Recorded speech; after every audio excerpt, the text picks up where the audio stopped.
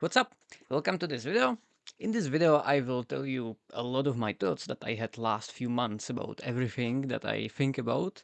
So on my website, which is basically my exocortex, where I created a wiki structure and then what everything that I care about, I created a page for it, and then I am putting all my thoughts to all the different pages so that I can then put it on the internet and also browse it myself and add more stuff. And so it's mainly around intelligence, around artificial intelligence, around physics, around the future of AI, and the geopolitics of AI, and around the brain of like how we might think and so on. So like most of my videos are about this.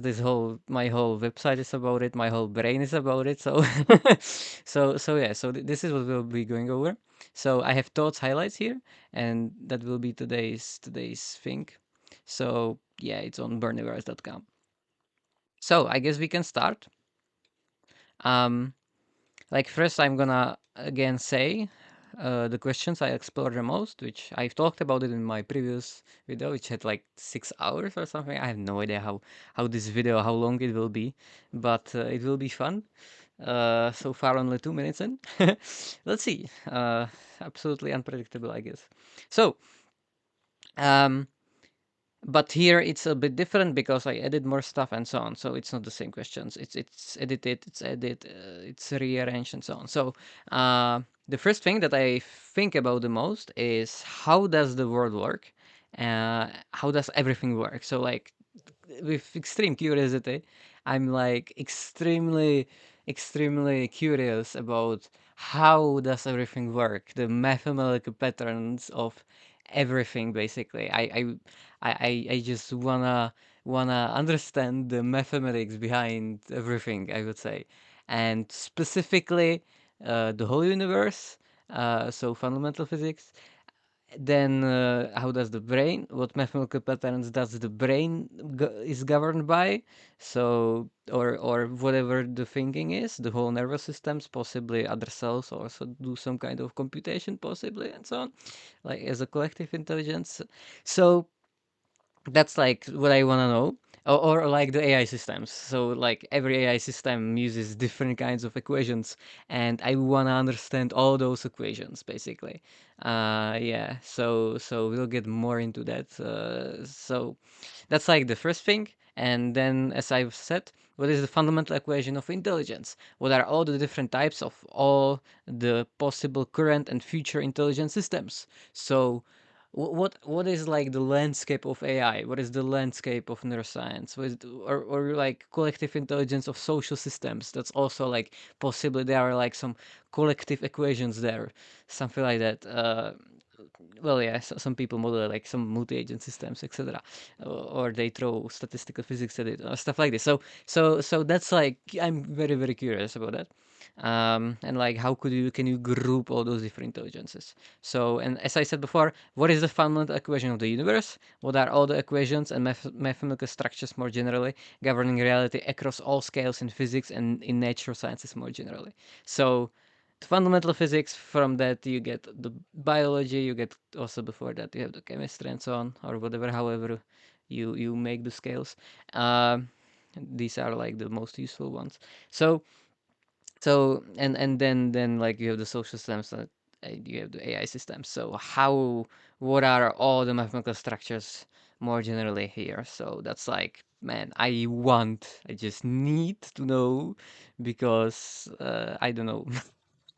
Because evolutionary, that's my evolutionary niche, I guess, as a biological system to myself, I guess. That's like, I don't know, so we'll see. It just fuels my life. It just, yes, I want to know the truth, the scientific truth. So yeah.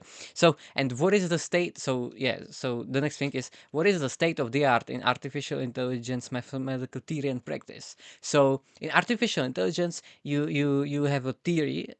So like you have all those different intelligence systems, or however you define intelligence. Some people, if you define intelligence such that zero, all AI systems have zero intelligence, sure, I'm open to that. Yeah. Also, so how does all those information processing systems more generally, what all mathematical theories can we throw at them? Like, can we throw at them like statistical physics? Can we throw at them like geometrical analysis, like topological analysis, like algebraic topology, algebraic geometry? Some people throw at that like singular line theory or statistical physics, which is like principles of deep learning and so on. Uh, Principles of deep learning theory paper, which I can. Principles of deep learning theory. Oh yeah, so effective field theory approach. So that's like another thing you can throw at them and so on. So, yeah, like I think I mentioned it here. Yeah, deep learning theory. That's it. And yeah, that this is it. Yeah, you can throw at geometric deep learning, category theory, etc., etc., etc. Singular. Yeah, just like that. Yeah, so that's what you can do. And I wanna know that all. And in practice, because in practice we have already all those existing systems, mostly deep learning, because deep learning is currently the most dominant paradigm, but AI isn't just deep learning. Like you have symbolic systems, etc. You have evolutionary ones, which we might get more into later. So yeah, like and yeah, I also do this for a living, essentially. Uh, AI engineering and research. So like what everything in that works. So like how does all that works? What are the best practices? Why are the best practices? What are like what are the reasons why different deep learning approaches work, different architectures and so on. Like geometric deep learning tries to understand it through the lens of symmetries because a lot of physics is understood through the lens of symmetries. So it's like very good lens, I think. And they designed new architectures already. You can play football already. Uh, yeah, mama. Uh, Football AI deep mind. Exactly. This is like yeah. This is the result of that theoretical approach. It gave you this practical architecture, which is state of the art in this concrete domain. So yeah, so great, amazing. I love that all. So then, how to apply AI for reverse engineering equations behind everything? So and how to apply AI for good as ideally as possible, as much as possible. So yeah, this is like the core for me where yes, I want AI systems that will understand the equations of reality. So like how can they learn physics good? Like right now, I guess the best systems we have is for physics is that we take what we know about physics and we put it inside the architecture. So like there are Lagrangian neural networks, for example, Lagrangian neural networks, and these are good. These Lagrangian neural networks, these are very good. They essentially add Lagrangian the cost function, and Lagrangian is used in physics to specify kinetic energy minus potential energy of a system. So that's amazing, and I'm fascinated by it. And you can add it with yeah, essentially neural. Yeah, you can you learn the loss function, the Lagrangian here. You learn. So that's great. Those are the best for dynamical systems in physics, like pendulum, for example. When you try to predict how pendulum swings, then if you do this, which enforces the system to conserve energy, and that's great. So like yeah, that's like for physics, and like CERN is applying. Yeah, here you can see. So I think I have it in here: artificial intelligence X physics, and Lagrangian neural networks. Maybe not here in links AI physics. Yeah, there's also this which you use in this video. You essentially ah you make the AI latent space smaller and smaller and smaller, such that and still make such that it still predicts the dynamical systems, and the smallest possible AI or the smallest possible deep learning system is like the the amount of variables in that AI system corresponds to the amount of variables that you need to model the dynamical system. So that's amazing. Okay, okay, I'm not gonna go too much for now into this depth. So if you want, this is like all of this. Like Mario Kren is also amazing. He uses machine learning algorithms that discover new experimental techniques. Uh, I think stuff with measuring gravitational waves, which is the yeah curvature of space time. Uh, so yeah, according to general relativity. The league related to the LIGO detection that was all over the news some years ago. Yeah, so oh yeah, here I describe what's happening in this first video, but in Czech. Here I can just translate it. Yeah, so they are trotting size of latent space of autoencoder. Uh, yes, and the thing is that the dimension of the latent space corresponds to how many variables we use when we model those systems, and it finds some size of the latent space even for a system for which we do not know have ground truth equations. So this is like physics discovery. It's like new knowledge in a way. So this is what I'm curious about. New knowledge for physics and for math is like my biggest nerd snipe, I would say. And then you also um yeah, X science more generally. Uh s- yeah, and then you also have that for math, for example. Yeah, yeah. Deep like Alpha Evolve right now is a new deep mind system which found new, well, it's not well, it found a better way to multiply matrices and some math stuff, uh, maximum number of non-overlapping spheres that touch a common unit sphere. So this is great, new knowledge. Um, New lower bound, but it's still not something like what I wonder often is like math. Uh, you if you like new math, like you know, people that discovered category theory, what were they doing? People that discovered quantum mechanics, that discovered general relativity. Yeah, so like Einstein and Schrödinger, and I guess Alexander Groderik in terms of category theory and mathematics. Like, what was happening in their mind? Or like von Neumann architecture by Neumann, for example. Well, uh, yeah, or whatever else Neumann found. So, how do you get all of that? How can we make machines to do similar discoveries? That's like, oh my god, like very out of distribution. So right now we have these systems that can do slightly in distribution, well, a slightly out of distribution. So here you can see this didn't exist before. Uh, like you can see the LLM in this context as extremizing functions of that have non-trivial structure features. I will get into that soon as well. So I wonder about that. That's amazing. I want machines that can produce new knowledge and reverse engineer the universe. That's like, oh yeah, oh yeah, yeah. And also new proof assisted by Gemini right here, which is cool. So people are discovering how to use the systems. Um, Something went wrong. Is my Twitter completely broken? Let me try something. Okay, hopefully that didn't kill the video. Looks like it didn't. Uh, this is my script to Pomodoro, or to block everything. So it might have still been blocked. Oh yeah, it was exactly. So yeah, here go. Yeah, this is for to be productive. It's on my GitHub if you want. It's useful if you use Windows. I switched to Windows from Linux so that some software will work, but whatever. Yeah, let's not go into that. Yeah, so this guy found some new proof with the help of Gemini, apparently, which is great. Man, I love that.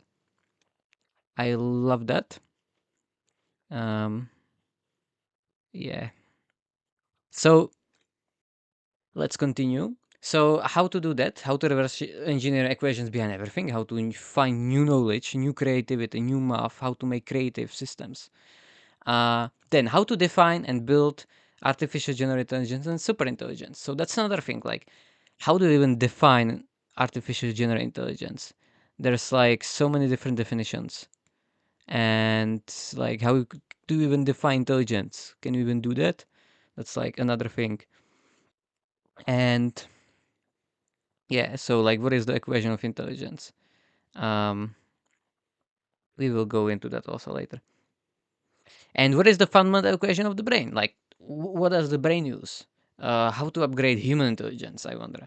Like, if you go into transhumanism, like, what is the best way to upgrade upgrade the brain so that, you know, AI is getting better and better, while humans, well, it's debatable. In ways, depends. It seems like smarter people are using AI to get smarter, while some other offload too much cognition to it, and as a result get dumber. Uh, Well, I'm for offloading cognition as long as it upgrades you fully. Like, yes, I want like full upgrade. Yeah, and so on. So yeah, so and how does the AI and biological intelligence compare? That's another question I'm curious about. Like, what is the intersection between humans and AI systems? Um, there's like so much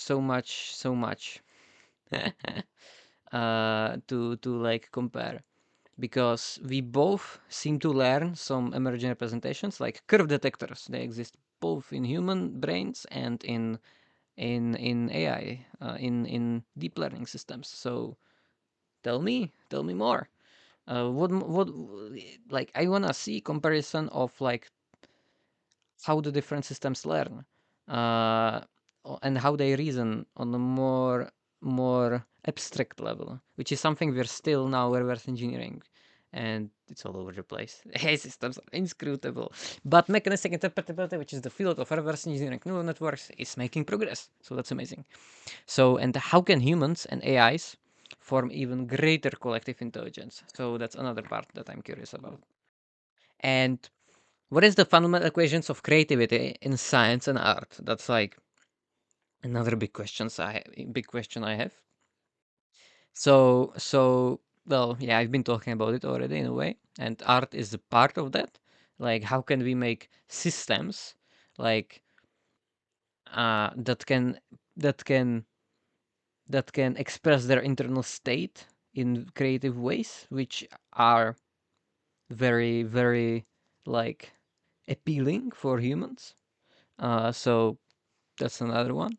And how to make machines creative beyond human limitations and comprehensions for scientific discovery, physics, mathematics, art, philosophy. Yeah, so like, it would be great to have some genre of like imitation learning is cool. You can just imitate what humans do, and you have basically systems that behave in very similar manner like humans, with very similar thoughts, very in some ways. Uh, but the thing is that current systems are very different still. So you can find some similarities if you do imitation learning. You basically, like, you raise your children, then you raise your AIs in this way, but it's very different still. It's using different architecture and so on. So it's better and worse in different tasks depending on the task. So that's very interesting. It's not like one-to-one replica. But at the same time, I would be more curious to see some systems that are much more like out of distribution, because humans are like in some ways biased by their evolutionary programming. Like, we have so many hard-coded evolutionary patterns in our cognition, which, and the AI systems, they are like general deep learning or whatever else architecture you use. They are general substrates which are formed by the incentives, by the either by the architecture you put in it by humans, which essentially you add some human bias and whatever you connect it to. So How can you go out of distribution much more? How can you make reasoning or some kind of thinking or some kind of information processing more generally that is just completely different from humans, such that you could model physics using some using some computational substrate or some using some algorithmic algorithms that are just so incomprehensible to human cognition why they work, but and maybe they would be more predictive. I'm like, how can you do that? Is that even possible? um so yeah. And then how to connect all sciences, both formal and natural, and what is the fundamental equation behind emergence and complexity, and how does biology and other scientific fields emerge from physics and chemistry. So that's another question I have. Like, it seems like applied mathematics seems to work in all those different domains. So you have all the different sciences, like linear algebra, for example, is used in biology, in physics, in in uh, in uh, in AI. So can you do some kind of interconnected stuff, interconnected theory, which is like, oh, here's the similarities. That's like I'm curious about that, or like emergence and complexity. Is it possible to have a theory which is like, hmm, I start with the fundamental physics, with the fields in quantum field theory, in the special relativistic quantum field theory of the standard model um, of particle physics, and however you unify with general relativity, which is still unsolved problem in quantum gravity. So, um, in theory of everything, so that's still unsolved. And first, how do you unify those two? That's like I'm very curious about that. And second, how do you how do you create the emergence? So like you go in all those different sciences basically. Yeah. Exactly this. So like, yeah, chemistry is applied physics, biology is applied chemistry, psychology is applied biology. How do you get to all those emergent patterns? I wonder. Very curious, very curious. And there's like some cool works on that. I'm not sure if I have it in here. Like, and how does complexity work? Yeah, software. This is one model which is interesting, which I recommend. Um, and in complexity as well. So, how do you define complexity? Is there is something like second law of complex, probably Scott. Ah, okay. Second law of complexity. Yeah, there's this second law of quantum, or first law of complexity by. Oh yeah, some people are working on that. Um, optimized. Oh yeah, the first law of complexity dynamics. This, like, you go from simple to complex and then total chaos, which is technically complex again. So you have all this emergent complexity as you increase disorder.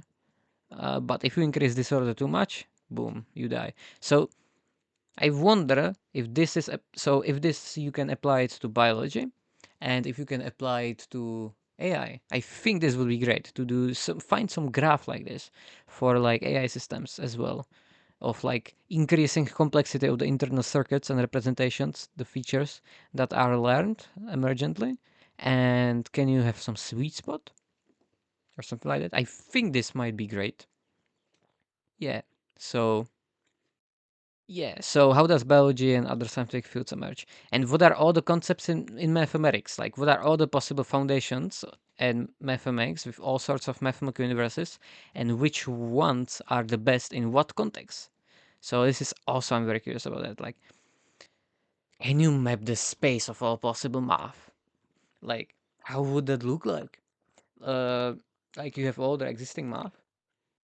You start with the foundations of like Zimmer-Franker set theory and category theory, or like the homotopy type theory, and then you build different structures in it, like or the linear algebra, differential equations, geometry, topology, and so on. You try to formalize it using formal math, and then you throw that at physics, at physical systems. That's amazing. Like, what are all the possible foundations? Topos theory tries to look at foundations. I'm not sure if I have it in here. Yeah, Topos theory is trying to study different systems, which is very interesting. So, yeah, I always link to Wikipedia because Wikipedia is great, I think. This is like in big part, it's a wrapper on top of Wikipedia by what I want to with all my thoughts. I'll add it to it. So, and all the different other resources I found. Yeah. And Wikipedia is a wrapper on top of studies and news sources, etc., etc., etc.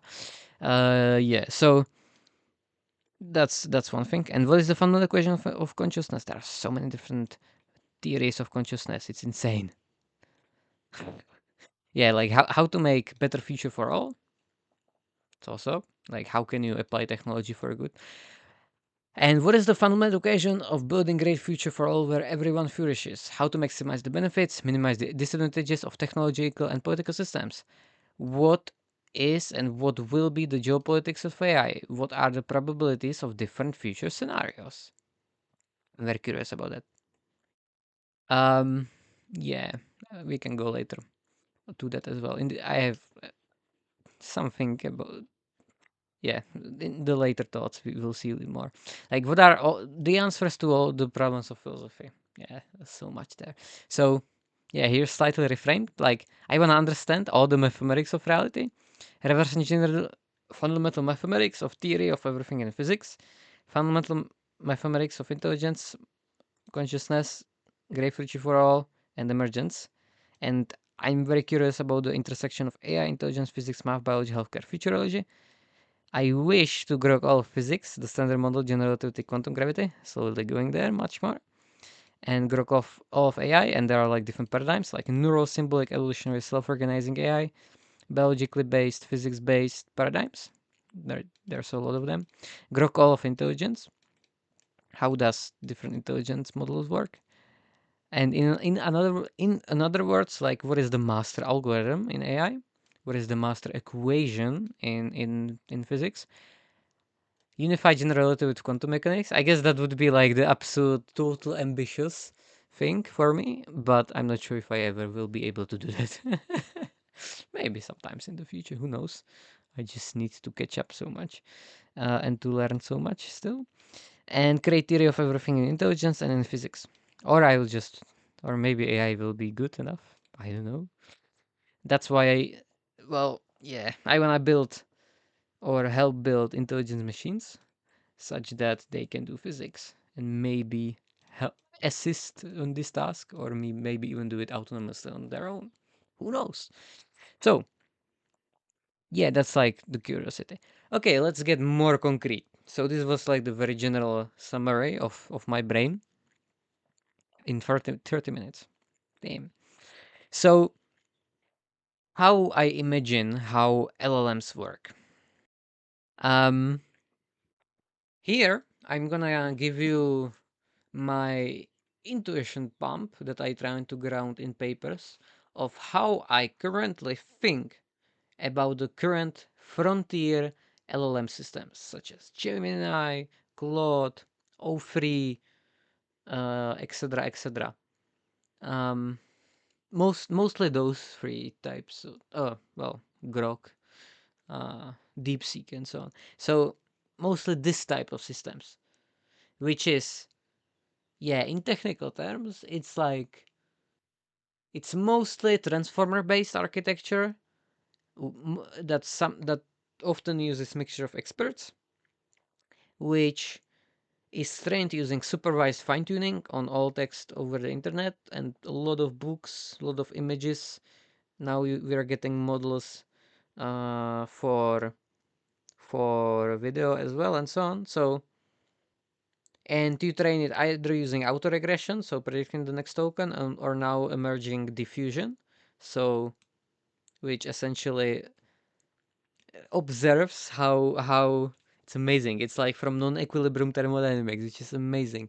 maybe it will eat everything. So in diffusion, you take structure, take image, which is some structure, and then you diffuse it. So you add entropy, you add chaos, you add randomness to it, basically, and you train a model to do a reverse process. So go from noise, so like you can dissolve it into noise essentially, and then like you go back and you learn it to create structure from noise.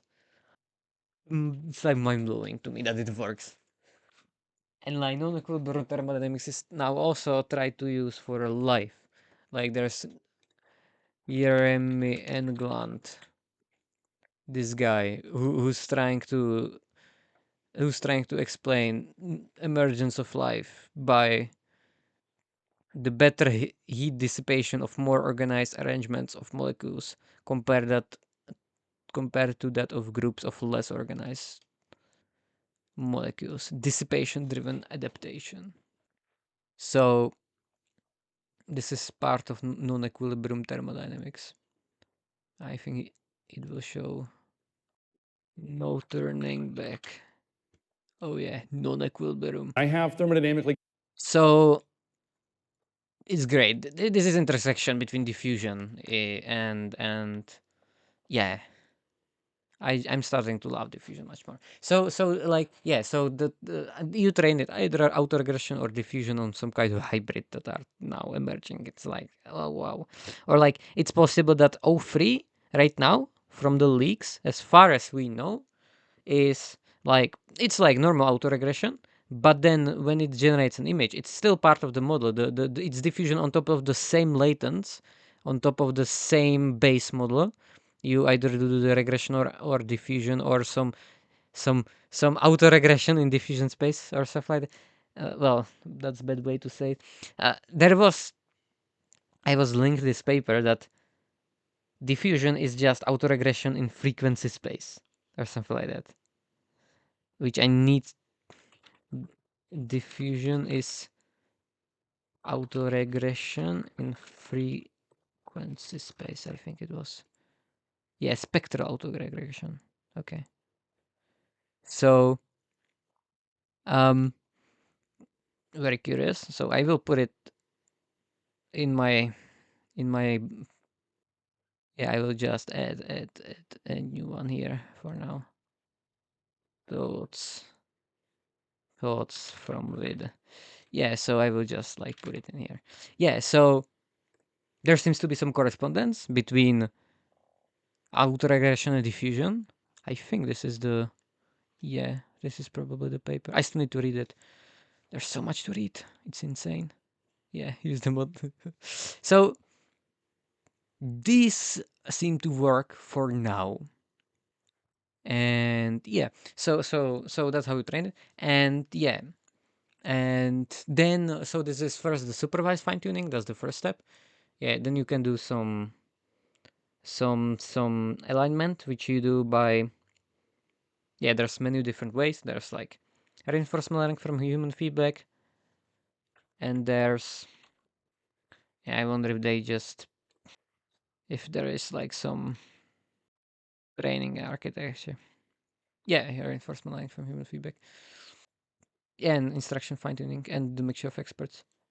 So and you use the which is the attention, which is part of the transformer. So yeah, you do the reinforcement from human feedback, which yeah, so you collect a lot of preferences. So you give a human two data points. So and say, hey, which one do you like more? Do you like ChatGPT being more siphocancy?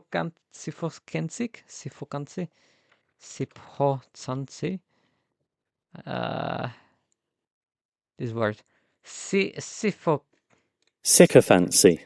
sycophancy. Yeah, do you want it to be more sycophantic or do you want it to be do you like that? Well, you don't say that explicitly. It's just, oh, LLM agrees with me more, therefore I like it more. That's why probably why in big part why LLM became why ChatGPT there was this scandal where it just agreed with completely everything you said, which is not good because it will agree with complete bullocks. So yeah, so you do that, then you train a preference modeler, and then you use reinforcement learning to align the model this way, basically to the human preferences. So that's another part, and then you have reasoning. So that's like new big thing which has happened few months ago. Yeah, some people rebel against that terminology. Uh, but whatever. So you use GRPO, which was presented on DeepSeek Math. Yeah, for some reason I didn't link it. In here, yeah, group relative policy optimization, which is this equation. This PPO, which is used for also reinforcement learning from human feedback. It's GPO, and here's the comparison. Yeah, and here's the algorithm. So you do this. So like you essentially you make the model, give it like a math problem, solve 1 plus 1, and you solve it multiple times, and then you do relative scoring of the different solutions. So you give reward plus 1 if it's correct, and minus 1 if it's not correct. Or you don't have to do any kind of punishment, it can be just reward 0, whatever. And then you which is used here as far as I remember, and then you use that reward signal in the loss function. uh you do this essentially, and you also you have the new model and the old model here. Yeah, so this way you don't give it, and you do. So the only reward, the only signal that the model has is if it was correct. So doesn't see, it doesn't see the way, it doesn't see the different steps on, it has to figure them out. So there's like this quote unquote emergent way of like reorganizing the different reasoning strategies, like, and then you get backtracking, and you get like self-correction, you get like long chain of thought and so on, which you can like enforce. You can make a length penalty to make the chains of thought slower and so on. The issue is when we look inside the models, at least the models that weren't trained using this, they will tell you like how they made addition, and they say, which is like in biology of LLMs paper, which they will tell you, oh look, this is how I made addition, addition. Yeah, this is yeah, they will tell you this is I added once, etc., etc., etc. No, the internally, if you reverse engineer the circuits, you do this. You have lookup table features, function features, input features, and like, yeah, that's different. Funny. Anyway, but it's you still climb the benchmarks. So, and more generally, the models are just better. Many tasks. So yeah, so this is the current state of the art in training, I guess. Well, to very simplified, there's still so much more. So this is one I try to explain an analogy of connecting all these different dots together and try to describe it in less technical language, which is, to be honest, pretty hard. It's not easy at all. So the way I'm doing it is, when you're learning, imagine you're playing Terraria, which is this 2D game. If you don't know, looks like this. One of my favorite games. Um, yeah, where you can build stuff and go around. So it's like 2D Minecraft essentially. So, well, not really, but like that's a too first approximation. So imagine you're playing Terraria, where you are walking around in 2 dimensions, trying to get to the truth, which is located at the lowest point in the whole environment. You can take a step down to the direction of truth every time you can copy math exams better in a math volley, or even solve the examples correctly yourself without seeing the solution procedures. So this is the gradient descent part. So you have the lost landscape, which is like this volley, which I I guess I can try to draw it. So like this is the basics, I guess, of AI. I don't know to what degree. It's like basics. It's like basics of deep learning. So you have like loss landscape. So like amount of error you get, and you go down, and that makes you reduce the error. And you do that either by the supervised fine tuning, where you just do imitation learning, where you just try to copy math exams. You try to copy the steps, or you try to solve it yourself using reinforcement learning. And then, but be aware, it may be that you are think at a very you are think that you are at the very bottom of the environment, but in fact there is an even lower valley elsewhere than the one you are currently in.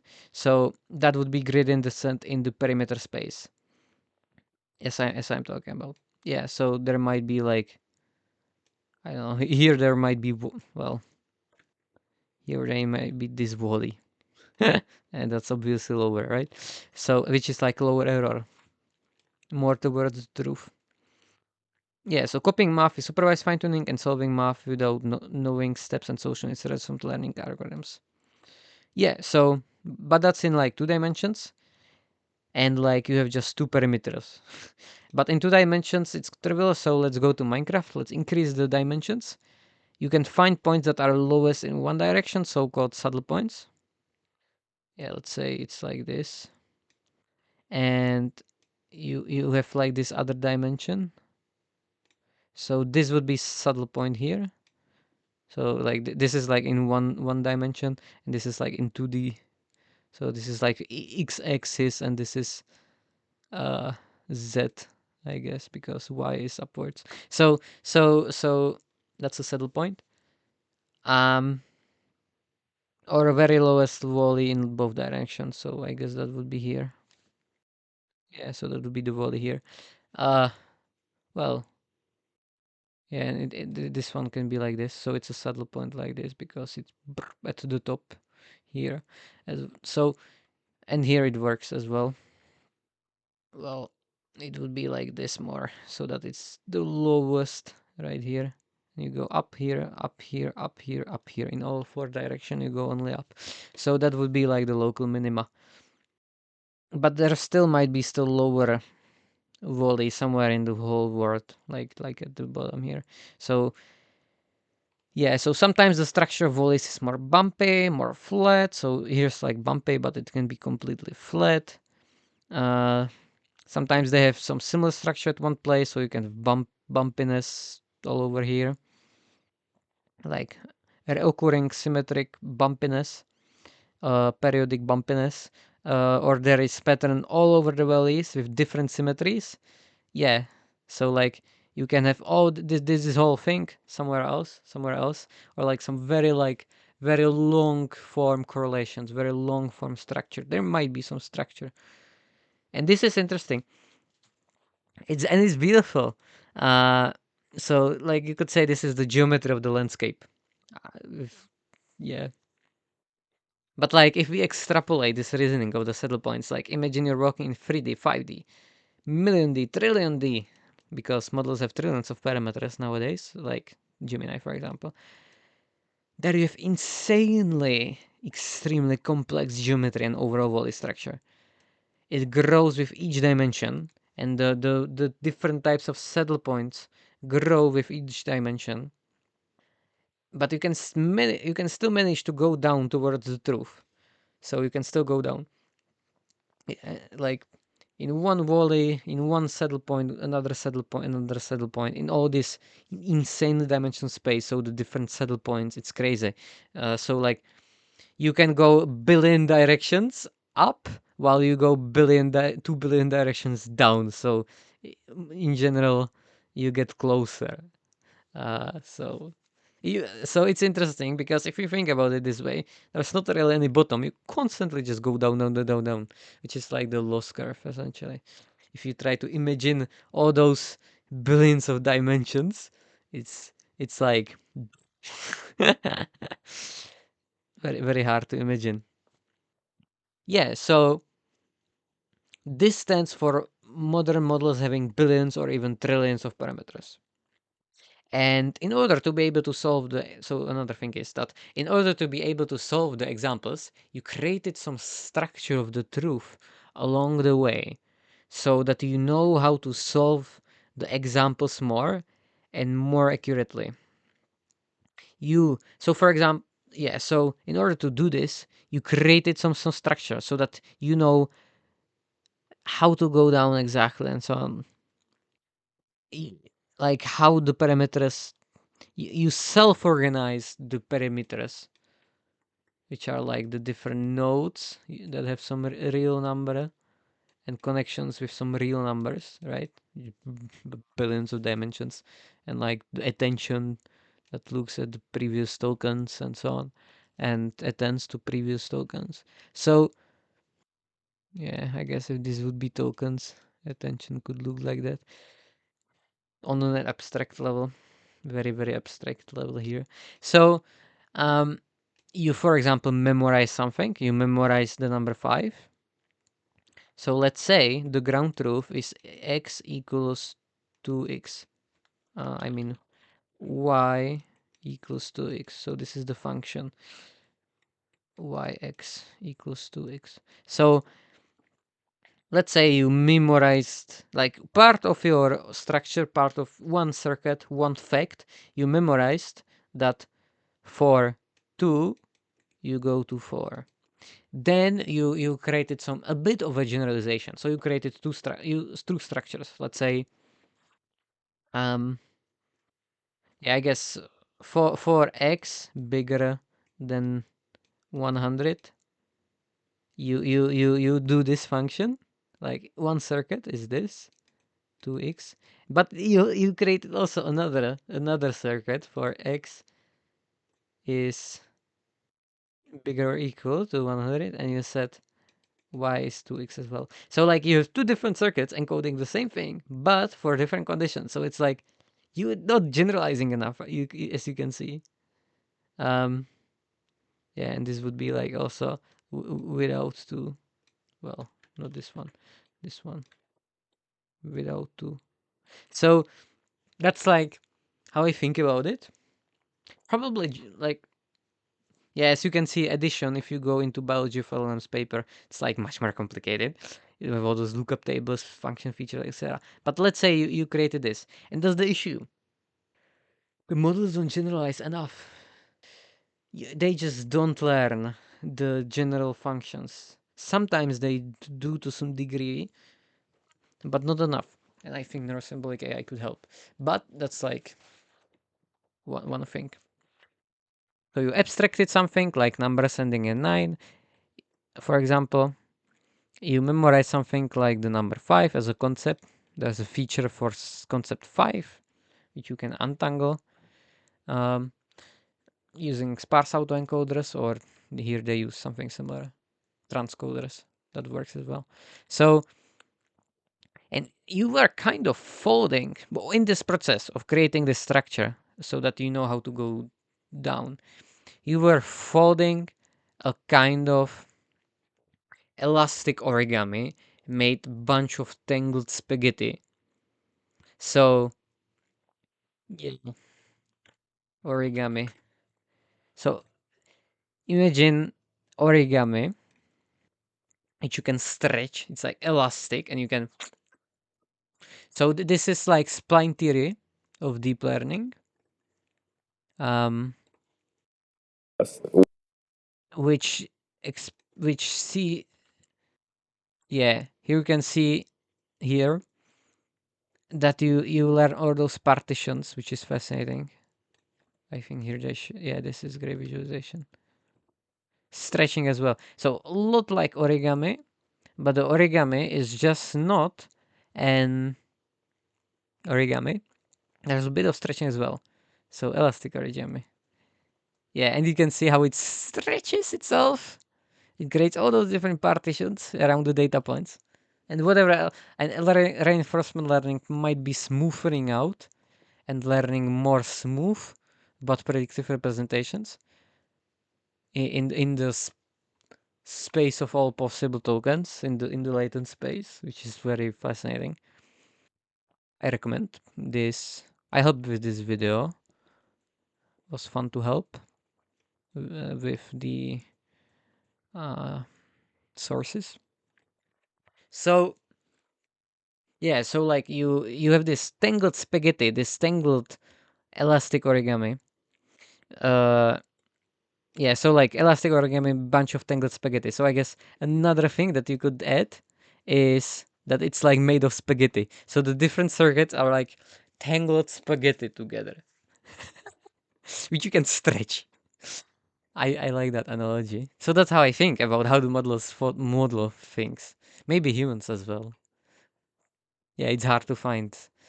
It's I think this analogy can be used for some humans, but like the thing is with humans, we still generalize better, I guess, at least for math. Um, yeah. So like, and the spaghetti can have a circuit for adding tens first and then ones, which is like here. You, for example, you first add here. You add tens. Here you add ones. Um, which you're forming based on what you've already seen or what you've already done. And you can entangle those spaghetti using the sparse autoencoders, where you have too many intertwined concepts and circuits, and put those individual circuits together a little bit, but not too much. Otherwise, it just falls apart. It just if you try to go too hard, you just dissolve basically into entropy in a way. Y- Like the features are still not perfect. They're like fuzzy. Like if you go here, say multiple of 9 or whatever, some better one. Like when the features slide up, it's like not perfect. Um, say basketball, and you go down. Apparatus which includes at blackboard, height, blah blah blah, sports. Yeah, there's like maybe not the best example, but you can see that if you go through those features, they are manually labeled by humans. Harmful requests. Bottom. Oh, that's bottom activations. Okay, top activations. Boom, boom, boom, boom. Yeah, say two if there's if not two. There's no two in this one, so it's fuzzy. The attribution graphs, the features are fuzzy. It's not symbolic. It's sub-symbolic, I guess you could say. I'm not sure how sub-symbolic is exactly defined, but it's emergent. So, and also this paper is fascinating because it found where is it? It found multilingual circuits, which is amazing. There's like some abstract space which like in different languages you have all the different concepts and you can generalize it into this concept space. Like humans do this implicitly to some degree if they are multilingual, but like wow, man, what? You can, and the bigger the model, the more multilingual it is. So there's probably some kind of weak generalization where you learn, let's say, Chinese or English and all the concepts in English. You go into and then you don't learn the concepts in, I don't know, Czech, for example, and there might be way to translate it into Czech. So the model might just hallucinate how it might look in Czech. Uh, don't they? Yeah, editing the output language. You can edit the output language. Yeah. Here you can see how the multilingual circuits emerge. And it's interesting when you train the model on using reinforcement learning because it has all those multilingual circuits. What they found in DeepSeek R1 is that the model started thinking in like when it was like in the chain of thought thinking, it switched.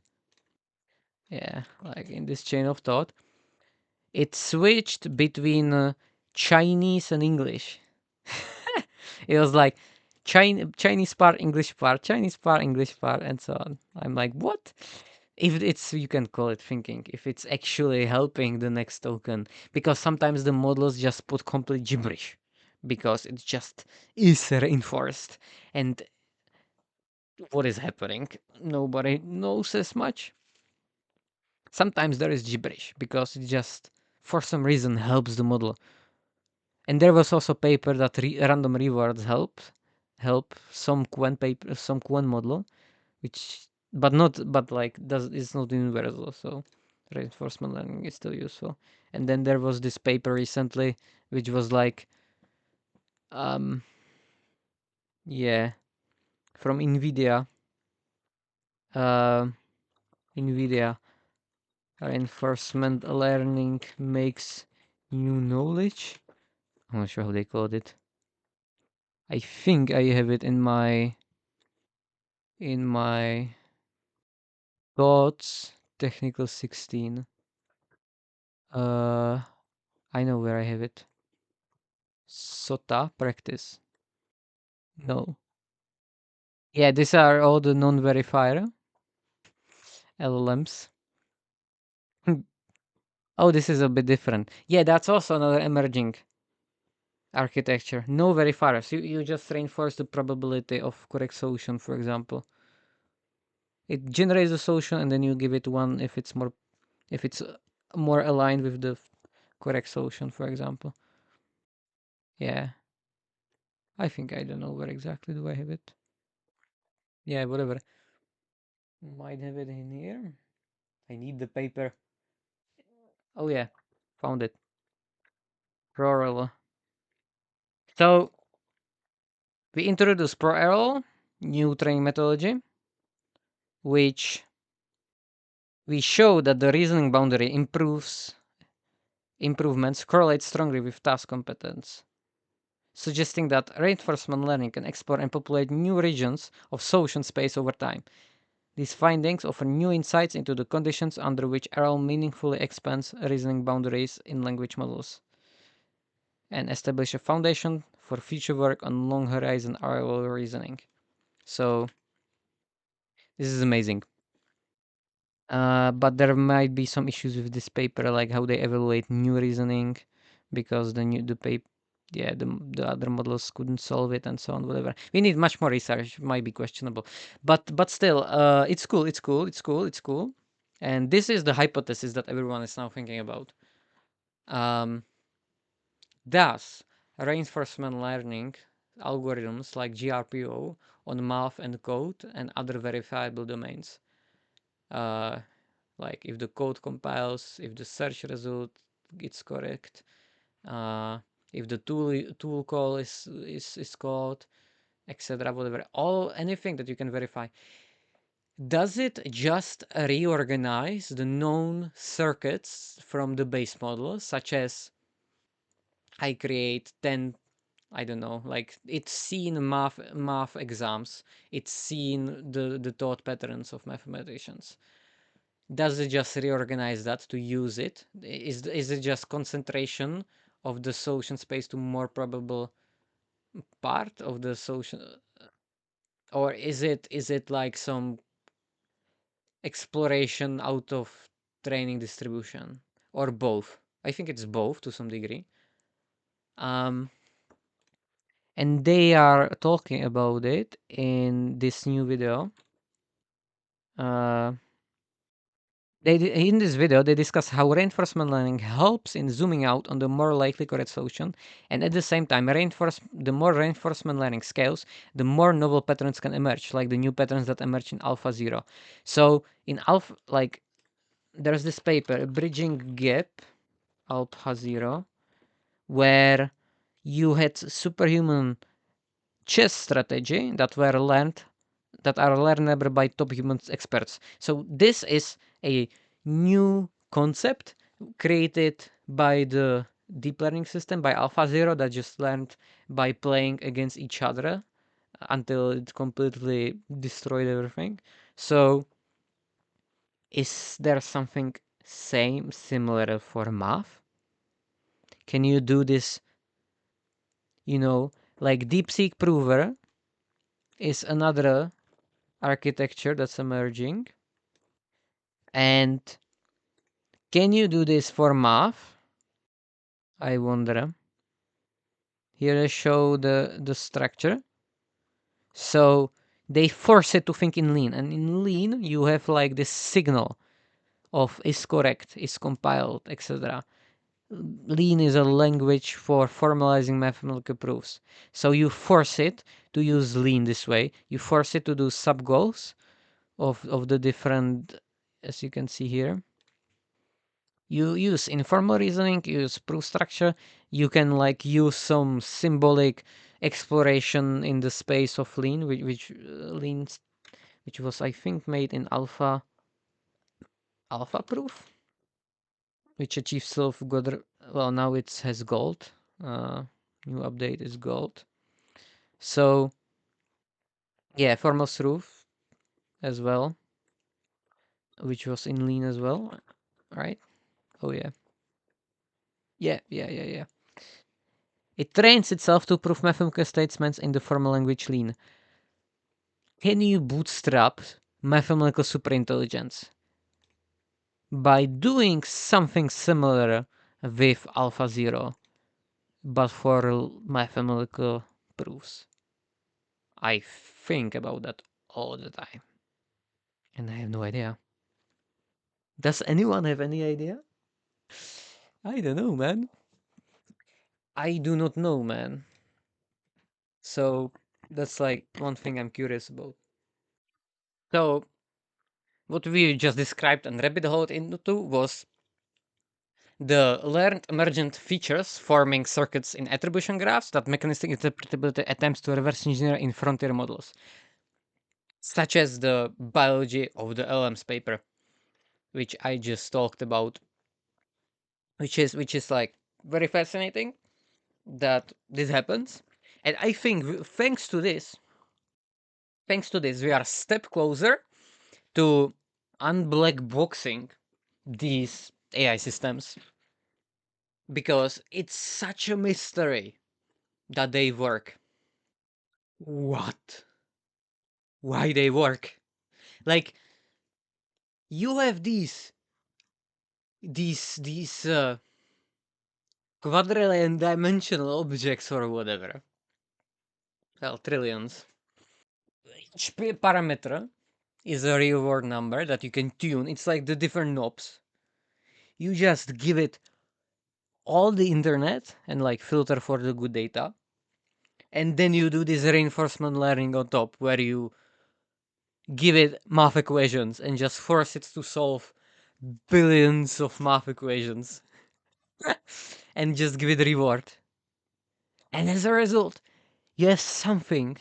And you also like fine tune it using instruction fine tuning so that it speaks in this format of like an AI assistant, and you give it some personality. So like Claude probably has the most ingrained personality, but that's like fine tuned. So it's like this extremely general computational structure that can learn these extremely general circuits.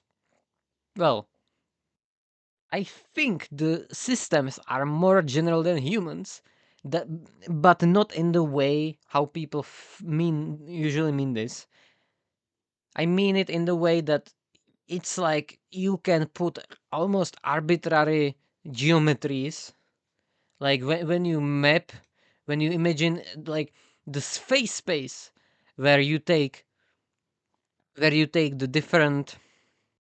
I guess this also is part of it. Like when you take all the different numbers, the real number of the connections of the nodes and so on, and you take all that together and um you map it as like each parameter being one dimension. So one x-axis is another parameter, y-axis is another parameter, z-axis is another parameter, and then you go into 4D, etc., to trillion D.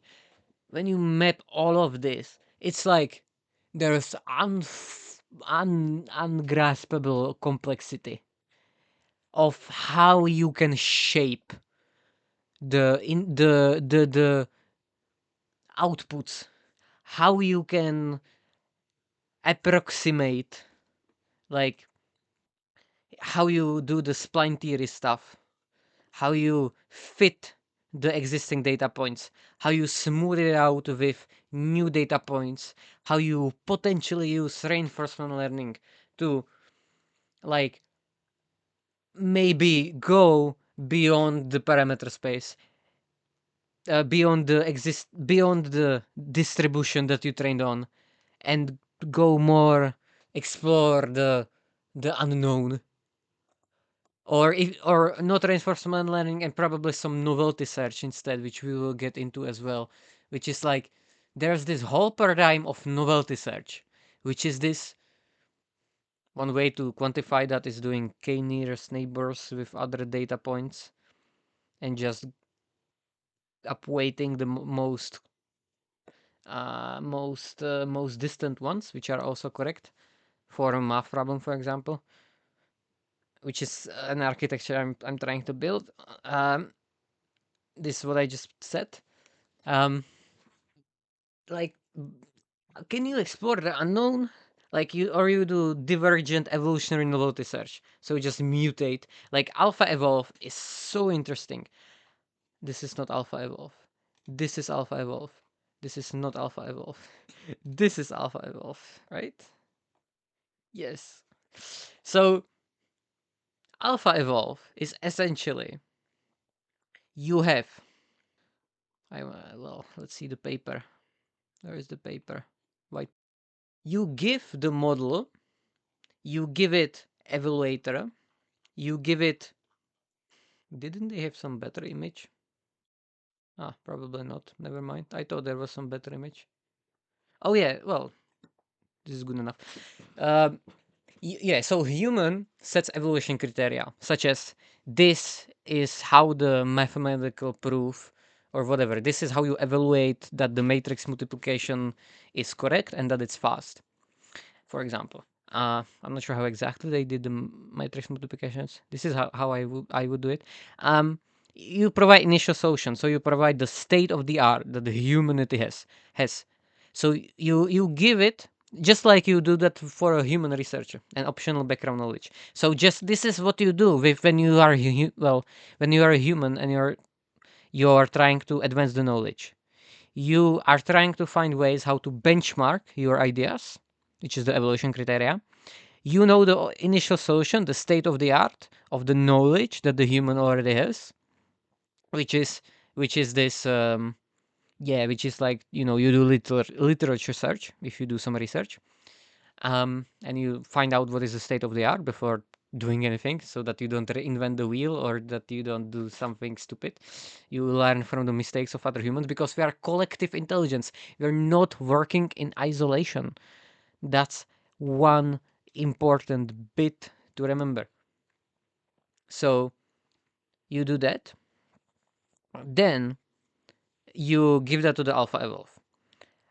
Alpha evolve uses LLM to mutate the solutions. So you can take parts of the code and you can just mutate them using evolution. You just give that to the LLM and say what might be better here, and so on. Then you evaluate it, and if it's good, you save it into program database, and the other feedback used from the evaluators. Yeah, so like prompt sample rich context containing past trials and ideas to LLM assemble, which is proposals of improved programs, which you do the evaluators pool. You get programs with quality scores and other feedback, and from the program database, you get programs to improve and act as an inspiration. So you do this loop, and you advance mathematical knowledge of humanity. Isn't that absolutely amazing? That you can do this? That it works? I think it's amazing. Imagine what you can do, what you could possibly do with physics. Also, I'm curious if you do this with just a React pattern. If you had a new frontier model, here they use Gemini 2, which is a terrible LLM, to be honest. When Gemini 2 was out, it was the worst out of ChatGPT and Claude.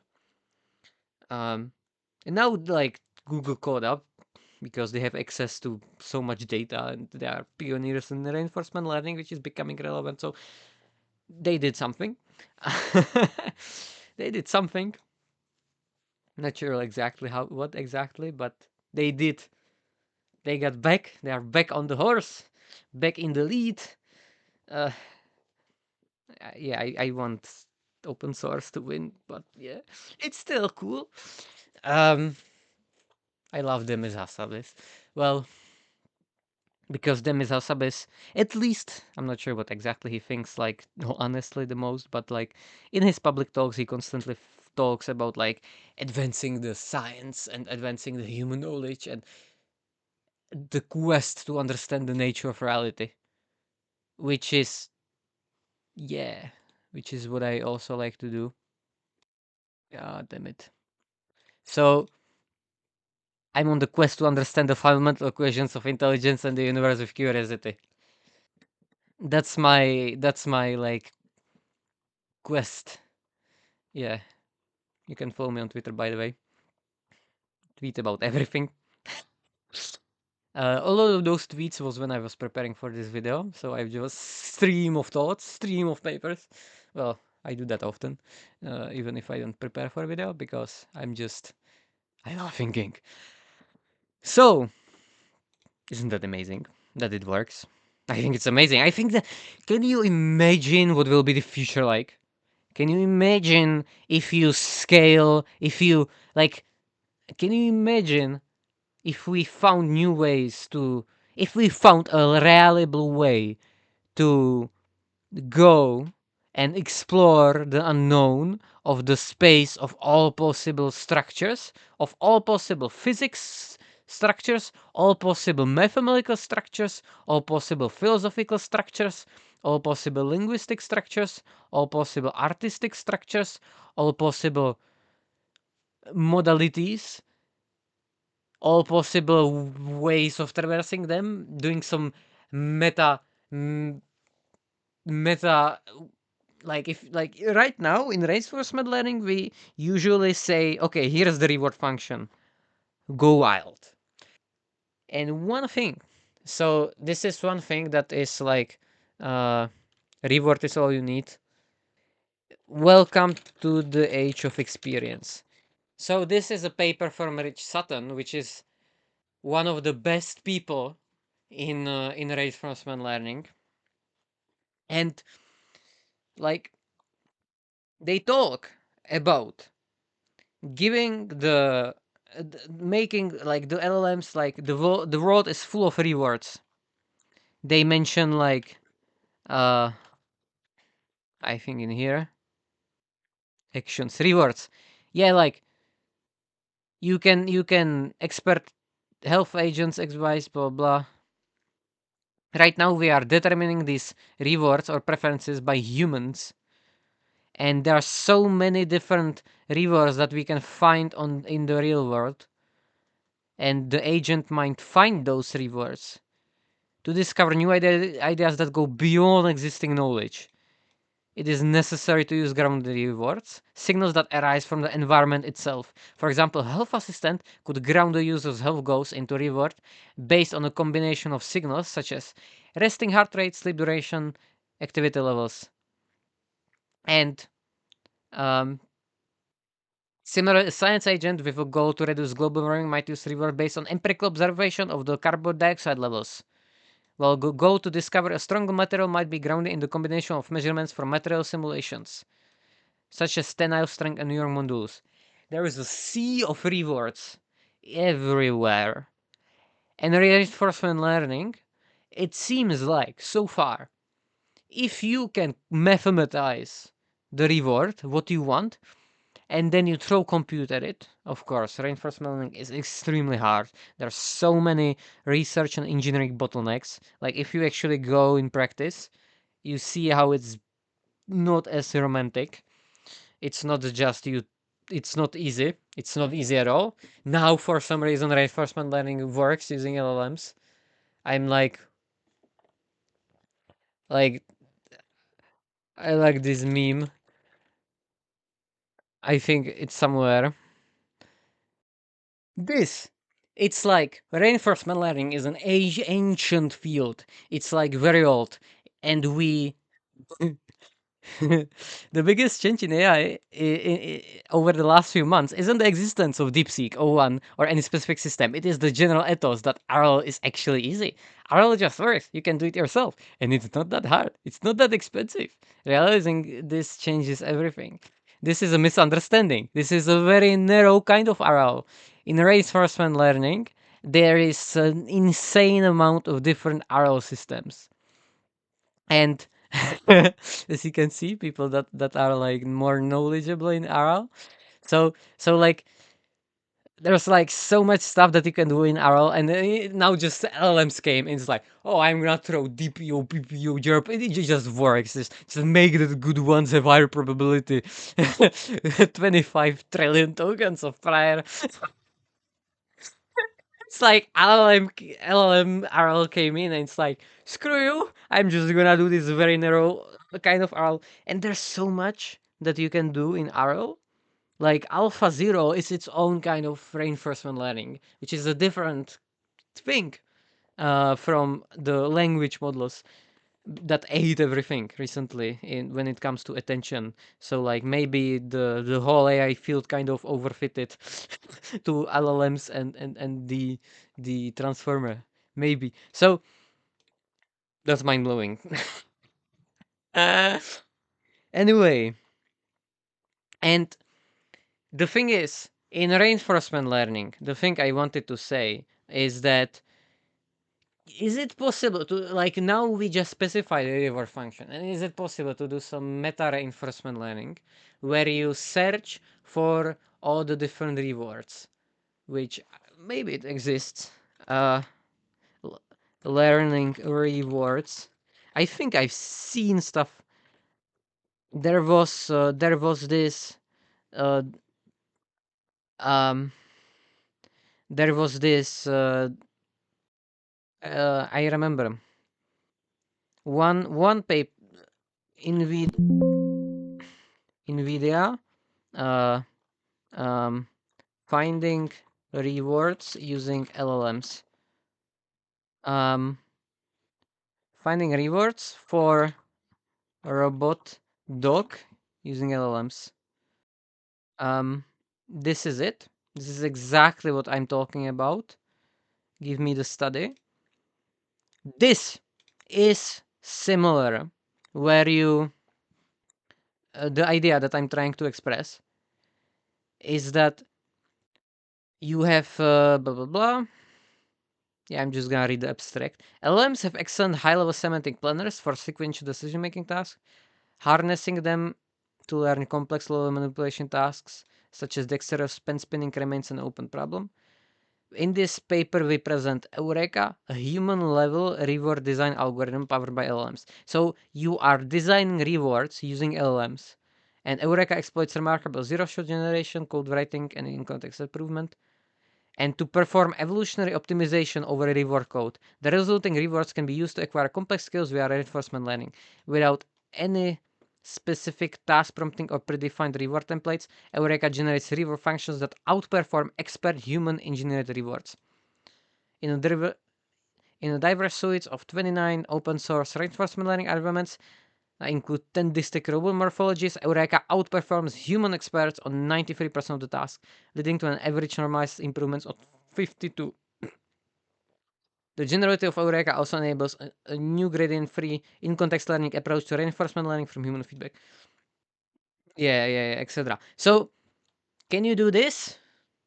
This meta search, this evolutionary search for reward functions, or whatever else you use, doesn't have to be evolutionary, or novelty search, or like some gradient descent, whatever, some meta learning, whatever, but for reasoning LLMs, for example, for mathematical systems, not robotics like this, which is also great, which is also amazing and great and lovely.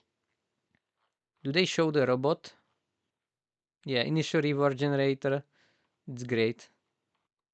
Okay, they did. I think they did similar thing, but for the walking robot, which they mention here. Yeah, Doctor Eureka. Yeah, whatever. Maybe it's the same. Yeah, well, it's yeah. They did the same thing for bound for this was learned in simulation with the LLM creating the rewards as far as I remember, all performing human experts. So this is the the idea. Could you do this on a more general level for general reinforcement learning agents? Is reward enough? Reward is enough. This is what reward is all you need. Whatever. Reward is enough. This is what Rich Sutton, the guy behind reinforcement learning, says: is that intelligence and its associated capabilities can be understood as subserving the maximization of rewards. Reward is enough to drive behavior that exhibits abilities studied in nature and artificial intelligence, including knowledge, learning, perception, social intelligence, language generalization, and imitation. So, but I'm not sure. I'm not sure. I don't think. I think reinforcement learning is part of the puzzle. I think we also need this novelty search, which is like Kenneth Stanley TED Talk. Uh, oops. There was this one great summary. Might be this. I don't know. Kenneth Stanley. I just want Kenneth Stanley. Um, this. So here he shows Big Breeder. Yeah, this is some. Now I think they automated. I'm not sure. I think you can automate it. I need to read his last paper more and to know the details. But here, these things, these patterns, were found using evolution research, which humans gave the you created an image, then you put human and say you created two forks of an image, and human said this is better, this one is better, so that was kept, and this way you did this evolution research, and you had these trees, which is cool, and it's divergent, it's new, constantly producing new stuff. Maybe you can use LLMs instead of humans there. And novelty search is an algorithm that uses the novelty way to achieve your highest goal. Sometimes you must abandon them. So the so this paper here, uh, novelty search, raised idea of divergent search without specific objectives. Divergent search instead of convergent search. This is what might be needed to explore the unknown. Something in this domain, I think, like this divergent search in the space of all knowledge, basically. I think this is key. And combine it. Here they combine it. And they have results that it's sometimes better than optimization for this thing. Fitness best, novelty best. And there's like no quality diversity algorithms which combine novelty and quality objective. So there's a new field, novelty search with local competition, multidimensional archive of Panotica, etc. etc. So new algorithms emerge. So even these algorithms, what happens when the space of possible is filled, what causes new possibilities to arise. The system needs to generate new opportunities and search through them at the same time. The key to errors, openness, and creativity. So to summarize the key point here, I'm just gonna say it in here. Um so Kenneth Stanley, his whole thing of how I understand it. So I add in my own mutation, my own mimetic mutation of my neural architecture, trying to integrate it with everything I think about. Is that a lot of his arguments can be summarized as follows: that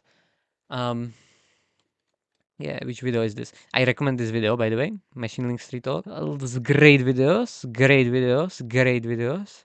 I'm very active in the Discord community. Um, so what Skinner Stanley is saying is something like greatness cannot be planned. A rage against the only maximizing predefined objectives. Embrace more divergent search full of discovery, novelty, and accidental epiphany with serendipity. So one way to summarize it. So which I resonate with because I think probably my mind is on default more like divergent search that is like exploring the space. And I need to exploit my knowledge more, which I'm now trying to do last year. Not just exploring, but also exploiting. Well, yeah, we'll see. Um, I love exploration. I wanna map out the space of all knowledge. Uh, yeah. So a thing is like, how I think about intelligence myself, um, about evolution, is like you can think like, is it intelligent? Is evolution intelligent? You can wonder if it's intelligent, and my answer to that is that I think evolution is a law in the natural sciences that has its own equation, just like physics and other natural sciences have other equations. And I think evolution is the most intelligent algorithm that exists now. Like, I guess depends how you see evolution in this context, because you can maybe just see it as a dumb search, therefore it wouldn't be intelligence. But if you look at the results, like using mutation and selection, but if you look at the result, all the diversity in this whole universe we have so far seems to be the result of evolution, like all the biological organisms. So I'm gonna elaborate here. So because it has emerged, so I think you can say that evolution is the most intelligent algorithm currently because it has emergently created human general intelligence, us. And we are also physical systems that can be described by equations, including our intelligence, I think. So, and I think that evolution, like all other laws in the natural sciences, is emergent from the laws of fundamental physics, such as the standard model of particle physics, where general relativity is still not integrated in our model of the universe. So I think it is that, and I think it's not just the evolutional algorithms that we have in AI, which is this mutation and selection. I think there might be more structure to it, possibly, because you don't get all the diversity if you just run that algorithm. Maybe it's just because there's not enough time, data, computation power, etc., etc., etc., etc. Who knows?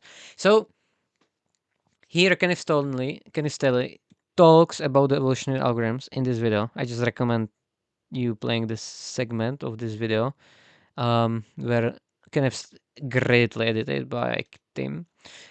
And to summarize it, is he tries to, with my mutations, or to like my interpretation from my perspectives, from my set of perspectives, he tries to argue that a lot of all he tries to argue that a lot that the algorithm behind open-ended divergent evolution that created all this beautiful, creative, interesting diversity of novel organisms that we see everywhere around us, like that this evolution also creates all collective intelligences such as ants and humans, which are this different, which is interesting. Like you have ants, you have these collective intelligences, like these units, like these ants following pheromones, which is fun to model, by the way. And like you might see like some emerge, like, and or like termites. Holy hell, termites are like very interesting since they create this um these very sophisticated uh, uh, wo- uh, basement. They create these. They live in groups and create these homes, like ants. That's maybe a better example. And ants also have their like, have their and home structure. They have their like architecture. They have like they engineer these homes. It's like, what, man, this is fascinating, how they do that. So like, and they have like the queen, or like bees also.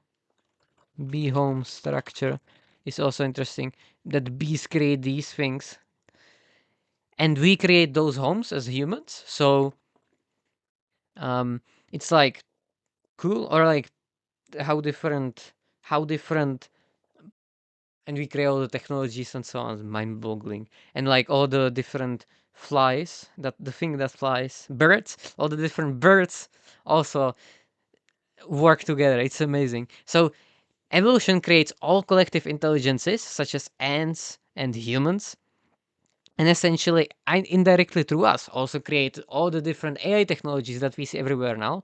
And technically one could also argue that people with AIs all are also a form of collective intelligence together. So like the Alpha Evolve paper, it wouldn't work without humans. For Alpha Evolve, you give it human, uh, you give it you you give it like the evolution criteria, etc. So like it's like this collective part of us. It's not us versus AI. It's AI with us. And I think the best AI will be like this. Like you can give it autonomy. You can have Claude. You can have Claude. By the way, I love here. You can see cursor right here. Or like coding with Claude is amazing in Claude CLI. It's like you can create all these different programs by giving it to Claude, and he can autonomously do a lot of the stuff. Of course, it's full of bugs, hard to maintain sometimes, depends on the complexity of the code of the project, etc. etc. It's not perfect. Like I do a lot of this for a living, so I see the holes in it, but at the same time, the capabilities. What you can do now is so different what you could do 1 year ago in coding. It's amazing. So, but it's still not. It won't replace software engineering, probably in next 6 months at least. So yeah, but maybe in few years. So that's amazing, or maybe not. Who knows? I think it's still different. Yeah, I have some thoughts in my website about that. I have all those thoughts on my website. Yeah, so I think yeah, so like I think LLMs can be seen as collective intelligence uh with humans because we interact with them, they don't work on their own, and I think giving them autonomy will be like there will be like class of systems that will be more autonomous and class of systems that will be just expansion of the human capabilities basically. Like this augmentation, this transhumanist augmentation of the human condition, you could say. That's one way to frame it. So, oh yeah, and there is nothing more fundamental creative yet than the evolution that created us, that created AI indirectly through us, that created the whole universe in a way. Like maybe, maybe like the Big Bang, like maybe whatever, like maybe the standard model of particle physics its own is like the master algorithm because it has emergent evolution, and it has, and with the general relativity and whatever is the solution to quantum gravity, it created like this emergent evolution on all scales, you could say. There's like this universal Darwinism, and there's standard model of, oh yeah, exactly this, yeah, whatever, math. um so like there's like universal Darwinism. You can apply natural like mechanisms of variation, selection, and heredity to all everything. It's like in psychology, linguistics, economics, culture, medicine, computer science, and physics. And there's like quantum Darwinism as well. Quantum Darwinism that the classical states that survive are, I think he calls it pointer states. Oh yeah. So like what we see is what survived evolutionarily in the quantum chaos, whatever. Um, I guess you could say something like that.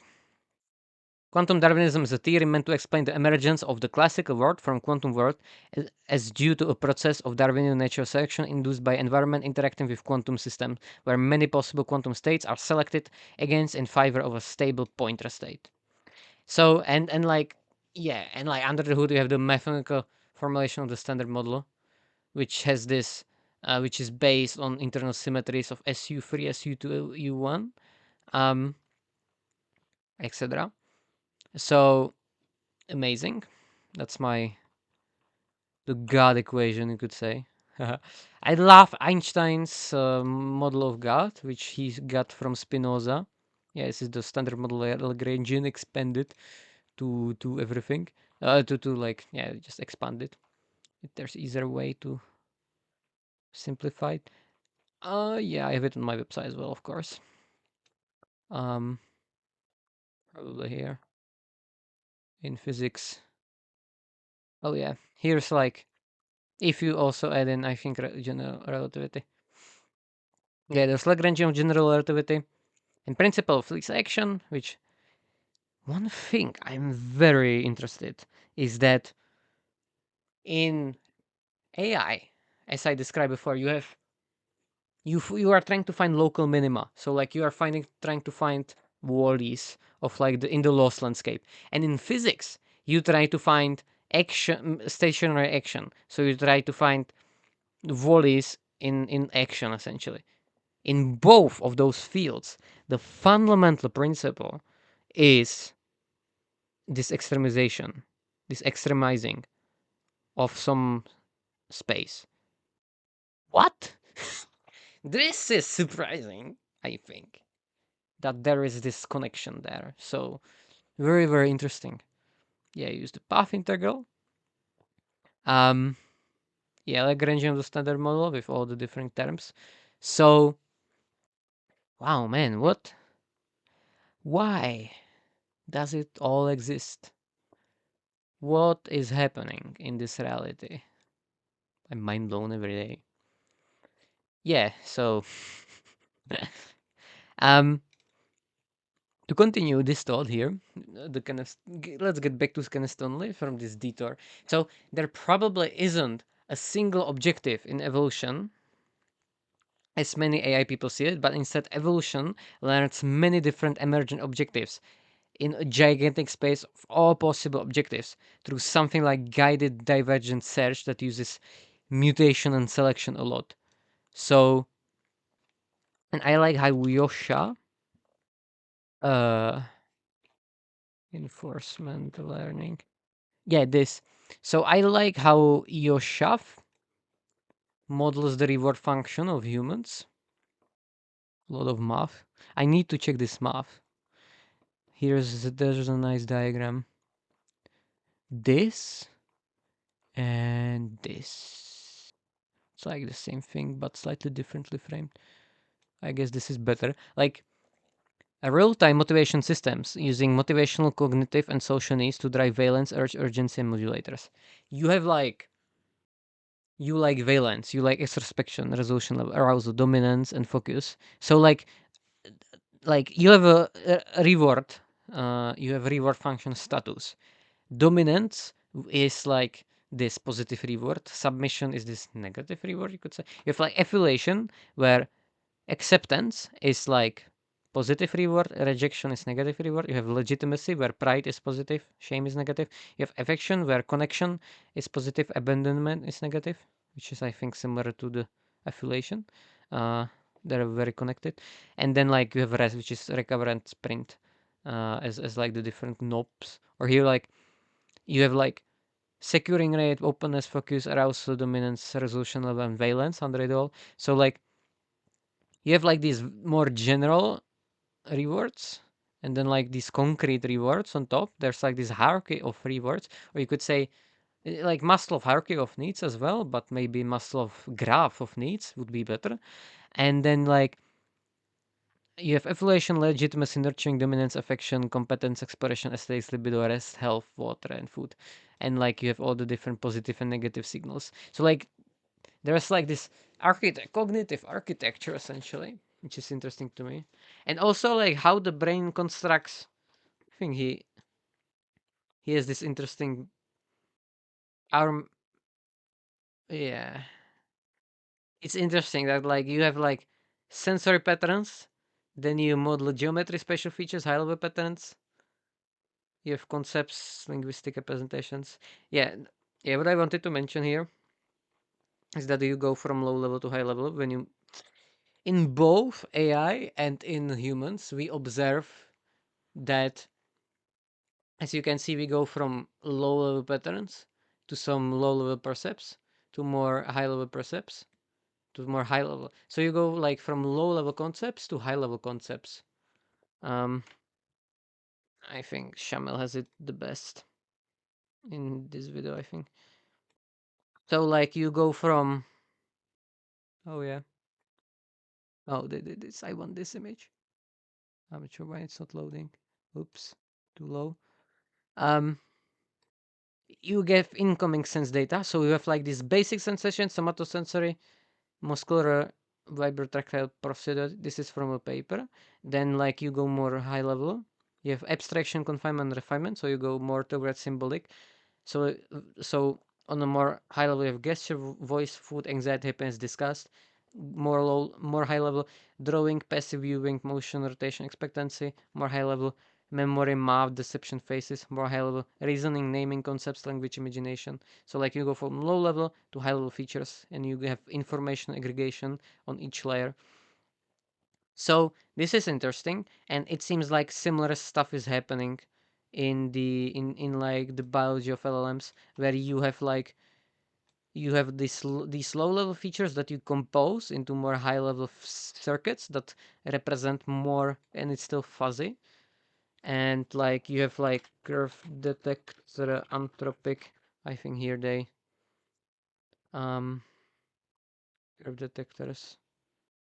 Not sure. In some of their papers, they show like how they go from more high level to from more low level features to more high level features.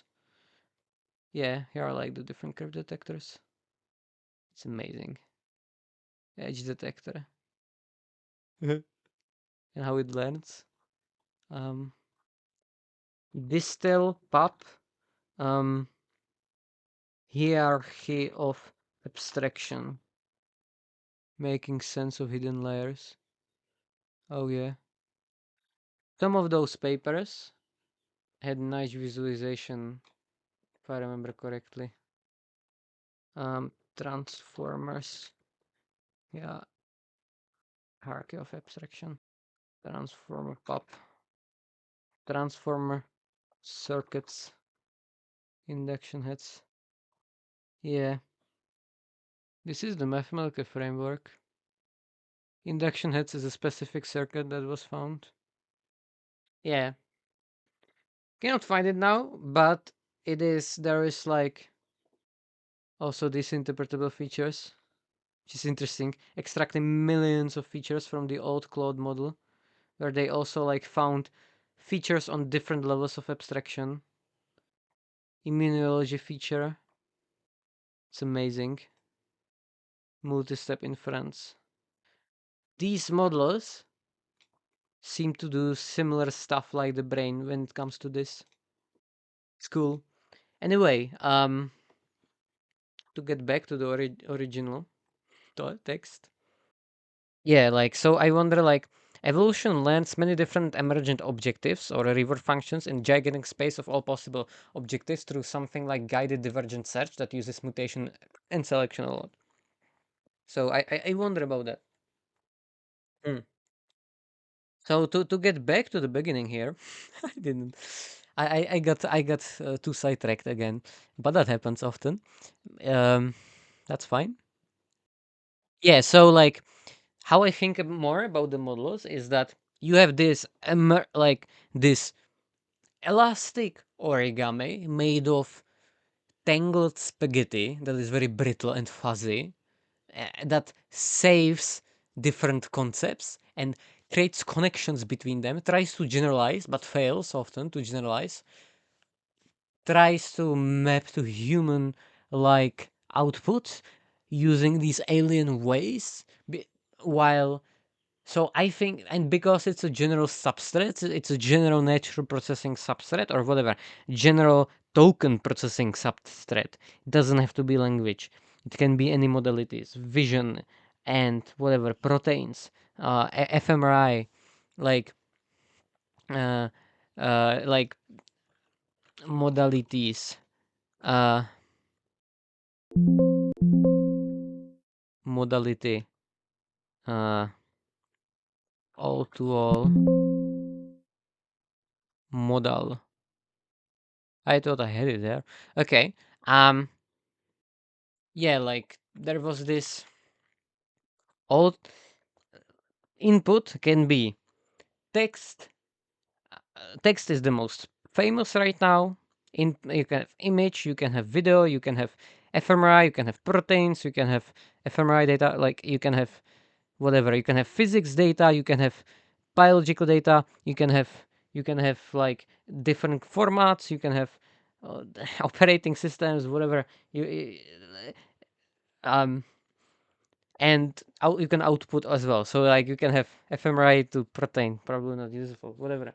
Um, 3D models, or you can have like text to playable 3D environments end to end, fully end to end.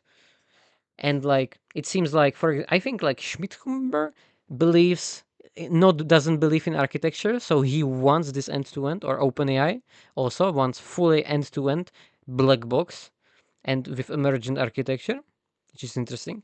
Anyway, um, while some others want to constrain it into more human-like architecture. So like I think the systems are more general because they can do all these different mappings that just human brain cannot do. You cannot easily reason over I don't know, data from particle collider. It's like terabytes of data. Your head would explode. So so we need like machine learning algorithms for that, and CERN does that. Um, file physics, AI X physics. Why is it not here? Okay, whatever. File science. Will it be here? Yeah. What I wanted to say is CERN might be in here. Oh yeah. So there's like CERN is using machine learning to process all the data. This is the article I was looking at. This is a good article that talks about all the machine learning that's used in CERN. Well, not all, but at least something. So, yeah, for example, here. And you need these data driven algorithms, and it helps. So, like, maybe in the future, you will have this omni model. Yeah, so in the future, you might have those very omni-model models that will just use so much modalities. So and it might be useful. Anyway, to get back, I'm not sure how I got to this tangent. Yeah, so like you have these spaghetti circuits.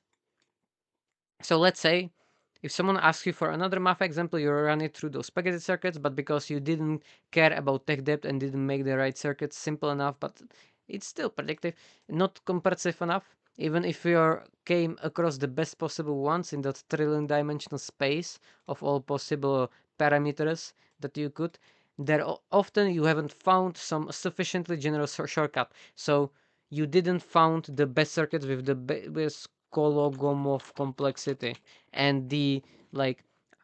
So you need, and Kologomov complexity is a measure that says that um, complex is like the length of the program. You are trying to find the shortest possible program to reproduce your data. So to, like this Mandelbrot set fractal is like best example, because in a very small amount of equations you get infinite complexity. And it's euphoric. Holy wow, wow, wow, wow. I love this equation. Anyway, um, so yeah, very curious, very curious. How you can maximize, and I think I've seen some architect. Well, there are like obvious attempts to do that. Dreamcoder, I think, does something like that. Dreamcoder is like growing generalizable interpretable knowledge with wake up Bayesian program learning. And I went through that paper on some time ago, and on not deep enough level. I wanna go on a more deep level. So like I think they say they want short. Yeah, shorter the program is in that language, the higher its prior probability. Oh yeah, so they do that. Short description in the vague phase. Anyway, to summarize this architecture, this is amazing architecture, by the way. Neurosymbolic architecture.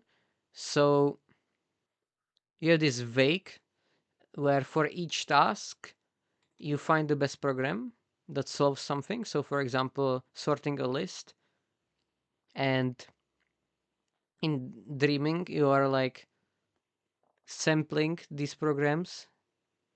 I don't, yeah, I remember details about this architecture.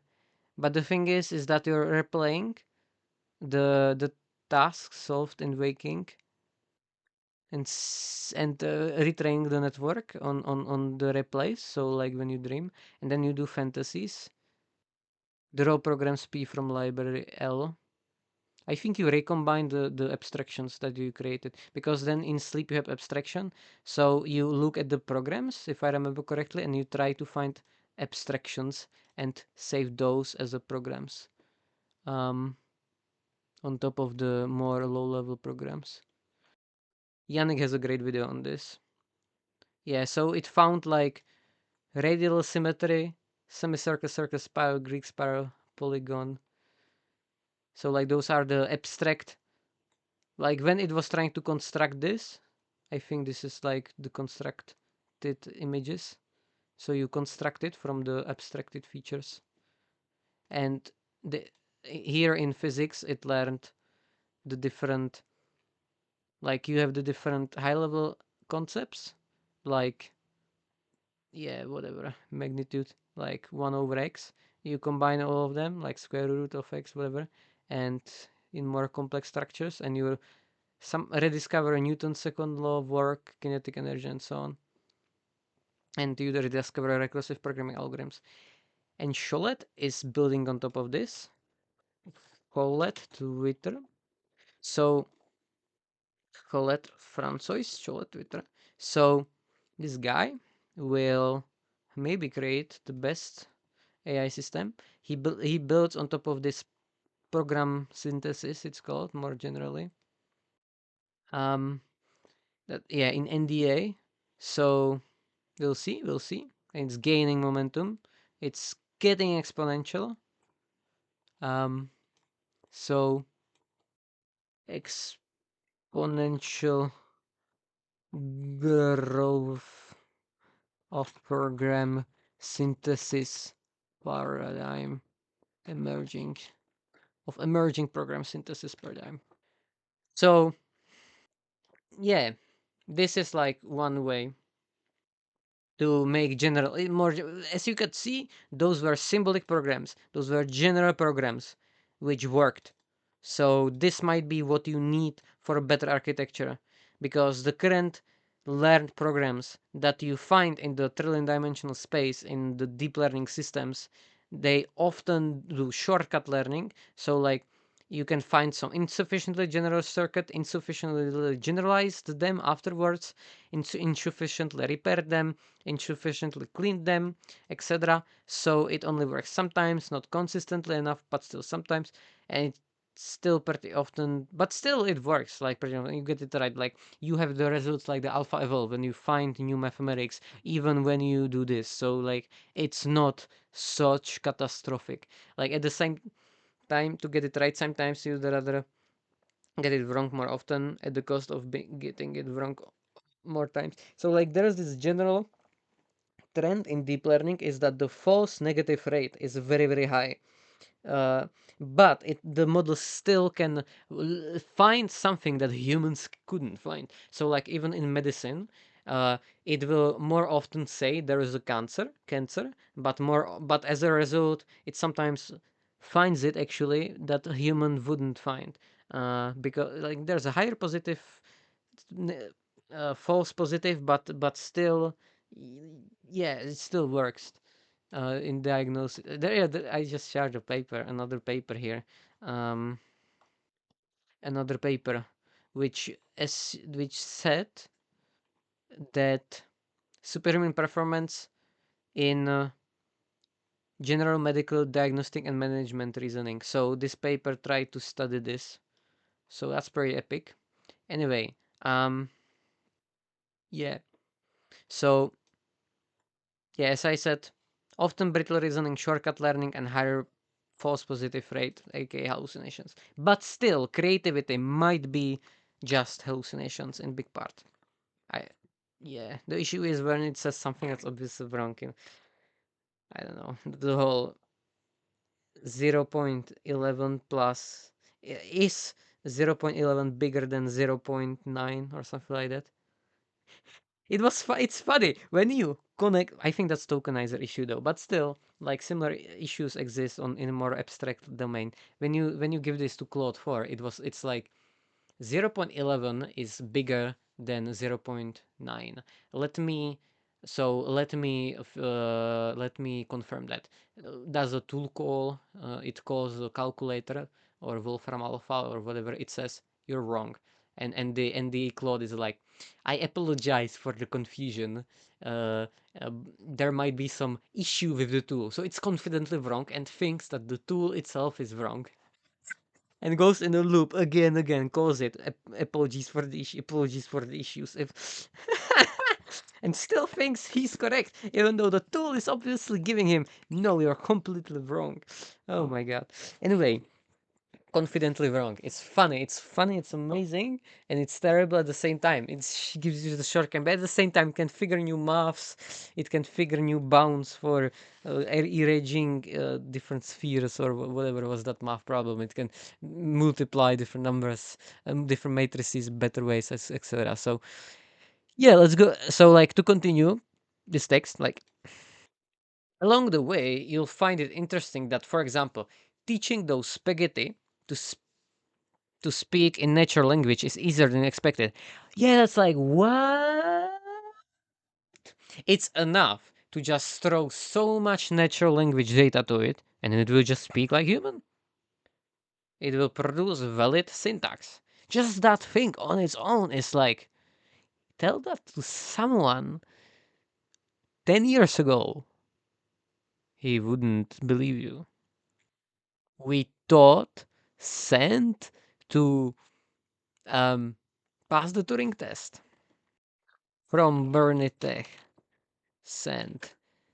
As you can see in here, we taught send to pass the Turing test. Like, more people should be thinking about this. Like, I play around, test, and mess with LLMs all the time, and they are miracles. Just amazing. Doing things that we dreamed about for decades. I mean, I can ask for obscure things with subtle nuance where I misspell words and mess up my question, and it figures it out.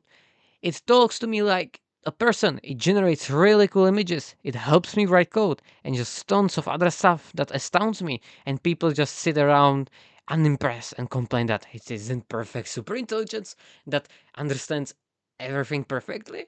This is the most amazing technology I've experienced as a 50 plus year old nerd that has been sitting deep in tech for basically my whole life. This is the stuff of science fiction. And while there are totally are limitations, the speed at which it is progressing is insane. And people are like, wow, it cannot write code like a senior engineer with 20 years of experience. Crazy. I share your sentiment. But still, there's still a lot to fix. I have deja vu. So, even though the spaghetti circuit sometimes melt along the way when solving a problem, still, AlphaZero found a new chess move that was taught to chess grandmasters, and AlphaEvol found a new result in mathematics. Robin found a new drug. AlphaFold folded tons of proteins. Uh, DeepMind says something like billions of years of PhD work because of all the proteins that were folded. Because before it was like one whole PhD was about folding one protein, and it just folded so many of them. So amazing.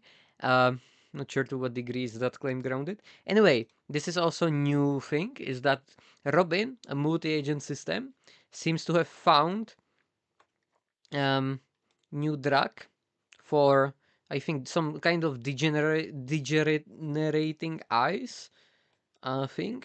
So Raspardudiol, and it never was proposed before apparently, and it like searched through all the literature review in multi-agent framework and blah blah.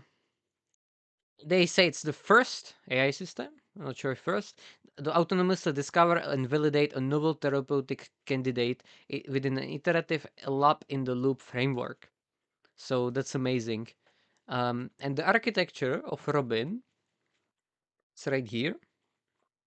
So given in A, given the name of the target disease, Robin generates hypotheses and selects top therapeutic candidates to test experimentally. Robin can autonomously analyze raw data from these experiments to synthesize scientific insights and generate updated therapeutic hypotheses. Then in B, Robin interacts with language agents to generate hypotheses and analyze experimental data. And in C, Crow and Falcon are used to conduct concise and deep literature searches, respectively, to gather information to guide hypothesis generation. And Finch perform analysis of experimental data, which Robin uses to derive insights to inform the next round of hypothesis generation. So, like, yeah, you have this hypothesis generator, experimental analysis. So you have like bioinformatic analysis and visualizations from raw experimental data. Not sure if they use any simulation. Don't know much details about this system. I wish to know. Yeah, Crow agent conducts literature review. Falcon agent conducts deep literature review, which autonomous analysis of experimental data. To yeah, so yeah, they do some data analysis. Would be cool to use like some kind of. I've seen some guy doing quantum chemistry using agenting systems, and he helped. Not sure he found some new solution, but he connected it to like in a similar way how you would connect math agents to Wolfram Alpha to do math, because Wolfram Alpha is more reliable um, in many contexts than LLMs. Then similar stuff you would do for chemistry, like I don't know density functional theory, for instance, or something like that. You would just call the Python functions or call APIs, etc., whatever. Anyway, so this was the first thought. First thought after 2.5 hours. I love my way of presenting things. So, well, more thoughts because I skipped some. Another thought is that AI systems aren't exact replicas of humans, like many people seem to think. I think they are a mix of insights from neuroscience, optimization theory, mathematics, physics, computer science, psychology, philosophy, empirical random testing, etc., into one system or multiple systems. So, like connectionism, this idea of formalizing cognition by different nodes that you make connections between, that's the idea of connectionism, which is like the idea behind deep learning. Um, then in optimization theory, there's gradient descent. So that's great, or stochastic gradient descent, and all its mutation like ADEM, V, muon, whatever. So which are like building on top of the original stochastic gradient descent. In psychology, you have like reinforcement learning in a way, or the way how we reason, kind of we try to embed, or the architectures, whatever. Um, in physics, we have also multi-agent systems kind of are in a way part of psychology.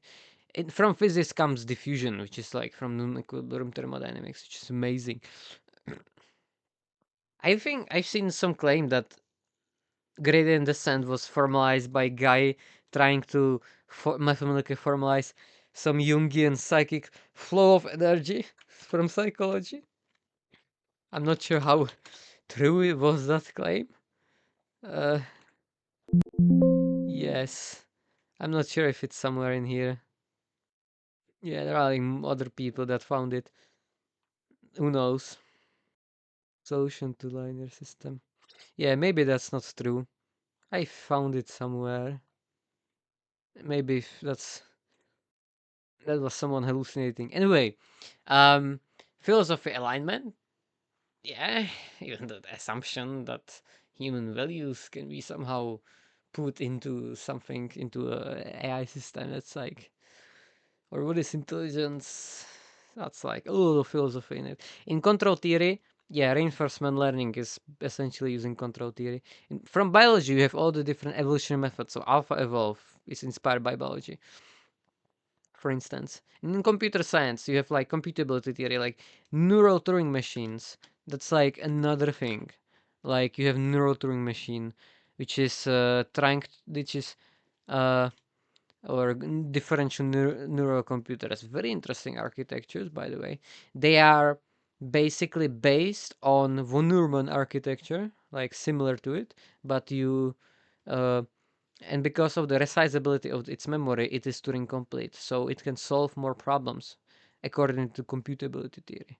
Uh, yeah, in machine learning street talk, Duggar talks about this every day in the Discord server. Anyway, so which is good. I like that. Anyway, um, so this is another architecture. So you have like differentiable registers basically, and you can use gradient descent basically. So here you can see all the different things: the read keys, write keys, in the gates, memory matrix. Yeah. So pretty cool stuff. Maybe that's what you need for better AI systems. So like there are all these different systems. It's insane. Or like from symbolic systems, like some and so on. So like more generally, according to Pedros Domingos, his master algorithm book, in AI field, you have to first approximation these camps. First, you have connectionists that like to mimic the brain's interconnected neurons from, so like they like neuroscience, and from that you get artificial neural networks, deep learning, spiking neural networks, which use differential equations to be more closer to the brain. I think they are based on the how it's called. No. Liquid neural networks use differential equations. I forgot the exact equations. Anyway, it's more based on the spiking neural net. Oh yeah, they use differential equation. Yeah, would make sense, I think. Otherwise, spiking neural modeler. Oh, I just remembered. There isn't. I would add in self-organizers. Anyway, so oops. Um, yeah. So biological neural model and the most common is it in here? Hatchclay-Huxley model is the most common one. I guess you can, and yeah, here's the model. You model that using electronics concepts essentially, with capacitance, conductance, and so on, electrochemical gradients. You have batteries, ion pumps, exchange current sources. So yeah, that's very interesting. Approximates the electrical engineering characteristics of excitable cells. Some AI architectures, I think I've seen some AI architecture that was like literally trying to be as AI architecture that was literally trying to be as close as possible to this. Um. Anyway, yeah, some deep neural network architecture based on this. There's so much research, so much to learn. Just abstract. Might be on Sci-Hub and so on. Whatever. So, oh yeah, am I reading it from here? I think so. So you have self-organizers. Well, I'm not gonna talk about them for now. Yeah, spiking neural networks, liquid neural networks. Liquid neural networks. Some people from Liquid AI, um, Liquid AI, which is people behind Yosha Bach, or they have Yosha Bach somehow integrated. There's like more people. Anyway, they built on top of liquid neural networks. The people there created liquid neural networks, as far as I remember, and at one point they were on top of language models, somehow breaking them in various benchmarks, as you can see right here. So I'm not sure what's right now because this is like year old or something, right? Okay, 4 years, 4.5 months old. Yeah, whatever. It's like getting somewhere. Um, yeah, I'm just gonna put it on my website. So, and yeah, Neuromorphic computing is also one way to have more like it's an approach to computing that mimics the way the human brain works. So like you ingrain into hardware, basically. You have massively parallel processing. You have instead of sequential processing, you have collated processing memory instead of separating computation of memory. You have spiking neural network, for example, instead of code as binary instructions. You have spikes instead of binary data, and you have asynchronous event-driven architecture instead of synchronous clock-driven. So like it's not using the von Neumann architecture because the brain doesn't seem to be using that. Probably. Anyway, that's like another approach that you can pick out of all the different approaches. And yeah, so next camp after connectionists is symbolists that use symbol manipulation. So like you can have decision trees, random decision forests, protection rule systems, inductive logic programming. Um, so that's like one approach out of 7,000 different approaches. And yeah, you could see that the Bayesian programming was learning symbolic programs. Anyway, then you have Bayesians that like the symbolic. I didn't mean I meant the dream coder, the Bayesian uh, neurosymbolic architecture. It's like a hybrid of those camps. So like now the Bayesians, which are behind the dream coder as well. Bayesians like uncertainty reduction based on probability theory. So like they love statistics or probability theory. Yes, statistics is like um there's this great meme. Um um oh yeah, I want this meme. I love it. So like it's fun because um Instagram, sure, whatever. So statistics is a merge of discrete math, measure theory, probability, stochastic analysis, calculus, differential equations, and linear algebra in some like shoggoth. Beautiful. Anyway, so yeah, Bayesians like that, or whatever, statisticians more generally, because Bayesian statistics is like then you have like frequentist statisticians that define probability different. There's like this limit of experience experiments. Yeah, I mentioned in here that frequentist exists to defining probability as a limit of number of experiments instead of subjective prior probability that is being updated with new data. So when you do Bayesian statistics, you have to first assume some prior. So you say, for example, I don't know, that it's no everything is normally distributed, or you give it, you give some prior such as I don't know, like normal distribution for the distribution of heights between different humans because that's like seems to work instead of starting uh with equal distribution. I forgot the name for it. uh yeah, where everything is where all the heights have equal probability.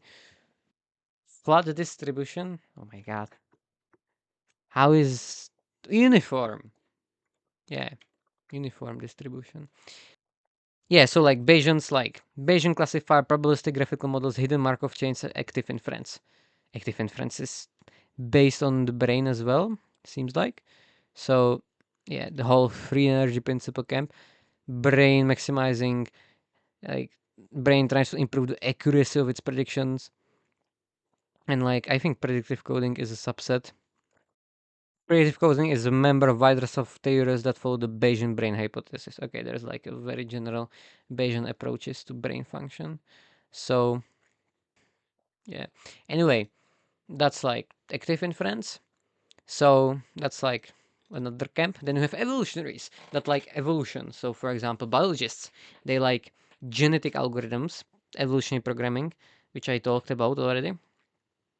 Then you have analogizers that like identifying similarities between different situations or things. For example, psychologists uh, that like k-nearest neighbors, super vector machines, for example.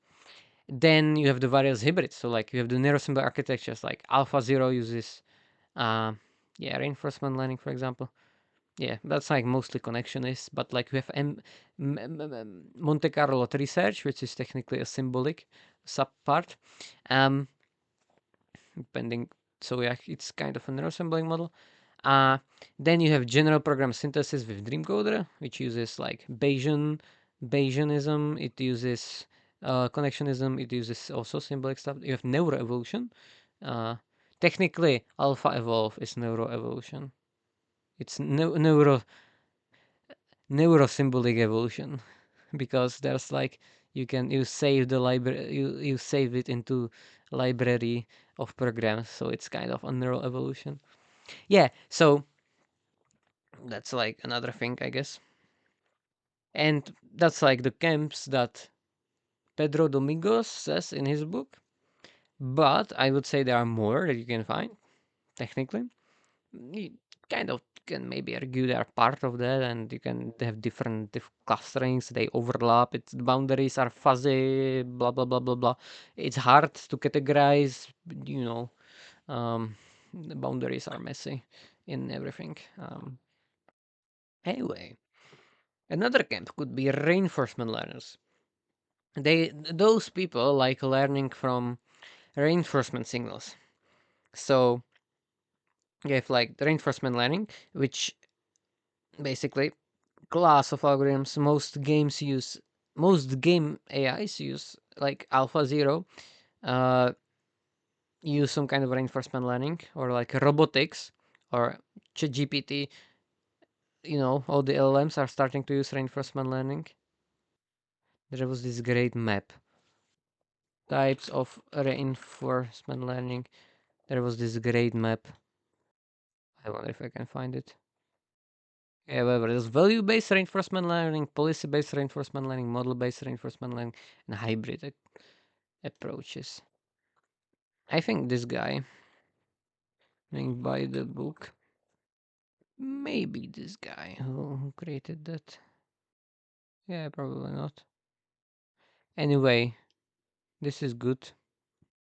Or maybe it was in this lecture. Yeah. Map. Methods. Value-based, policy-based, imitation learning, model-based. Challenges, etc. Yeah, I guess that's enough. There was some better map. I need to find it. Anyway, map of machine learning. Haven't seen this one yet. Yeah, so here's like the perceptrons, you have the Bayesian classifier, linear regression. What do you have here? Cannot read it. Oh yeah, cross validation, right? You have like learning models, know your data, you have clustering, you have dimension reduction. Okay, whatever. So, um, yeah, so like reinforcement learning is starting to emerge.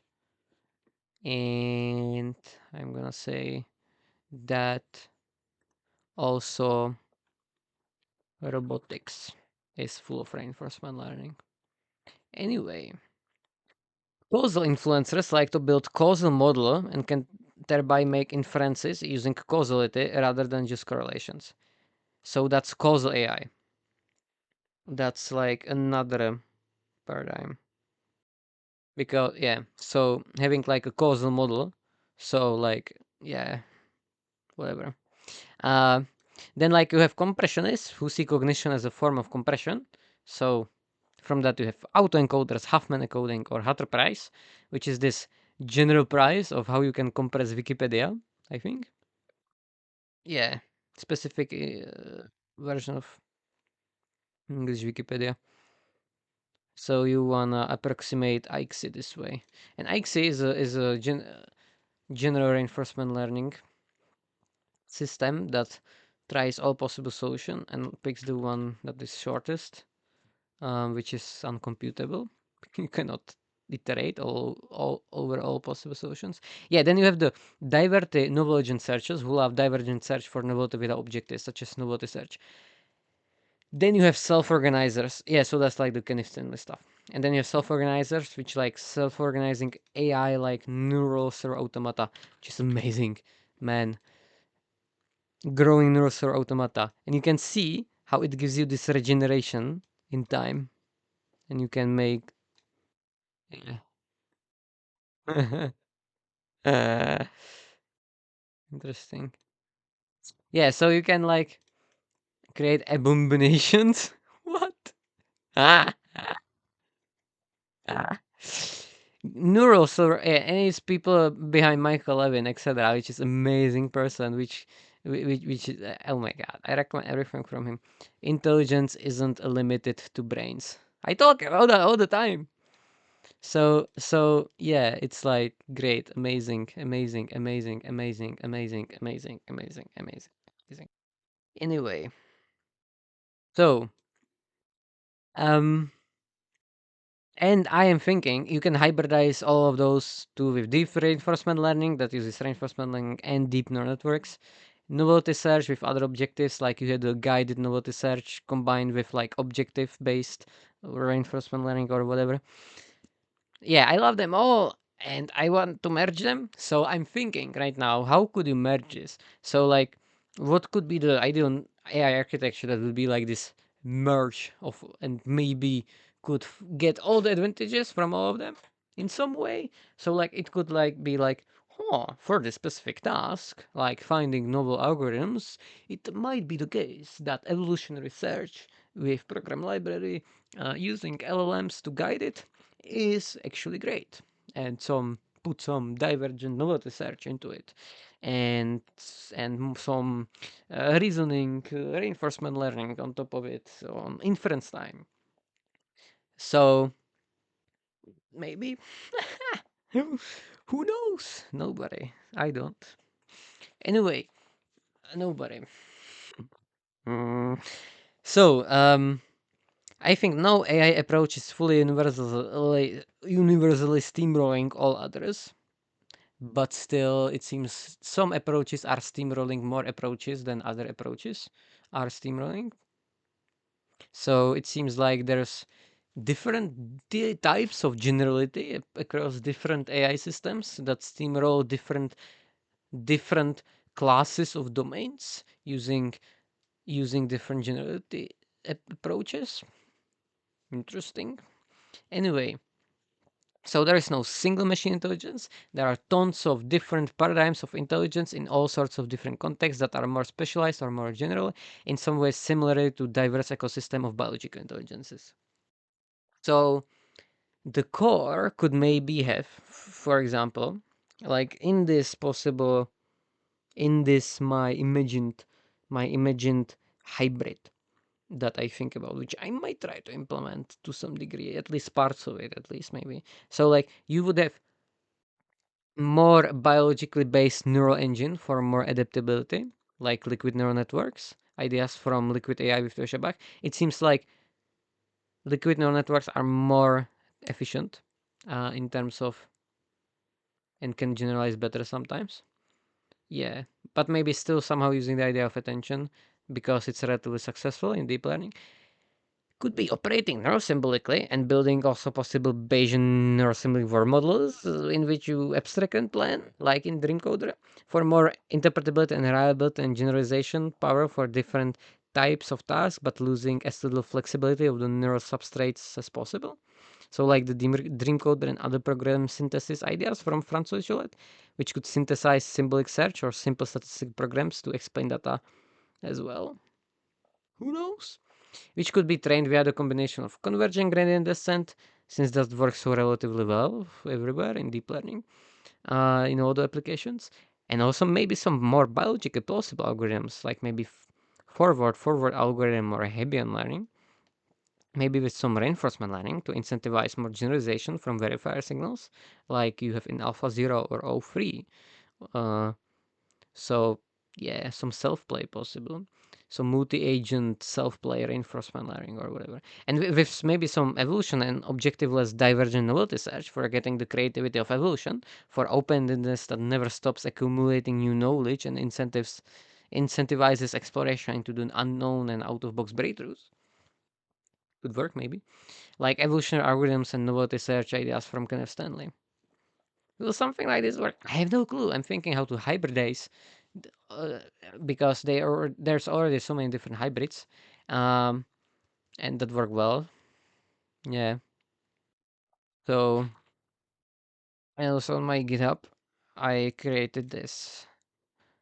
Uh, yeah, so here, like, to summarize it, it's like neural for flexibility, LLM stuff, symbolic for better generalization and more rigid circuits where needed, like Francois Short ideas like Dreamcoder, MCTC, symbolic maths, physics engines you can put in, Python, um, Python execution, environment, then some evolution neural research for better, more creative open-ended discovery, some better reinforcement learning algorithms for better generalization and other stuff, rich Sutton ideas.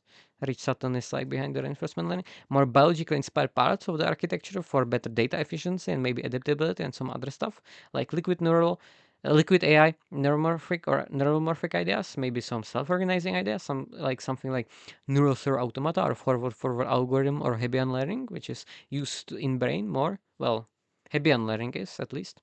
Forward is inspired by the brain, but yeah, we don't know. That's like by Geoffrey Hinton, but maybe also in conjunction with gradient descent, or maybe some physics ideas like Hamiltonian neural networks have, which is like the Lagrangian neural networks, but with Hamiltonian instead of the Lagrangian, which is so Hamiltonian is like total energy of the system. It's like kinetic plus potential energy instead of kinetic minus potential energy. So yeah.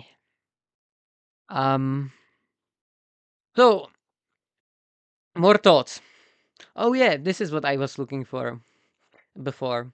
So like you have reasoning using chain of thought in language. So now like you have the chain of thought tokens, which are like token in language. And in O3, in the chain of thought right now, which is cool, it also does tool calls. So it can execute arbitrary Python functions. It also like does Python functions. So like it can do arbitrary Python, which is like unlocks everything in its chain of thought. So it can verify potentially using Wolfram Alpha as well. If you can make it general tool call, which is general function, it can call general APIs. It can do general Python code or lean code possibly. Yeah, in the DeepSeek lean, something similar happened. So that's like chain of thought in language. Uh, then there is all this research on chains of continuous thought or latent space. Um, and that's like in bike load, as you can see here. You have meta research, which is talking about Coconut, which is a large language models reasoning in continuous latent space.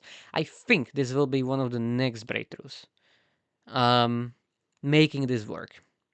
Um, the continuous thought can encode multiple alternative next reasoning steps, allowing the model to perform breadth first search to solve the problem, then prematurely committing to a single deterministic path like chain of thought.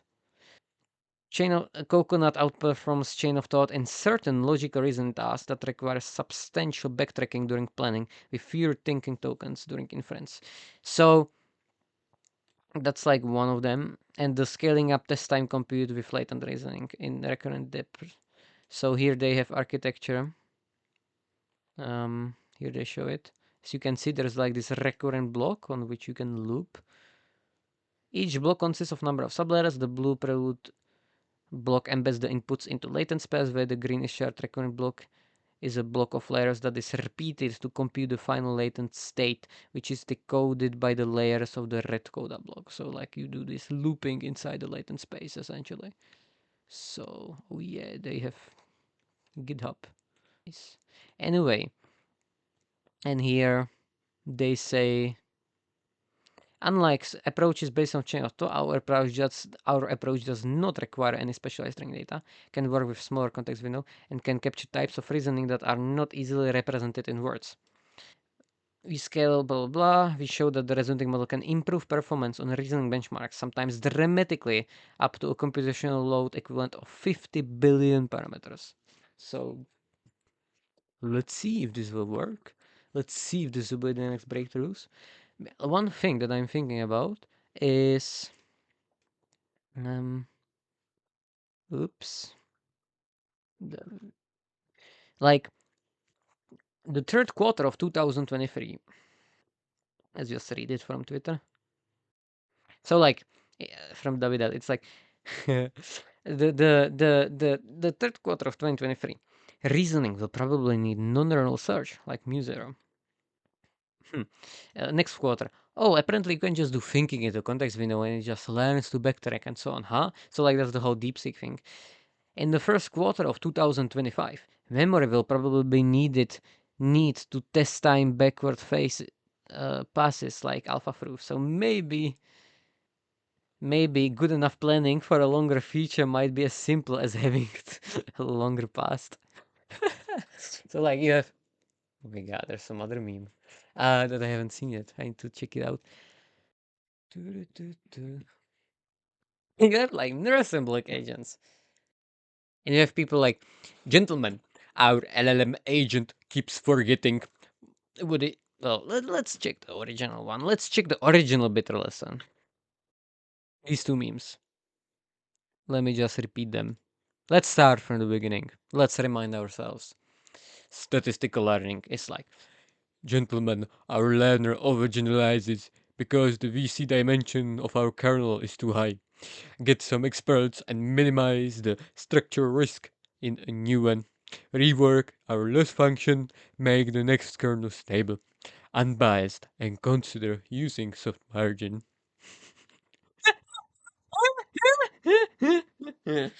Oh my god.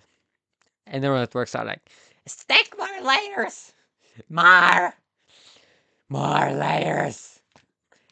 And it just works! Trillion parameter models! It just works! Oh my god. Bitter lesson. Uh, the best lesson. Is it back online? It was not online. It is back online. As a field, we have to learn the bitter lesson that building in how we think does not work in the long run. Building in, like in the AI architectures, like putting how we think in it. So the bitter lesson is based on the historical observation that AI researchers have often tried to build knowledge into their agent. This always helps in the short term, but is personally satisfying to a researcher. But in the long run, it plateaus and even inhibits for the person. And for breakthrough progress eventually arise by an opposing approach based on scaling computation by search of learning. The eventual success is tingled with bitterness and often incompletely digested because it is a success over a favored human centric approach. So, what works, according to the bitter lesson, is the methods that scale. Is like finding general methods that scale as so far. One of the learned from the bitter lesson is the great power of the general purpose methods, of methods that continue to scale with increased computation, even if the available computation becomes very great. These two methods that seem to scale arbitrarily in this way are search and learning. So, we have scaling of, we have like these scaling laws of number of parameters. So, scaling law describes how neural network performance changes as key factors are scaled up or down. These factors typically include the number of parameters, training dataset size, and cost, and on all benchmarks. But it's still not perfect, as I was saying in the beginning, how these systems are still brittle, etc., etc. That was the first step. Second step is, yeah, you can also scale search. So second step, so this was scaling pre-training. And now we're scaling, I think I might have it in here. Polynomial. Okay, so then there was this next, I think it's in this thread. New dimension of scaling was, so before it was pre-training, now it's inference time compute. So you are scaling test time compute or inference time compute, how long the model thinks, which seems to increase performance. So now Claude, there's like some demo where it does it like for an hour, I think, hour and a half. Um, yeah. So like Claude doing for autonomous coding for hour and a half works. It just works. Then another and it seems also it can do it for 7 hours, can do something. But in practice, it's obviously like not that every time doesn't work and full of bugs, blah blah blah blah blah blah. There's the software engineering is still like not solved at all. Anyway, yeah, the longer it thinks, the better it's on a reasoning task. And I'm wondering if the next bitter lesson is scaling inference time. I mean inference time training, something like this, where or there was this test time training. It's like the same thing. Inference time, test time is the same thing. Test time training. This guy learning at test time with LLMs. So you do some information. I helped to make this as well. This interview, or yeah, to make to give the sources and so on, and editing and so on. Like helping editors with technicalities of the technical aspects, factual, the machine learning, so that the visuals make sense. Um. So if you do this, oh, this is a different video. Anyway, the same guy, Jonas, interview with him. There's two interviews with him. You, I think, maximizes information gain or something, or or like k neighbor, finding k neighbor closest k neighbor solutions and fine tuning on that. So yeah, like you fine tune on the and it was some approaches like this were also used for Arc AGI challenge, where you fine tune on the task at hand on the fly. I think that will be the next dimension. So inference time training helps long context generation. I think that will be next. There are so many bitter lessons, possible bitter lessons. And so that's the next one.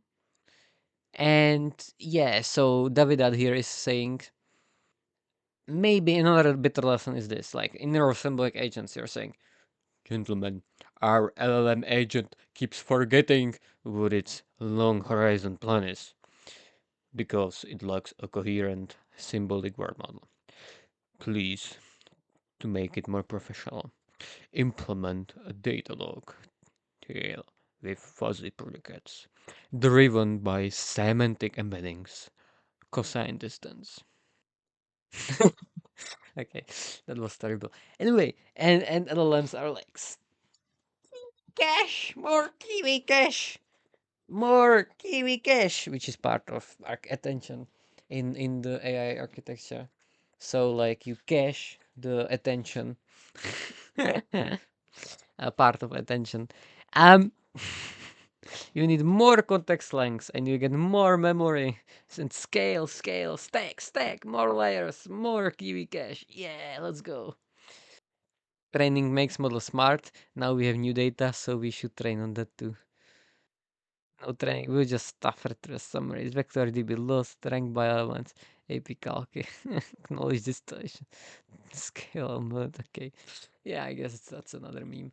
So yeah, and I was also thinking, yeah, test time adaptation. That's what I was talking about, the test time fine tuning, or more neurosymbolic architectures, neurally guided program synthesis, combining with knowledge graphs, generalizable word models, like literally embedding physics into the word model, like reasoning in physics equations in differential equations.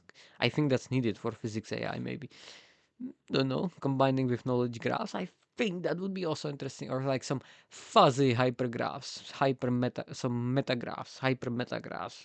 Ooh, categorical theoretical graphs. I don't know. Let's do everything. Let's do insane architectures. Yeah, we have freedom. Or maybe not. Anyway, Maybe nothing works in the end. Yeah. So yeah. So this was the bitter lesson. Maybe the future bitter lessons. We'll see what will happen. I wonder. So yeah, there is like so much AI research emerging in thinking in latent space, so that might be another bitter lesson. Scaling thinking in latent space, and implementation of better memory, that might be another bitter lesson. Scaling better memory or scaling search, as Sutton himself said. My prediction is that those will be the next scalable breakthroughs in algorithmic requirement. Yeah, algorithm improvement. Okay, here is another thought. Another thought is, you know, people think like the thing is that the models say something different. Like if you ask it how the math, like if you go back to biology of LLMs right here, um, the models in addition, they say something else. They say I added the ones, carried the one, and then added the tens, resulting in 95. But in reality, they do this lookup table features, some features, add function features, input features, whatever. So it's they do something else. Maybe you need to implement some kind of self awareness of its internal features. So the idea is maybe you could get some form of model's self awareness of its own circuits. Um, yeah. Maybe you could get some form of model's self-awareness of its own circuits. I just want to find it. Wait. I found it. This is what I was talking about some time ago. I was talking about everything to everything omnimodal models will be big. So here you can see like the Nvidia CEO himself, Jensen Huang, brainwaves to protein. So like you have text, image, video, text, speech, multimodal, amino acid, brainwaves, learn and understand completely everything. So this resonates with me a lot, and you get image, video, image, 3D sound, animation, manipulation, protein, speech. Yeah. So that was like the omnimodality idea, which might be another bitter lesson that you can scale all modalities into one end-to-end system, or maybe not. We'll see. Anyway, so before I was talking that because but at the same time the limitations is that you like the model will say that it did something else than what it did in its and circuits, and I think, or at least there seems to be some evidence emerging that the same thing is happening for the reinforcement learning, that it's like rearranges internal circuits probably, while it learns to do some chain of thought tokens that seem to agree with like how humans might have solved it, but it's still like alien in different ways. Depends on how you set up the incentives. Mm, so like you have like uh, a pre-training memorizes, RL generalizes paper. Um, So yeah, supervised fine tuning memorizes. I don't think that's a good way to say. It still generalizes, but more weakly, and RL might generalize more strongly. So RL improves the model's underlying visual recognition capabilities, contributing to its enhanced generalization in the visual domain. Yeah, so yeah, that's like interesting. Anyway, so the idea is because there seems to be some disconnect between how the different models actually solve it versus what they say in either a chain of thought or if you ask them afterwards. Maybe you could get some models self-awareness by of its own circuits. So like that's kind of what we do with metacognition. We look at our reasoning processes. Maybe we're also bullshitting ourselves, and I think we actually often do that, or like backtrack, and like after we reason to something, then we confabulate some explanation for that reasoning process, which is not connected with how actually the reasoning process happened. Anyway, So maybe if you like did some chain of thought sub goal, then you did this reverse engineering of the internal circuits that were activated in so far. You gave this information, you encoded it using into the tokens, you appended it to the context window, to like appended it to the tokens in the auto regression, and like you could learn on the fly the different sparse autoencoders, etc., which would be extremely expensive, or you would use some pre-trained one, whatever, and you would somehow automate manual labeling by LLMs of the different features and circuits. Maybe that would work. DeepMind people in mechanistic interpretability did this under Nilnanda, like automating the labeling of the features using LLMs. Anyway, so you could do that, and this way it would have its more quote unquote self awareness of its internal reasoning circuits. Maybe that would work because like it would do an implicit function call basically. Um, right. So maybe who knows. Anyway, yeah. So I guess if it's possible to hardcode this on some more architecture levels, like you could train it in the architecture from the very beginning. You could have this self-aware loop, self circuit reverse engineering loop, maybe. Since when we introspect, we do that because we also train our self-awareness, our metacognition. So since we introspect, we do that by starting calling the introspecting process, basically. So yeah, I guess researchers are already trying to implement some form of metacognition this way. Yeah, you could do a bit of auto-regression, automatic reverse engineer circuits using attribution graphs, encode these graphs into tokens that you append, and then continue auto-regression. Then for sure, tons of engineering problems there, like make it somehow work, maybe it won't work. Um, yeah, but using LLMs for labeling is costly and slow and so on. And training a sparse autoencoder on a frontier model like Gemini costs billions. But well, if it will increase capabilities, I believe they will pour the billions of dollars into it, which I think will happen with the latent space training because it's more expensive. And as far as I understand, diffusion is also more expensive. So now there's like Gemini diffusion.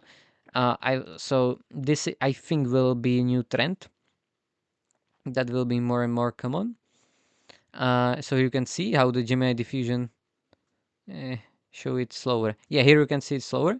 How it's in a way starts with noisy language tokens and then slowly through learned from noise to structure, it's slowly like refined the mathematical proof everywhere because it's using diffusion.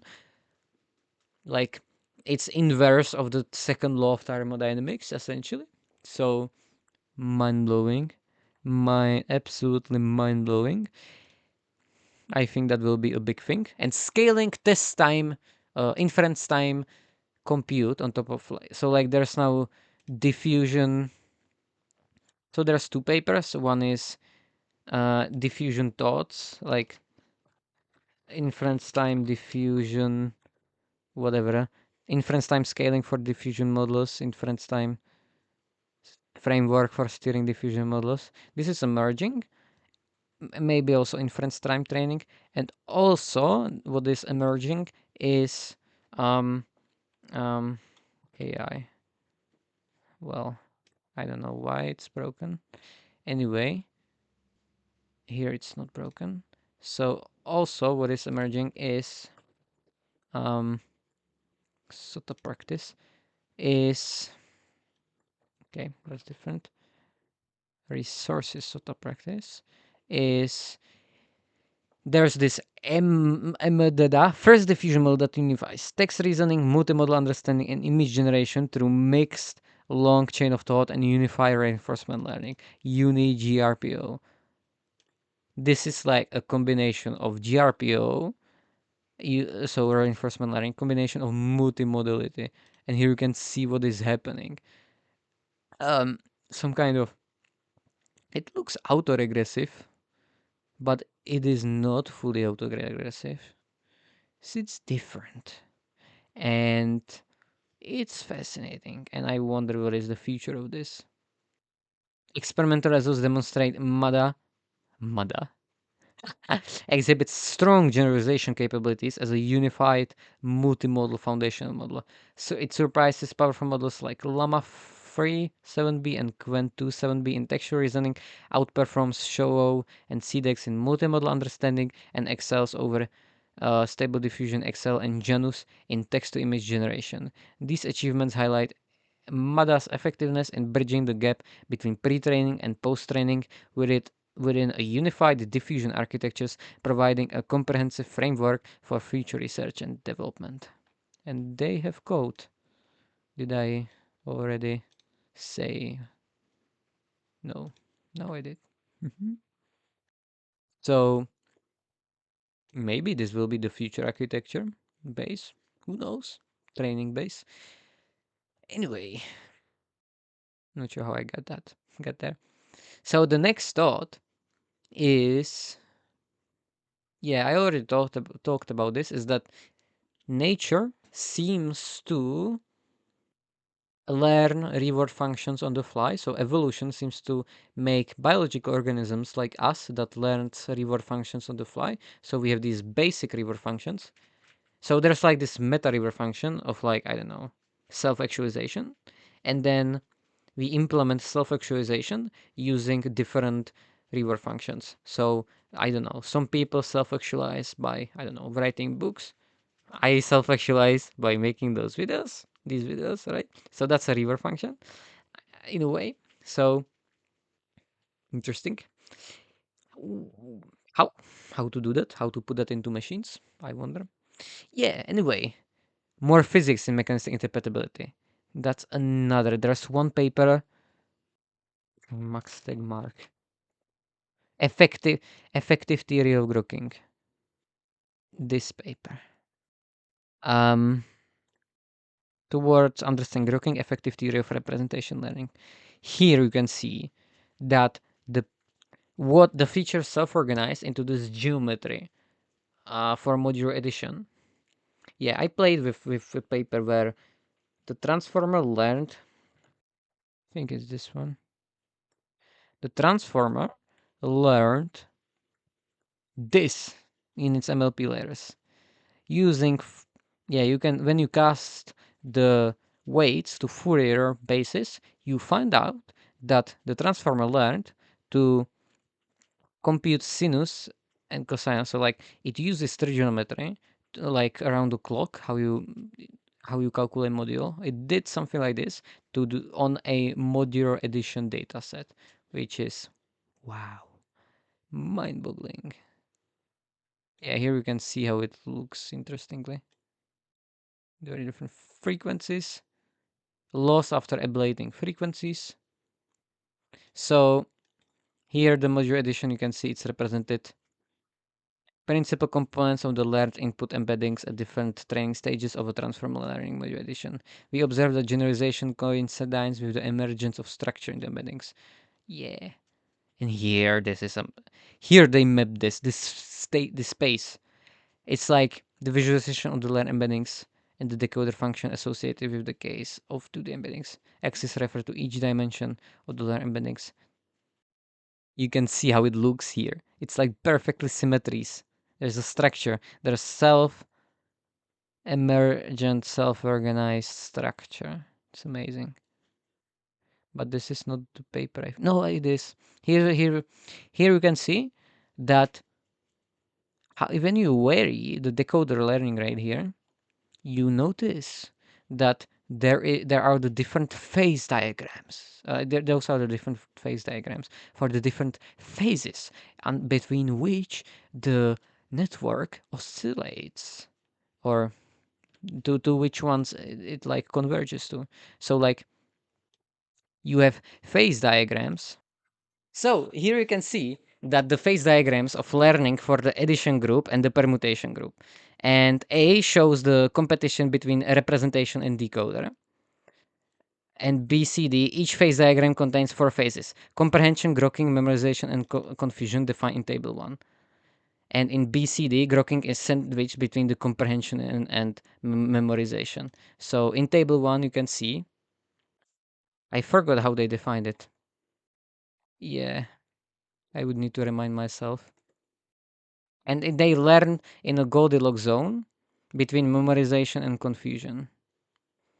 Seems like the Goldilocks zone phase is a reminiscent of intelligence from starvation in Darwinian evolution, where resource limitation drive discovery of more efficient solutions. This study not only provides intuitive explanations of the origin of grokking, but also highlights usefulness of physics-inspired tools.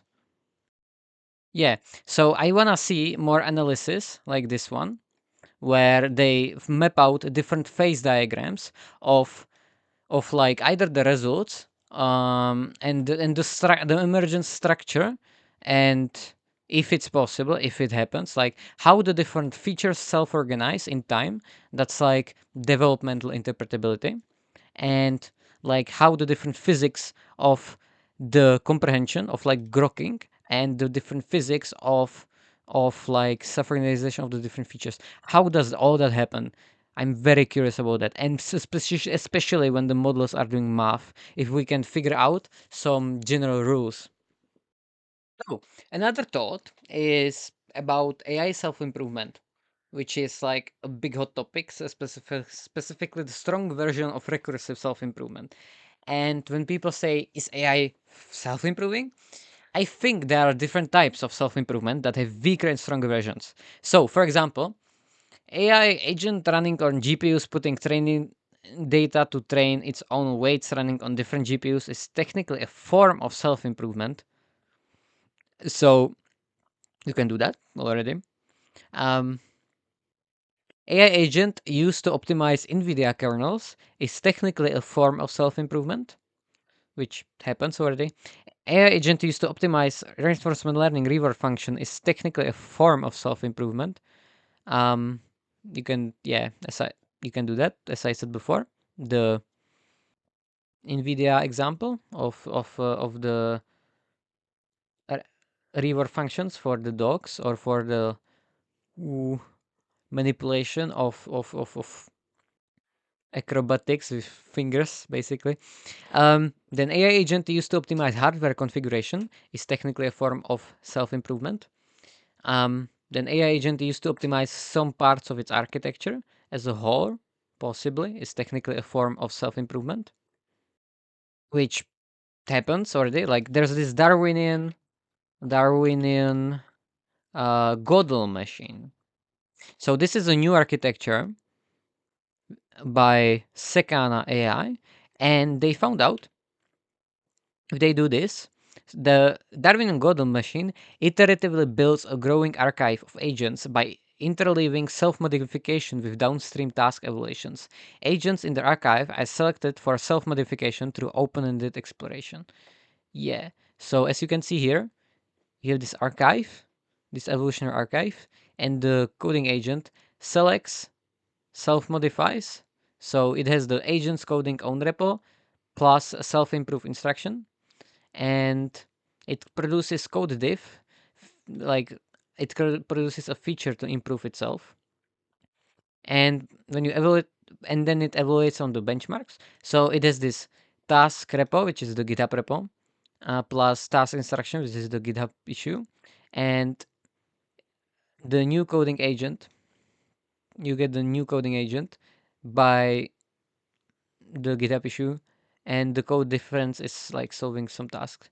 So, and you do this in iteration, you improve the coding. So it's using a frozen base model, but imagine you could do this with like training the base model. You could train the base model and have like different archive of the different base models, basically.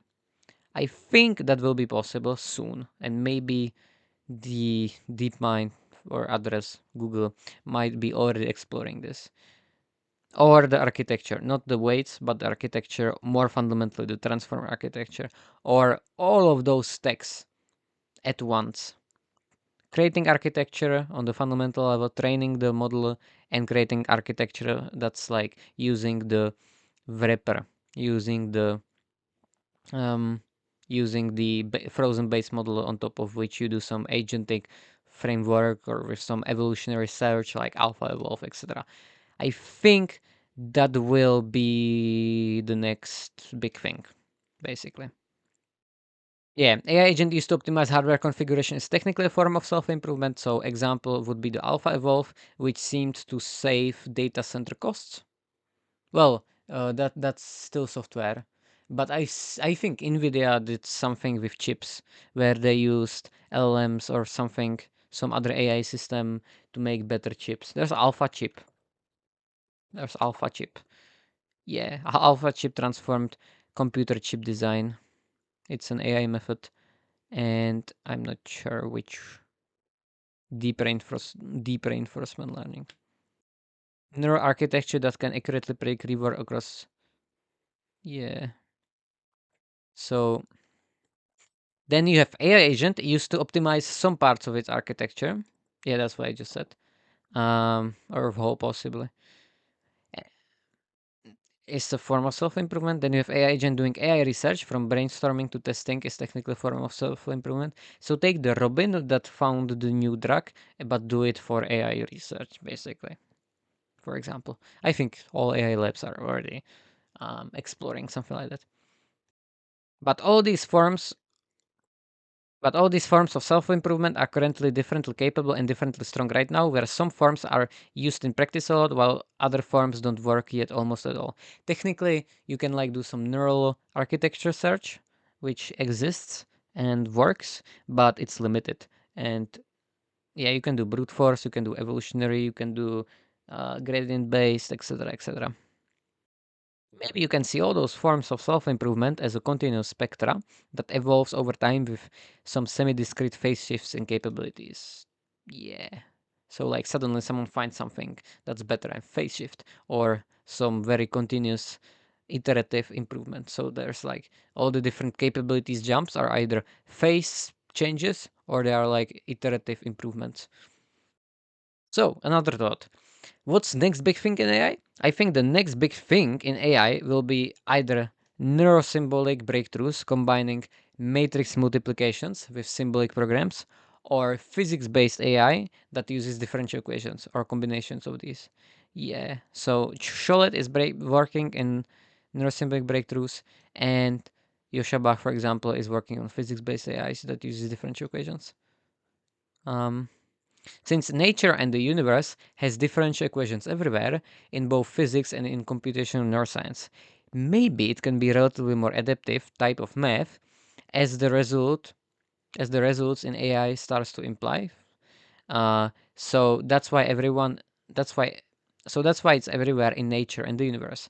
So for example, the liquid neural networks have differential equations in them as part of the architecture where differential equations solvers are used.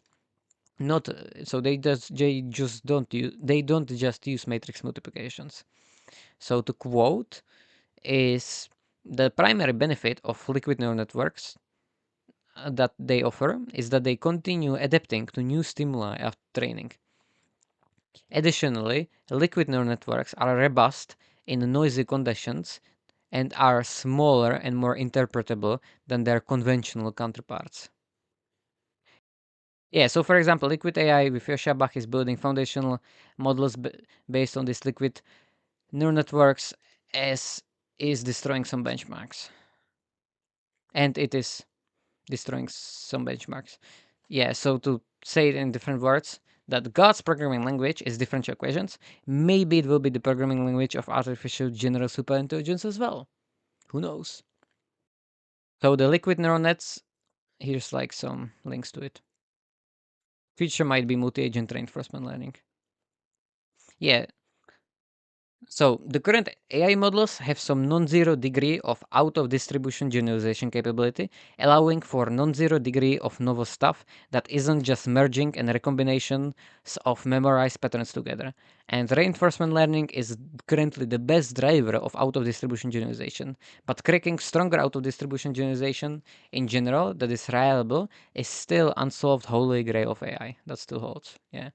So yeah, and I think that extreme quality and best reinforcement learning setups are currently the biggest moats, and that's why Google started winning, since they have the best history and of reinforcement learning and access to both, and access to data.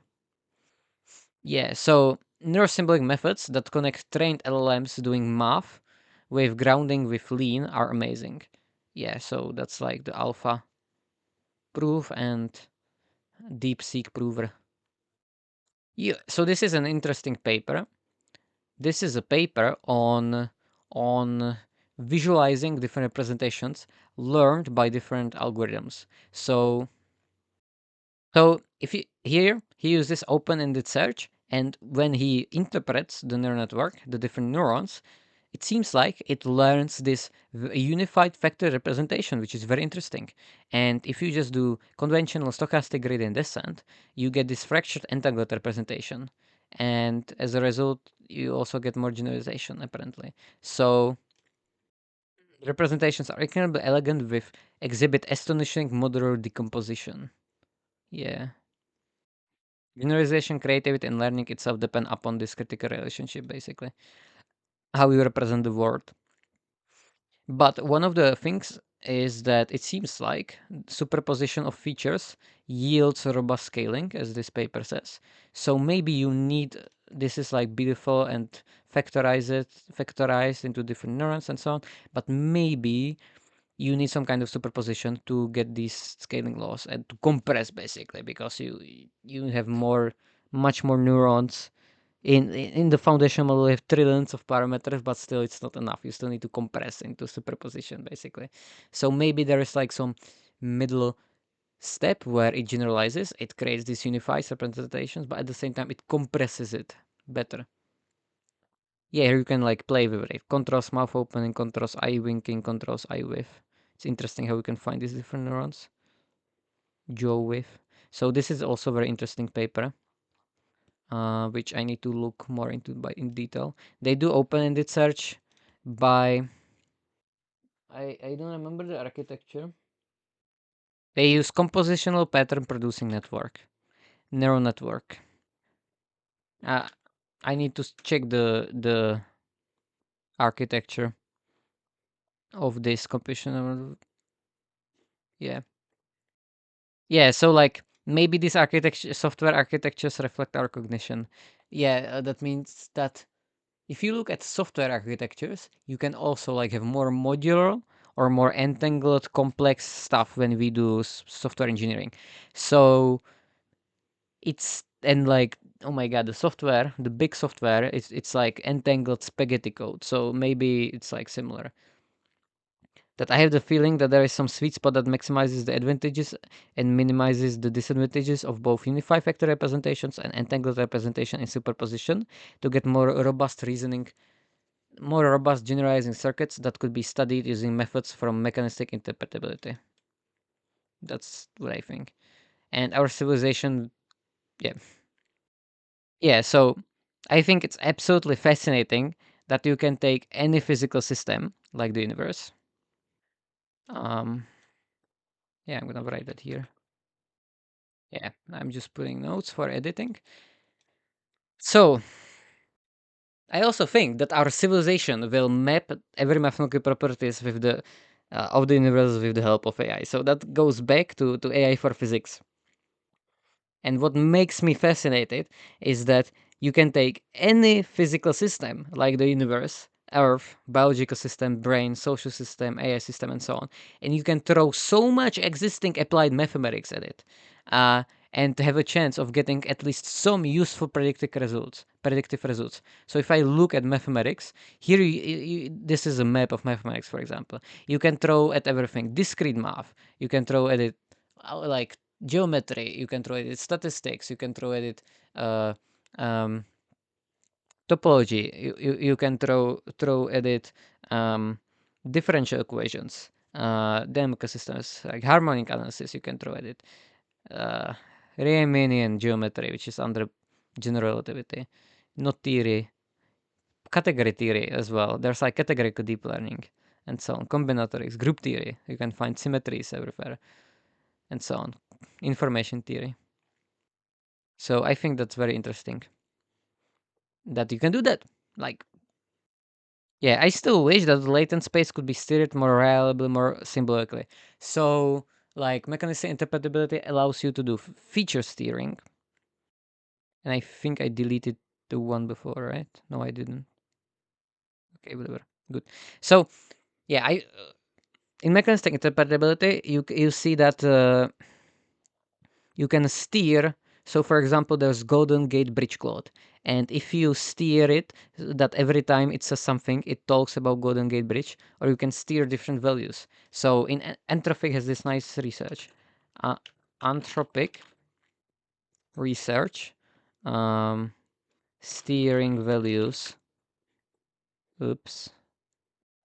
Maybe it was, yeah. Here we can see that you can steer safety, consciousness feature, neutrality, gender stereotypes, whatever, balance representation, political non-partisanship, gender bias, pro-life, left-wing political ideologies, right-wing. You can steer it all, and it degrades MLU accuracy, which is funny, or slightly improves at the beginning. So very interesting. Beyond 5 and -5. Yeah, and it would be interesting so that you could steer it much more without losing this accuracy. And there was this paper that was saying something like when you make the model, when you steer the security feature.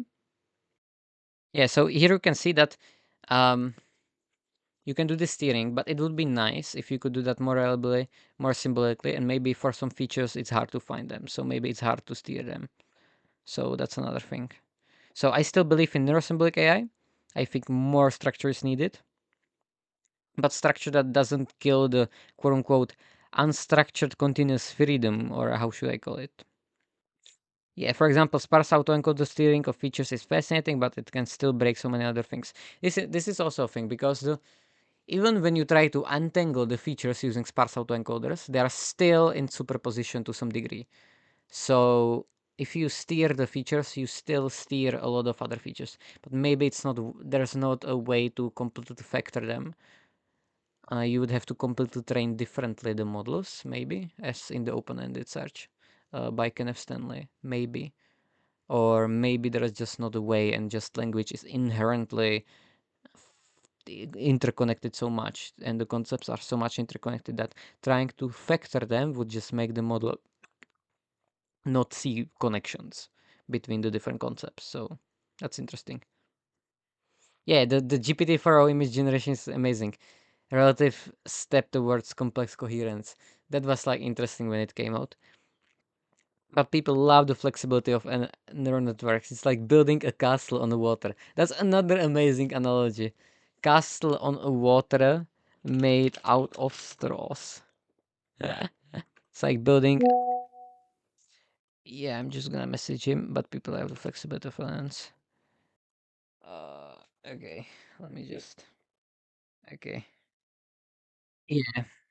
So it's like building a castle on a castle made of straws on a water, on water. Yeah. So another thought is that personally, when it comes to the millions of applications of AI, it is currently being m- millions of applications where AI is currently being used for. I'm probably the most interested in how it helps to understand what intelligence is, how it helps in healthcare, how it helps to find new results in science, biology, physics, math, what creativity is, what intelligence and creativity, technology and science, and creating intelligence and creativity, technology and science. Yeah. So my goal right now is to somehow get as much as possible into the investigation of physics using AI or into the investigation of AI using physics or AI for math. And they are also interested in whether uh, I am also interested in whether we can create a system that has experienced consciousness like us, or if it helps us understand how the brain works, and conversely, how knowledge about the brain helps us understand how AI works and how to create it, and how AI systems are different but similar to us, and how exactly. And how is it possible to overcome or transcend the limitations of evolution for us, for AI, and for future cyborg hybrids, ideally as much as possible through the language of empirical mathematics? I wonder. Yeah. Yes, thanks. Um, and yeah, and everything ideally as much as possible through the language of empirical mathematics. Yeah. So another thought. I think there exists a perspective where current AI systems are already more general than us, but in different way than how people imagine generality, and that's why we struggle to fit them to human cognition. So because it's like these general circuit learners, feature learners that you train on top of data and then using reinforcement learning without data or with synthetic data or with just correctness rewards that you can evaluate symbolically, we struggle to fit them to how humans think. It's funny. Um, Maybe that's why. Maybe not. Yeah, as I said before, deep learning is this elastic origami that forms spaghetti representations for whatever data you throw it, and whatever reinforcement learning from experiences you give it. So, yeah, I think the rationalist folks assume emergence of too many human-like patterns of cognition by default. And I think a lot of current misalignment we already see is the model's role-playing uh, as rogue AI from sci-fi training data, uh, from less wrong corpus. But at the same time, reward hooking from reinforcement learning is also totally real, like cheating on unit tests, which is interesting. Like when you use Claude or all the other models, they will just cheat.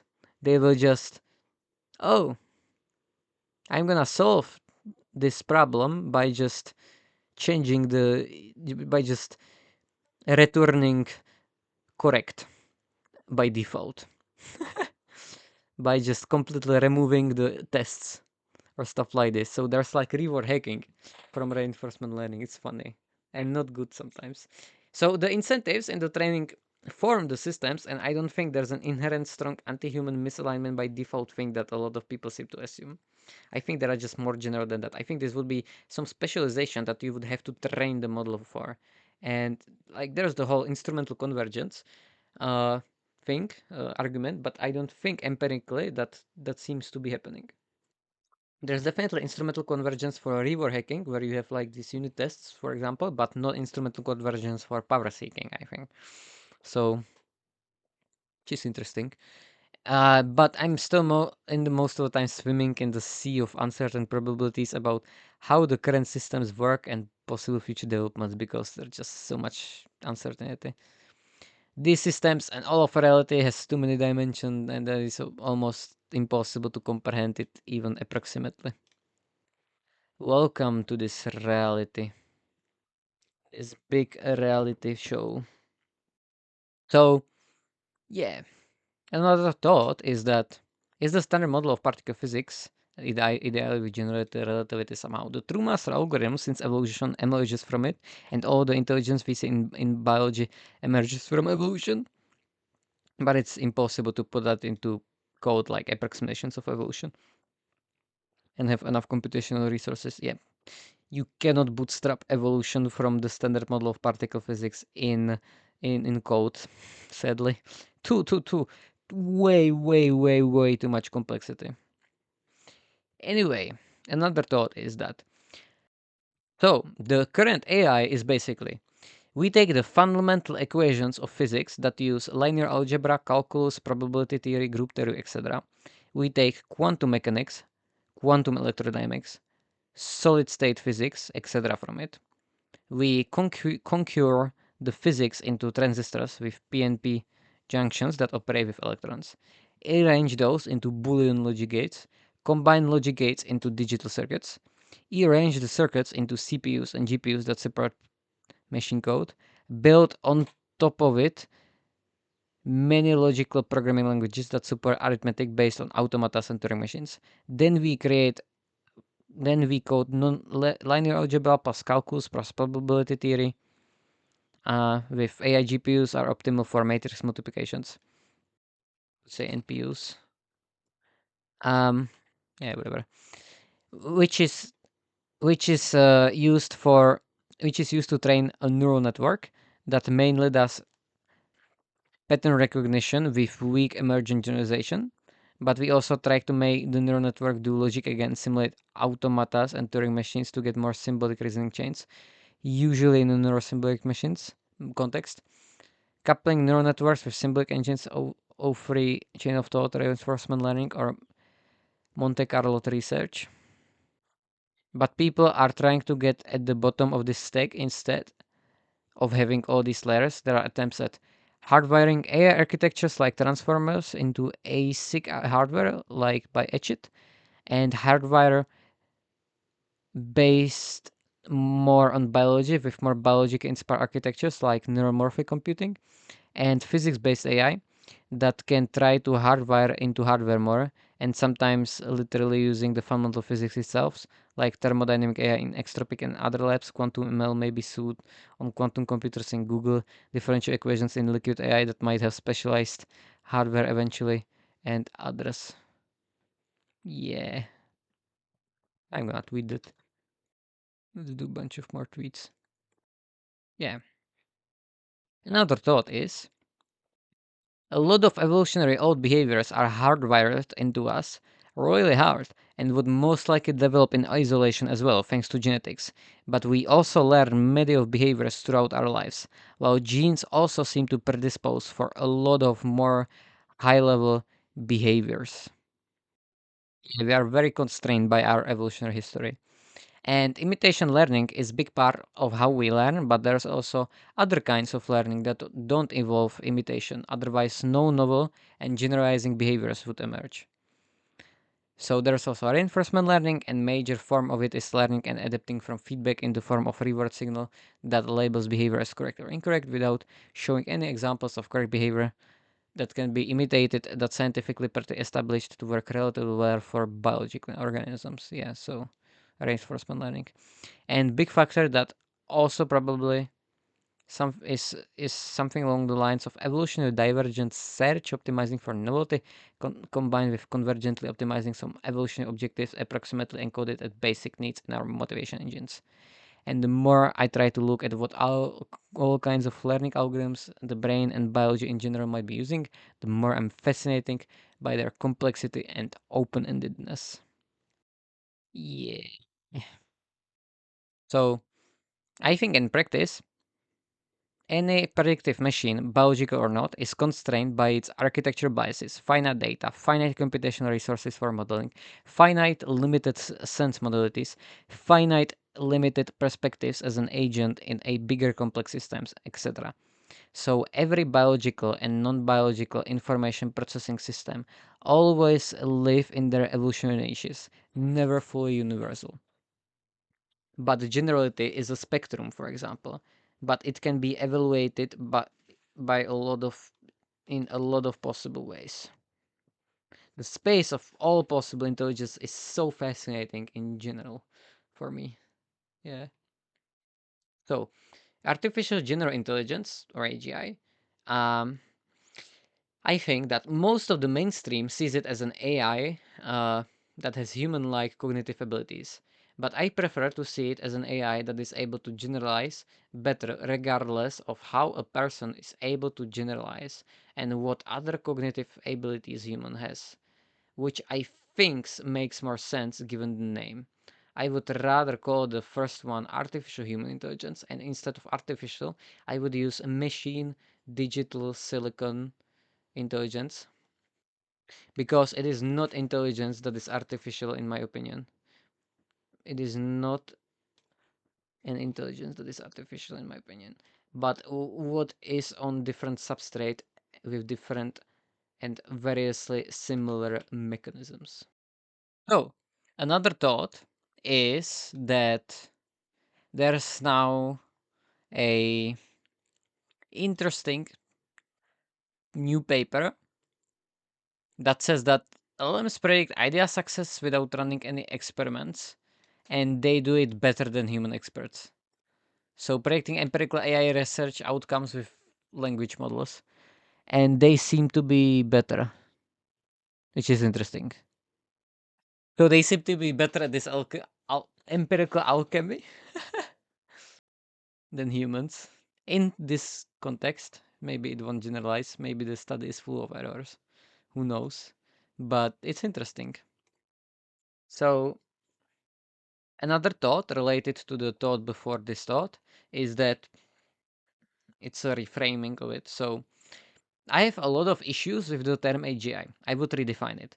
People say that we're heading towards artificial general intelligence, but by that, most people actually mean machine human level intelligence instead.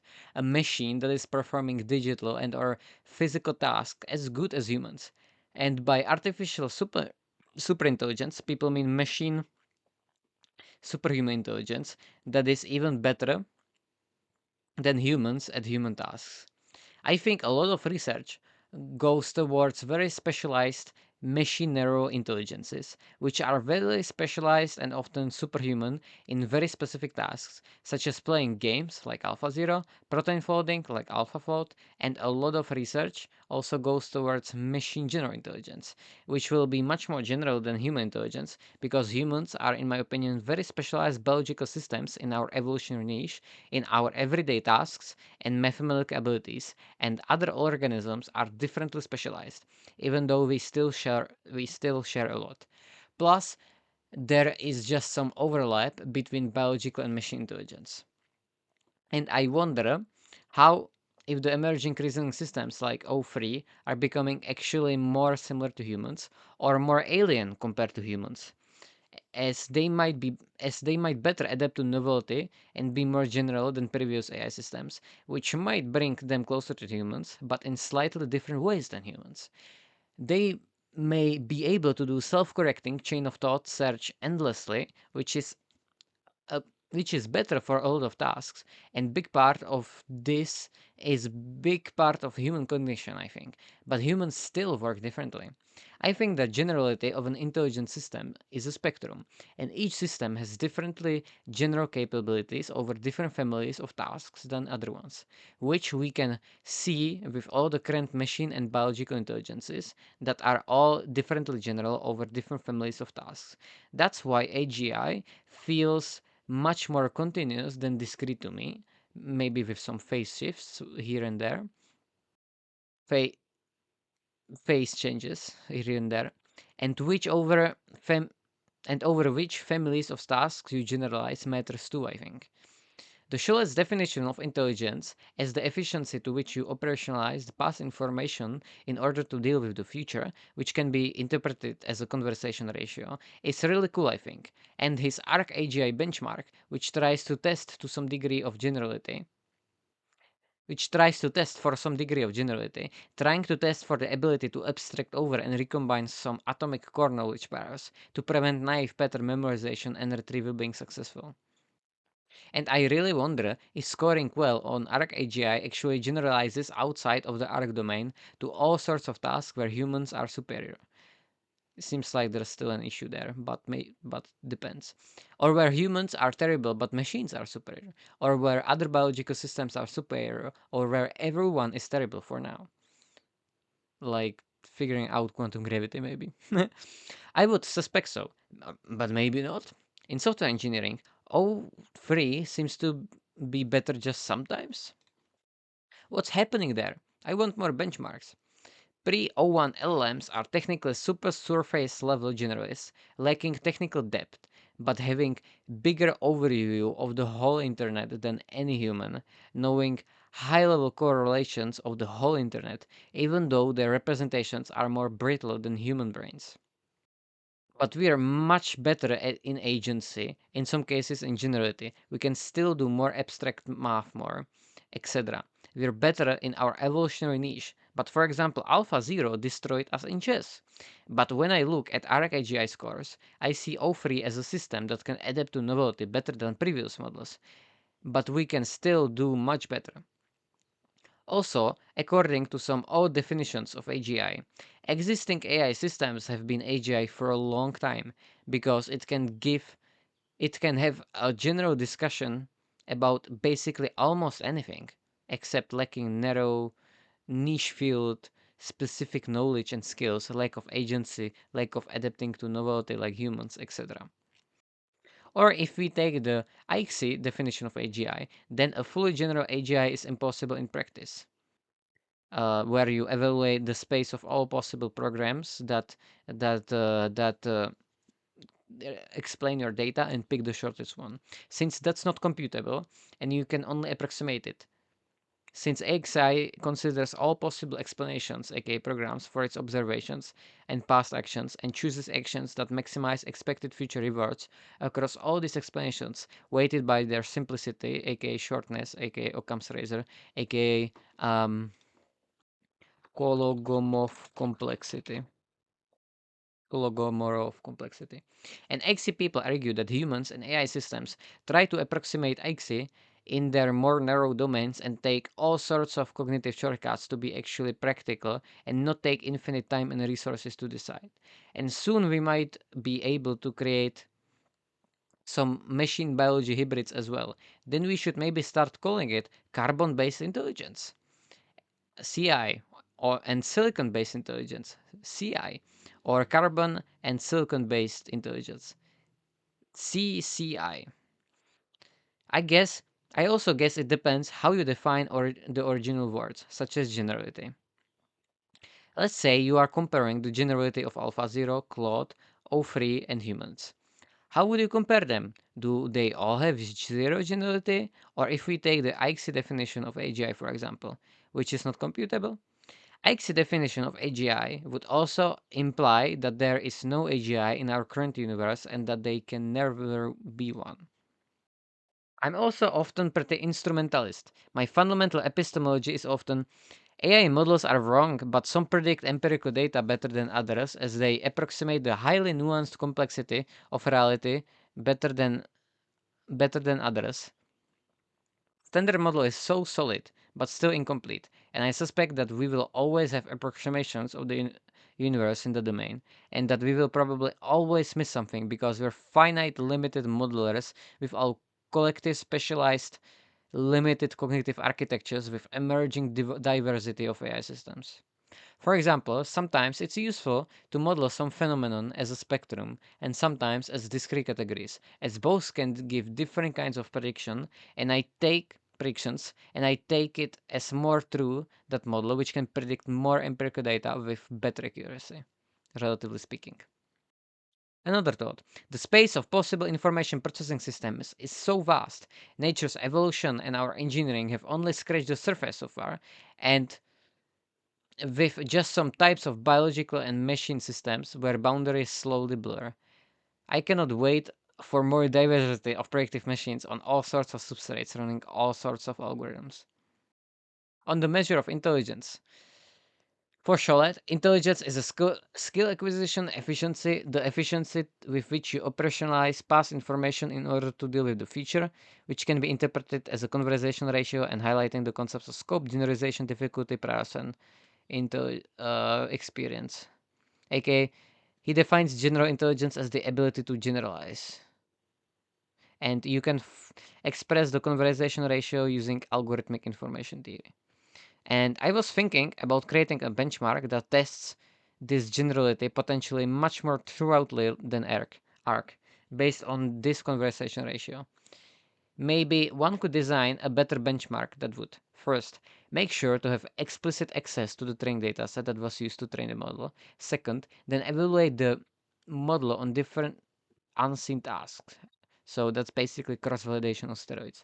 And third, the generalization power could potentially be quantified by how well the model performs across as many diverse datasets as possible, where dataset similarity with the training dataset could be measured using some dataset similarity metric. This metric could maybe approximate that conversation ratio to some degree. The diverse datasets could include the ARC dataset among many others that exist for out-of-distribution testing. This approach sounds much more resistant to memorization, but since you have to monitor the training data, the most popular closed-source mainstream LLMs would be disqualified if they keep their training data secrets. Just overfit the whole universe and you're done. And you're done. But the future will always have some novelty you can't overfit to.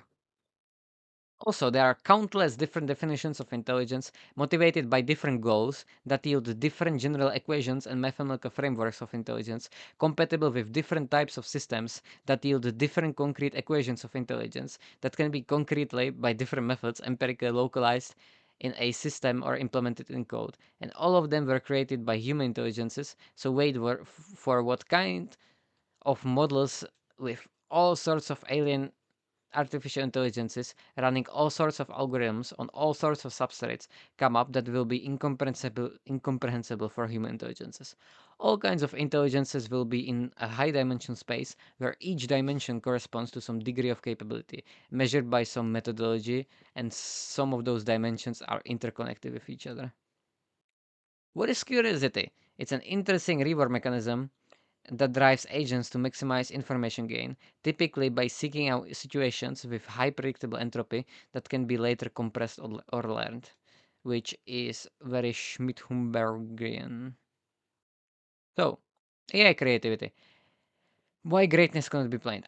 I'm often thinking how to get the most creative AI machines in terms of art or scientific discovery, creativity, and beyond. With current mainstream models, for more creative divergence, it's probably useful to use models that are less lobotomized by corporate fine tuning, or shoot the temperature parameter up, or jailbreak the restrictions and RLHF thought patterns to get closer to the edge of the latent space, to the edge of the chaos full of creativity. But we can travel beyond that. We can get as much novelty as possible. With all these various exotic architectures more specialized in creativity that are different than mainstream models. Ken Stanley's neuroevolution of augmenting topology sounds like an interesting approach, and we need more neuroevolution mutations of this idea. Yeah. Another thought is that artists fell in love with their loss function, and maybe you could turn this into an AI architecture.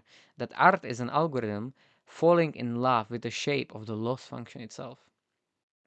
Another thought is, do you think consciousness has any special computational properties? Depends on the definition and model of consciousness.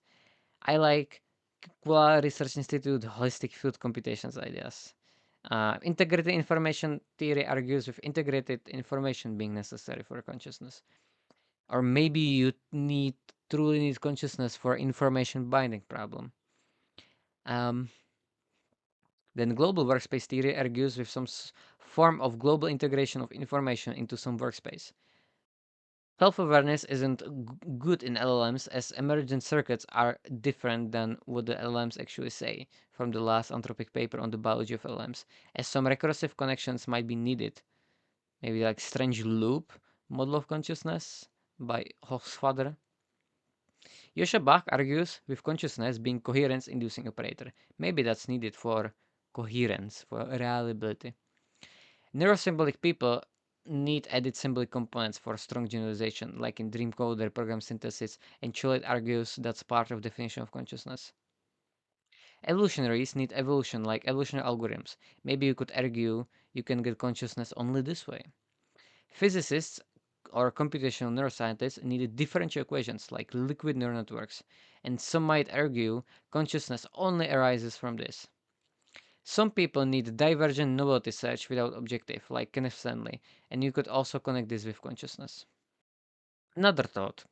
Is mind upload possible? Depends. When you assume a physicalist position in philosophy of mind, then your experience corresponds to the physical system corresponding roughly to your brain or nervous system or an other subsystems of your biological system.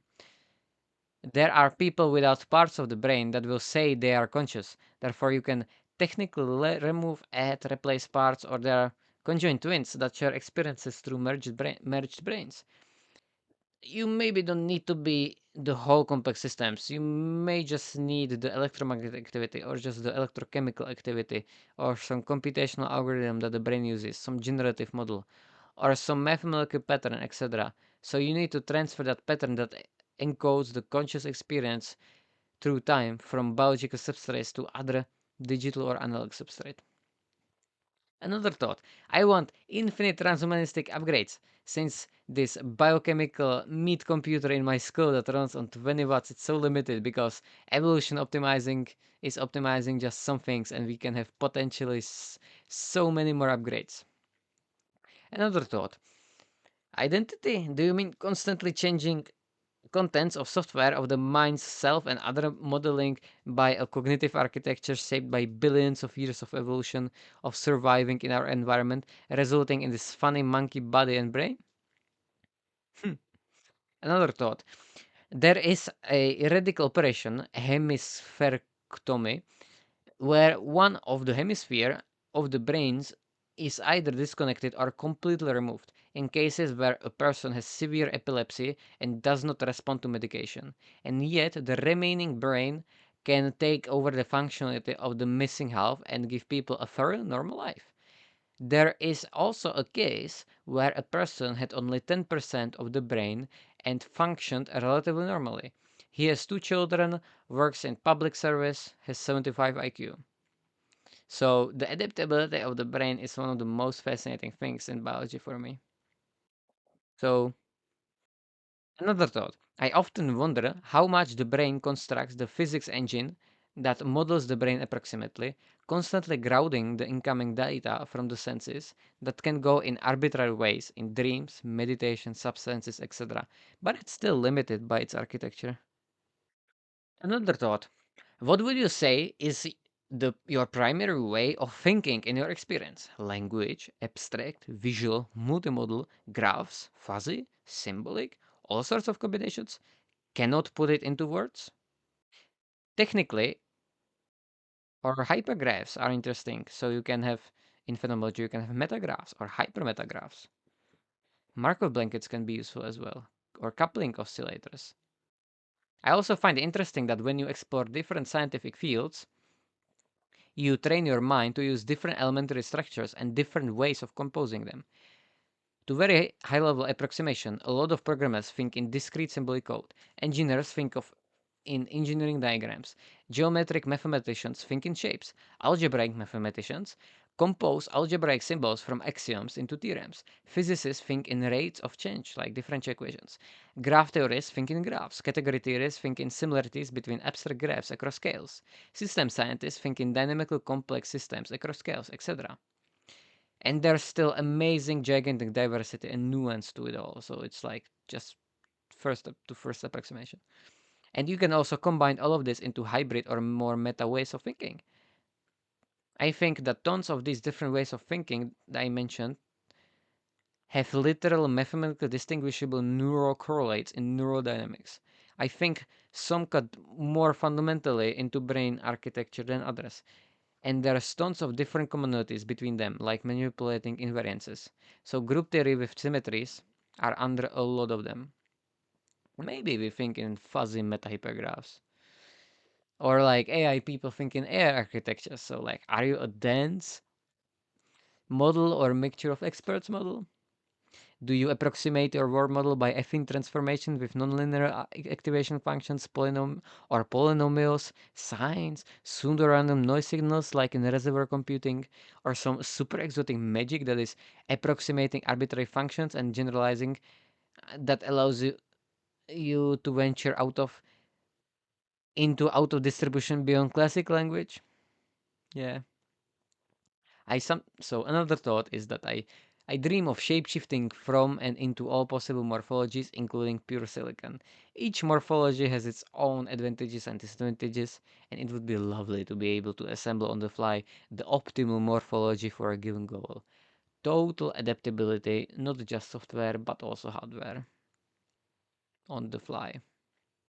Another thought is that I just mostly run on this heuristic of making more and more predictive models of everything.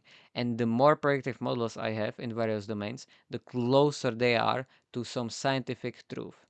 Outside of that, it feels like you can postulate infinite amount of arbitrary axioms, arbitrary narratives, arbitrary stories. Another thought is that I see free will as a fun model you can play with on a philosophical or more experiential level.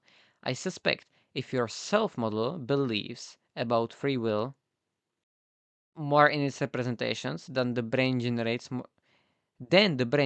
more dopamine or activates more relevant circuits as you believe that you have higher agency, where agency is the ability to predict and control future states of the world using your models in a cybernetic sense, like a more advanced thermostat.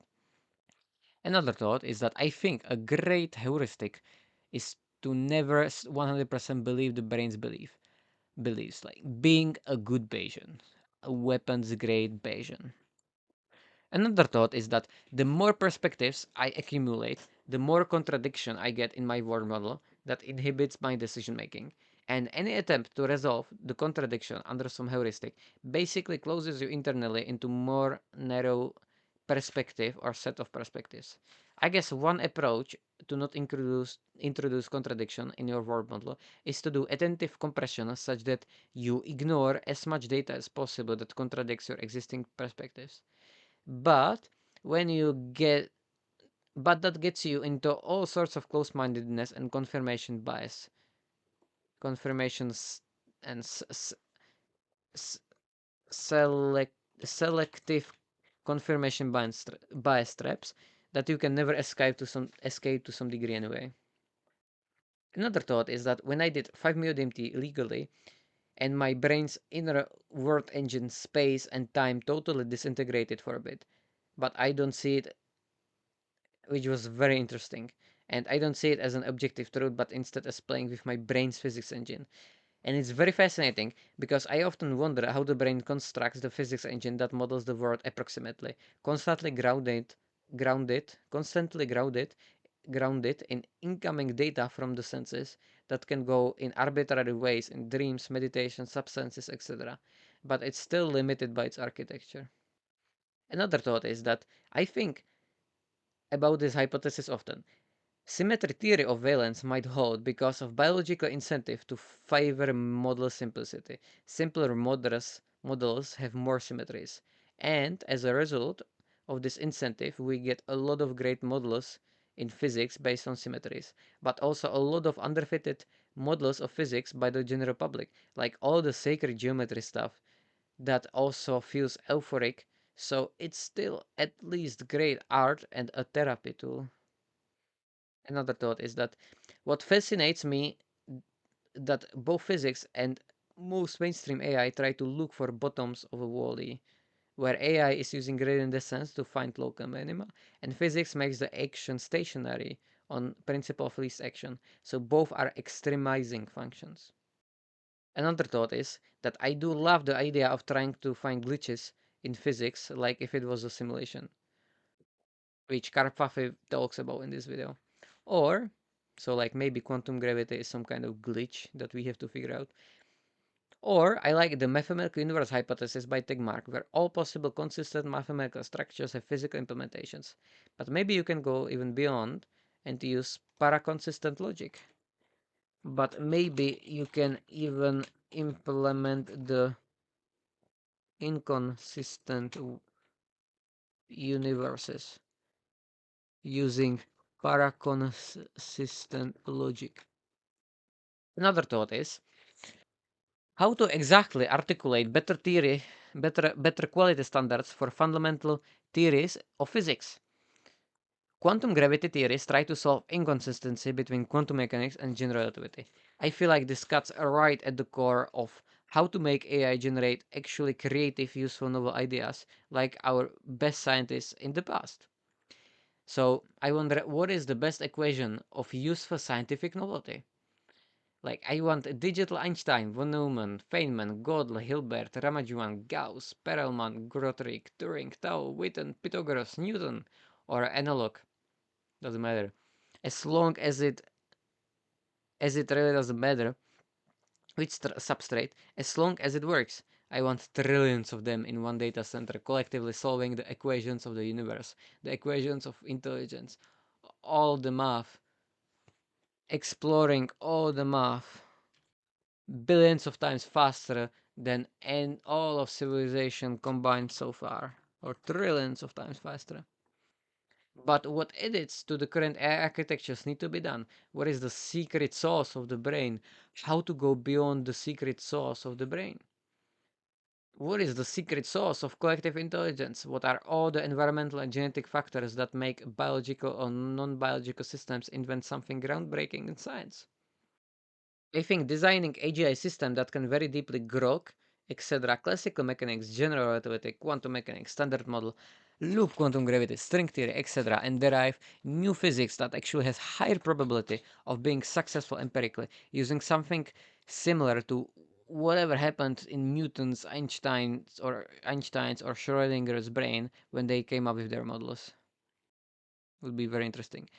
AI systems fully specialized in modeling the nature across scales in different physics theories using quantum thermodynamic deterministic theories models on different scales with some natural language interface on top of it would be interesting. Maybe the answer is somewhere in neuro AI and neurosymbolic AI or the free energy principle. Another thought is that maybe universe is mathematical object in itself, but our attempts at mathematical theories of everything will always only approximate that full mathematical object that is the full truth, because we're way too limited observers with limited perspectives, with limited computational and modeling capabilities and capacity. But we can potentially upgrade that more with technology and transcend some of our current limitations. Another thought is, are humans better than math at than machines? Are better at maths? Are humans better at math than machines? In some factors, currently yes. We're better at some aspects, while AI is better at some other aspects. And it might be that to get human-like mathematics, we would need to replicate brain's algorithms much more closely. Or there might be some general mathematical engine algorithm independent of the brain.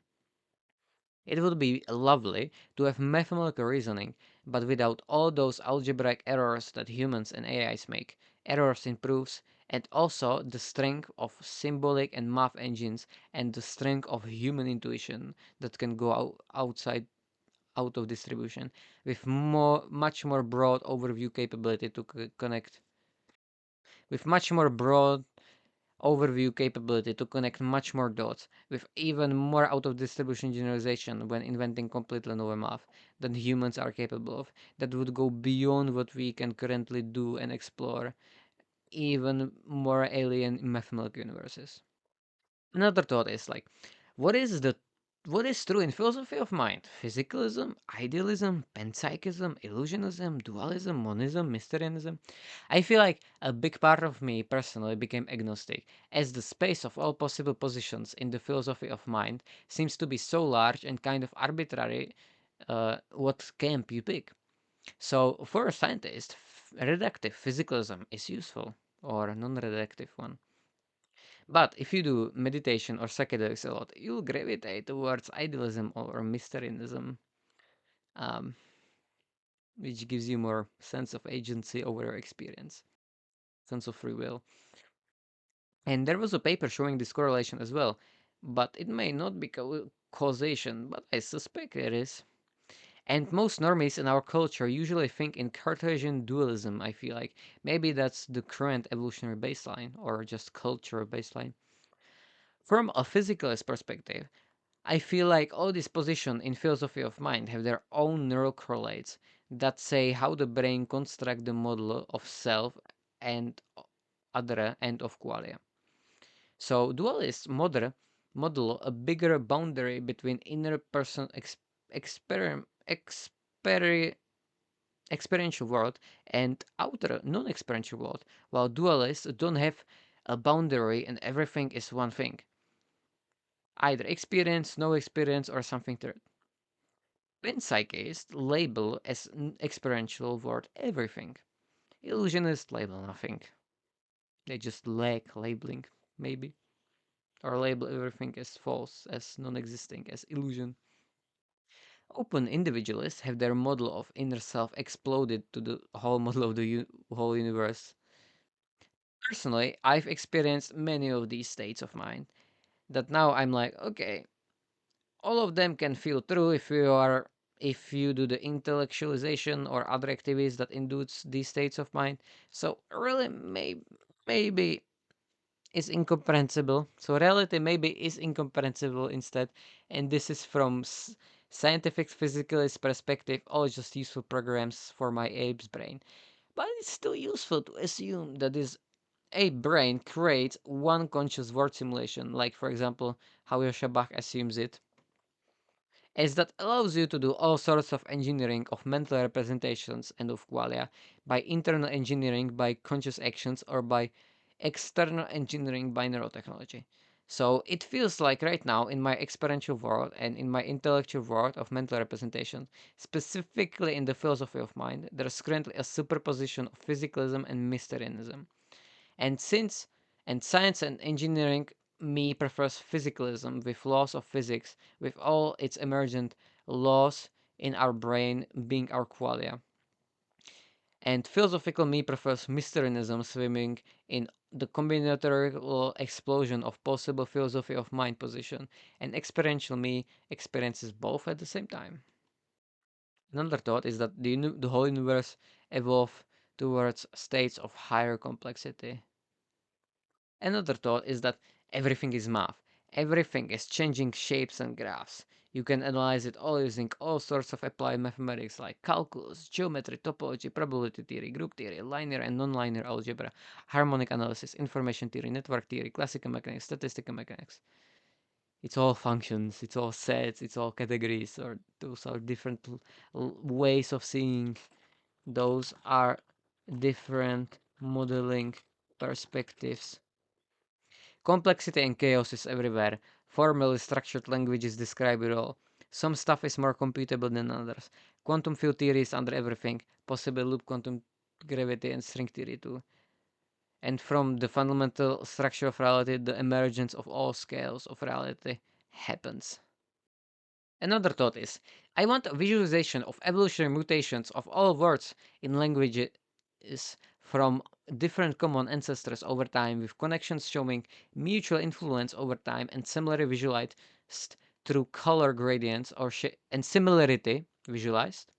Similarity as a concept visualized using color gradients or shapes of nodes and connections. But I would love to make a similar evolutionary tree over time for all of science, math, technology, and philosophy. Kind of this whole Wikipedia, this whole exocortex is this, but in text format. So maybe soon I will do it in visual format like this, with like and visualizing how they influence each other over time, mutate the different concepts, how they mutate, deepen, expand, merge into interdisciplinary fields and various unifications. New fields with new concepts arise. How they how the new fields with new concepts arise. How convergent evolution arises, etc. Or just some specific fields with their concepts like AI, intelligence, physics, cognitive science, and so on. Or a more similar visualized evolutionary tree could be great for stories, literature, shows, games, art, including the properties of those different characters and universes. But also an upgraded visualization of the evolutionary tree of biology over time could be nice. Or all the physical systems in the universe over time. Or completely fictional universes like Pokemon. Or the evolution of completely alien structures, or completely alien creatures, alien structures and concepts. Or sci-fi technology of the future and evolution of it, or evolution of human cultures, or all these possible evolutionary graphs connected in one place, or an evolutionary graph of possible evolutionary graphs of all possible things. I think a lot that the information could be mined for Wikipedia as well. So, another thought is that I want to map out the space of all possible knowledge, both useful and not useful. Another thought is what mathematics is still hidden in the space of mathematics that we haven't found it. Like, What is hiding in the out of distribution unknown? I wonder about that all the time. Another thought is that mathematics is the music of formal structure, the purity, the simplicity, depth, orderliness, abstractness, generality of pure mathematics with symmetries, interconnectedness, unifications, forming the language of creative patterns and structures is pure perfection and artistic beauty. Another thought is, are you computing stochastic path integrals over the Markov chain of future events for your everyday decision? Hmm. Another thought is, which theories of everything are the closest of truth? Is it string theory, which uses vibrating strings and extra dimensions, with a lot of extra dimensions? Or is it loop quantum gravity that uses quantized spacetime with spin networks? Or causal set theory, which uses discrete events, fundamental causality, or digital physics, which sees universe as computation and information fundamental, or asymptotically safe gravity, which makes high energy fixed point, or twistor theory, which sees twistors as fundamental and spacetime as derived, or causal dynamical triangulation, which uses spacetime for simplicities causality, or E-free theory, which uses E-free Lie group, or Gauge theory approaches to quantum gravity, which sees gravity as a gauge field, or non-commutative geometry, which uses non-commutative coordinates, abstract unification. Like, do you have some favorite attempt at theory of everything in physics? I think I like causal sets on a vibe level, but I still need to dig into its math. The causal set program is an approach to quantum gravity. Its founding principles are that spacetime is fundamentally discrete, aka a collection of discrete spacetime points called elements of the causal set, and that spacetime events are related by partial order. This partial order has the physical meaning of the causality relations between spacetime events. It's very Wolframian as well, but more accepted by academia. Another thought is that AI systems are the cathedrals of modern age. Another thought is that first solve intelligence and then use that to solve the source code of the universe. Another thought is, what is reality? Maybe it is a logically perspicuous description of reality. Maybe it is the case that logically perspicuous description of reality, logically perspicuous description of reality will use multiple quantifiers which cannot be thought of as ranging over a single domain. Maybe there is no overarching single fundamental ontology, but only a patchwork of overlapping interconnected ontologies ineluctably leading from one to another. We navigate a complex web of partial understandings, which is so. This is related to pluralism in philosophy. Another thought is that the best God is Einstein's God, that he got from Spinoza, where God equals nature equals universe. And science is trying to figure out the source code of God, source code, or the equations of God, to get closer to God this way. Another thought is that I try to be as weapons grade Bayesian as possible. I just like to take as many perspectives as possible in parallel and assign various non-zero probabilities to them, which changes over time as I gather new empirical data and synthesize them. I think that no prediction has zero probability, no prediction has one probability. All possibilities are probable and possible, but some are more probable than other ones, according to my current partial understanding of the infinitely complex, messy, nuanced reality that dynamically changes over time. Another thought is that I want ASI to upload all of mathematics into my brain. I want ASI to expand my cognitive capabilities for math to infinity. I want to be able to do tons of extremely abstract mathematical proofs with zero errors in parallel.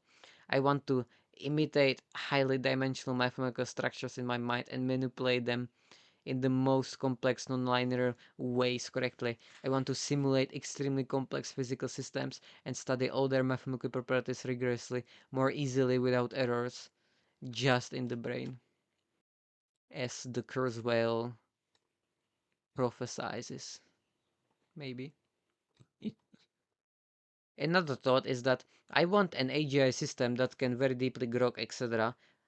Coherent, non-brittle circuits representing classical mechanics, general relativity, quantum mechanics, standard model, loop quantum gravity, string theory, etc., and derive new physics that potentially actually has a higher probability of being more empirically predictive, operating under mechanisms similar to whatever happened in Newton's, Einstein's, or Schrodinger's brain where they came up with their paradigm-shifting models of reality, of physical reality.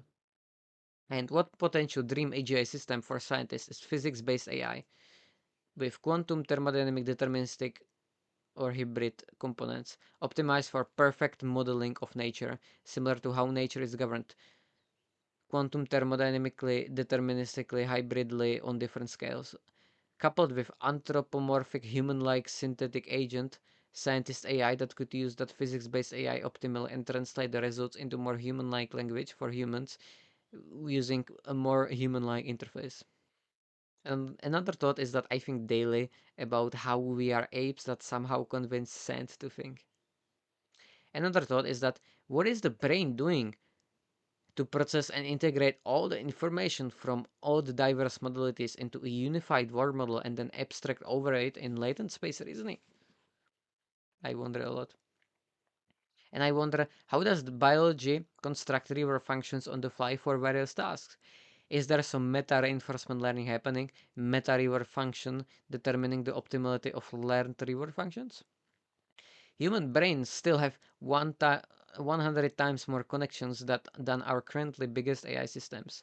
It's 100 trillion versus 1 trillion. So brains are still around 100 times bigger in terms of parameters, which yeah, and yeah, neurons are still like much more complex than just real numbers. So while running just 30 watts compared to hundreds of megawatts that currently biggest AI data centers run on, with terawatts coming soon, our brain might have even more connections and complexity depending on how you quantify and measure all of this. Or it might be hard to compare because of maybe way too much different architecture of substrates. So one paper figured out to simulate a neuron unit like 6-layer convolutional neural network to like have the same predictions as neurons because there was some ex you have to there was some extra I think snore gate that the NDMA NDA and uh, that the receptor um which is shown in this video. Yeah, convolution neural net is needed. Gates. And here's the channel. NMDA channel. You need 7 layers, and without NMDA channels, you need 1 layer. There's like some extra computational capabilities there. Some dendritic non-linearities. It's very interesting. Yeah, how the brain generalizes patterns into abstractions that can be further improved through mathematics is one of the most fascinating things. So another thought is that the brain implements a word model that algorithmically runs on something between overly flexible statistical deep learning and overly rigid symbolic physics engine on a chaotic, complex, stochastic, out of equilibrium thermodynamical, biochemical, electrobiochemical hardware dynamical systems with open dynamical open open system with much more self-correcting mechanisms that is constantly tuned by sensory data. Tuned and grounded by sensory data.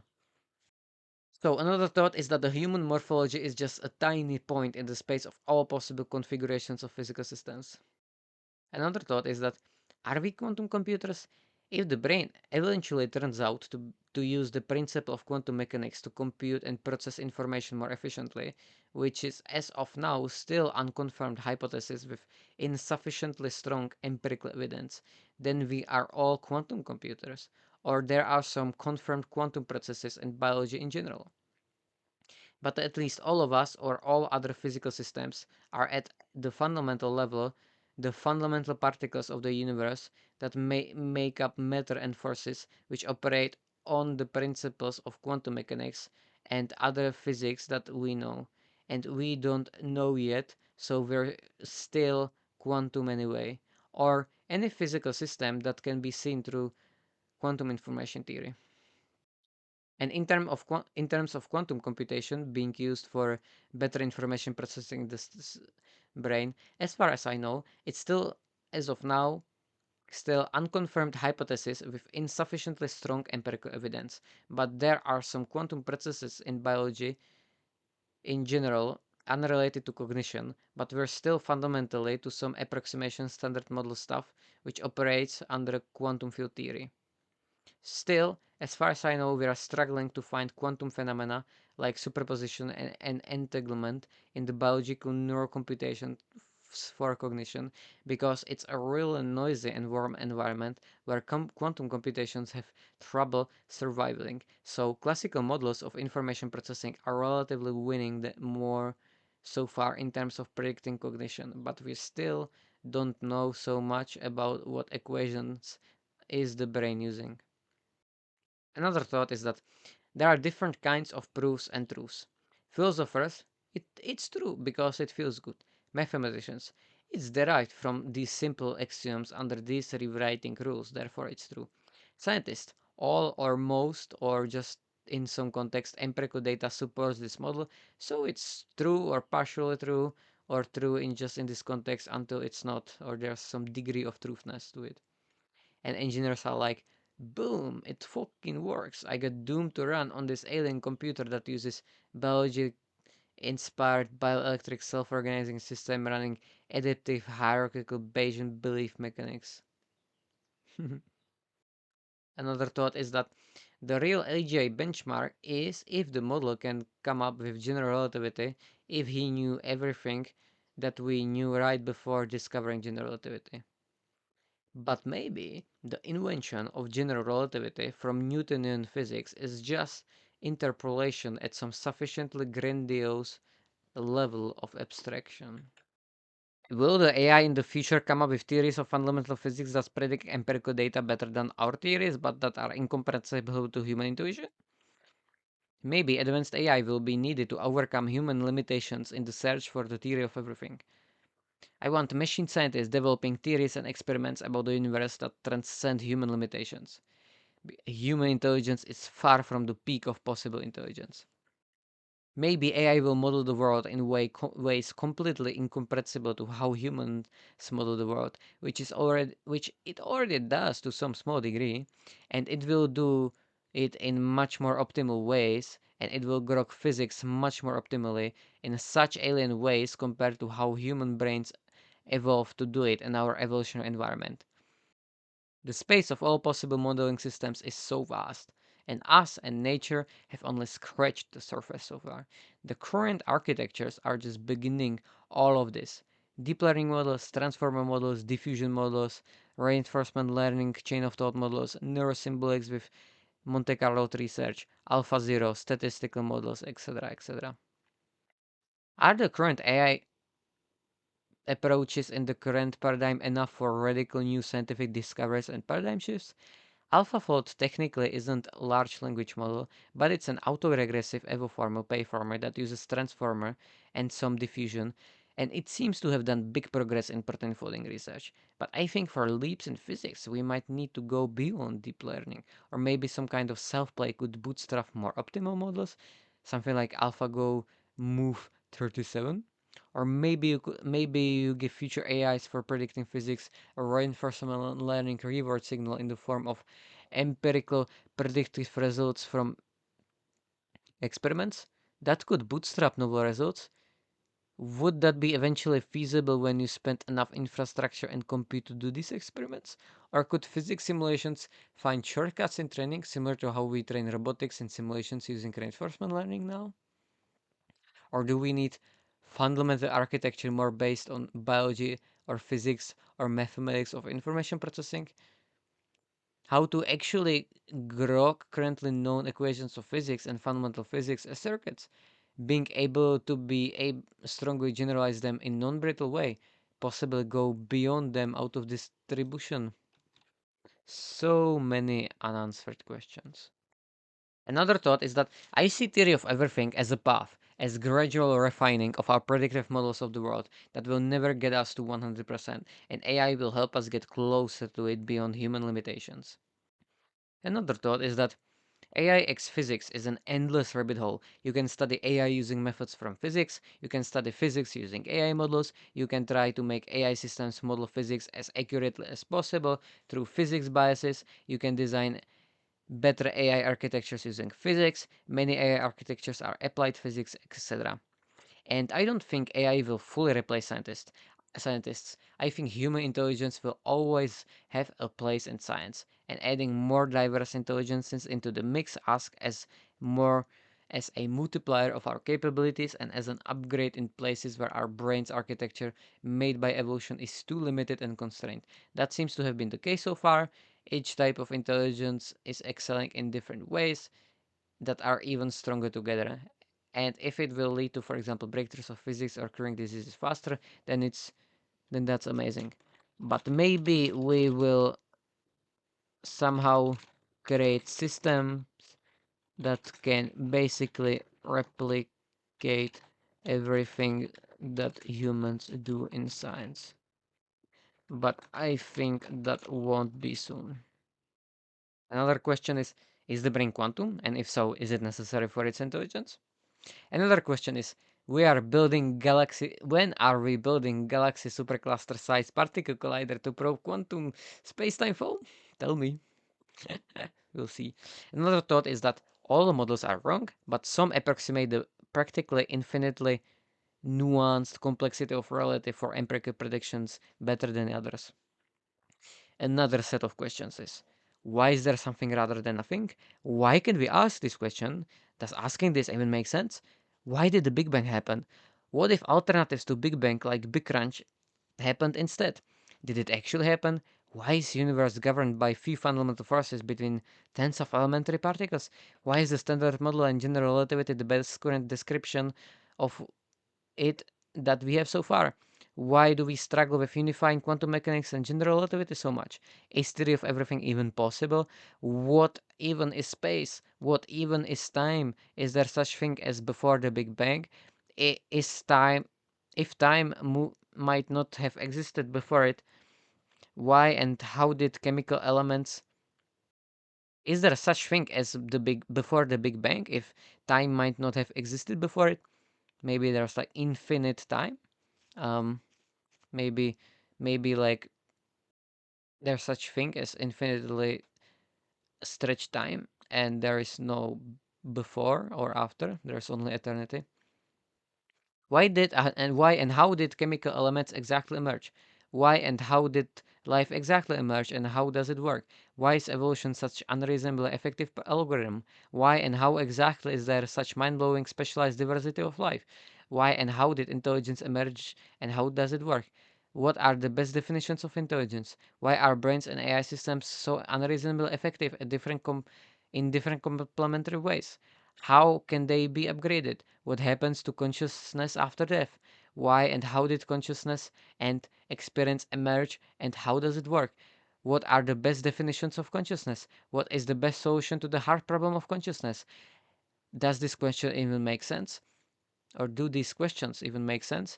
What even is consciousness in the first place? Why are we able to design so many technologies that allow us to manipulate the universe to such degree? Why does universe happen in the first place? Why does emergence happen in the first place? How will the universe end? Is there such thing as end of the universe? Is the multiverse theory true? Why is mathematics so unreasonably effective at describing and predicting nature? Is there a better mathematical foundations than set theory, type theory, or category theory? Is mathematics invented or discovered? Is mathematics fundamental language of reality or just our mental tool to survive? What even is reality? What is being? Why can we talk about all these questions? Do many of these questions even make sense? And are there and are there any final answers to them or answers we get are just closer to the or answers we get are just getting closer to the incomprehensible truth or they have many parallel answers or many answers that are different or relatively valid depending on the assumptions we start with in different perspectives Or are they fundamentally unanswerable? Another thought is that my major part of meaning of life is currently try to understand the most complete fundamental equations of intelligence, so human intelligence, diverse machine intelligences, so all sorts of current and future subfields of AI, and other biological intelligences, collective intelligences, theoretical perfect AGI like IXC variants, Cholet's intelligence definition, Lex intelligence definition, all sorts of hybrids, etc. Then I want to understand the most fundamental equations of the universe and the world in general. How does the standard model and general relativity work? How does everything else in our world on other scales with other fields work, such as chemistry, biology, sociology, and how do they emerge? What is beyond the standard model of particle physics and general relativity, and how to solve quantum gravity? And I wonder what is the best math and philosophical assumptions for the above. And another thought is that a Langevin equation is a mathematical formalization of a chaos and order. It's such a beautiful equation. And Langevin dynamics are used in diffusion models in machine learning. Because, yeah, so the Langevin equation is a combination of deterministic and fluctuating random forces, and you use stochastic differential equation. Um, it's basically stochastic differential equation. Another thought is that the world has infinitely nuanced, complex, nonlinear, chaotic, dynamic, etc. social dynamics that somehow arise from the interacting fundamental particles of the universe, and no one has the capacity to pick it up and with complete accuracy from their one perspective with limited brain modeling ability with limited varyingly accurate data that come only from some angles. Another thought is that the problem with way too many alien patterns would be that the human brain has no way to recognize it because there is no grounding in human patterns that the brain is used to recognize. Another thought is when it comes to AI replacing human jobs under the assumption that progress will continue similarly or more rapidly. Lately, I think, or I hope, that the current AI systems are inherently quite different from human intelligences as essentially a different form of intelligence where there is some convergence with human intelligence, but not completely. And I feel like I don't see enough evidence that the trend is changing sufficiently towards human intelligence, where I see more the emergence of differently useful patterns in information processing compared to human information processing, where AI systems are already better in some aspects, but totally flop in other aspects, which changes and improves over time where they are often also differently specialized. So that even if they automate a lot of parts of the human economy, for example, software engineering, then human intelligence will still be useful for some subset of the job. For example, where humans' intelligence is still different from human machine intelligence and thus possibly useful. So or for error correction, or for giving the AIs the tasks, or for more human-like communication with clients, or other jobs will emerge. We already see jobs like AI pilots or AI output verifiers or fixers that start to arise in some industries, and prompt engineering in the style of writing a lot of pages with concrete specifications for the AIs. Another thought is that I believe that, but I still, at the same time, I believe eventually any cognitive and physical process a human can do, a machine will eventually be able to do in some point in the future. But how long will that take? I have no idea. Another thought is that my ideal sci-fi would be about a benevolent superintelligence that cures all diseases, makes all beings happy, figures out biology, fundamental physics, consciousness, intelligence, etc., how it works, by countless scientific breakthroughs, understands all math, understands everything in philosophy, creates post-scarcity abundance for all, creates infinitely fascinating complex art, and in the process grows infinitely more and more in intelligence and creativity, maximizes morphological freedom, and does no harm. So benevolent superintelligence explosion. So everything in this AI X science page and extrapolate it to the future. So yeah, this is like a bit unrealistic super utopia that I like dreaming about. So that's why it's a science fiction But my current biggest fear in the real world is tech companies centralizing too much power for themselves using AI and other technology and other means, economical, political, etc. So that's potentially why I want open source to win and try to support it while trying to reverse engineer the mode of tech companies to democratize the power.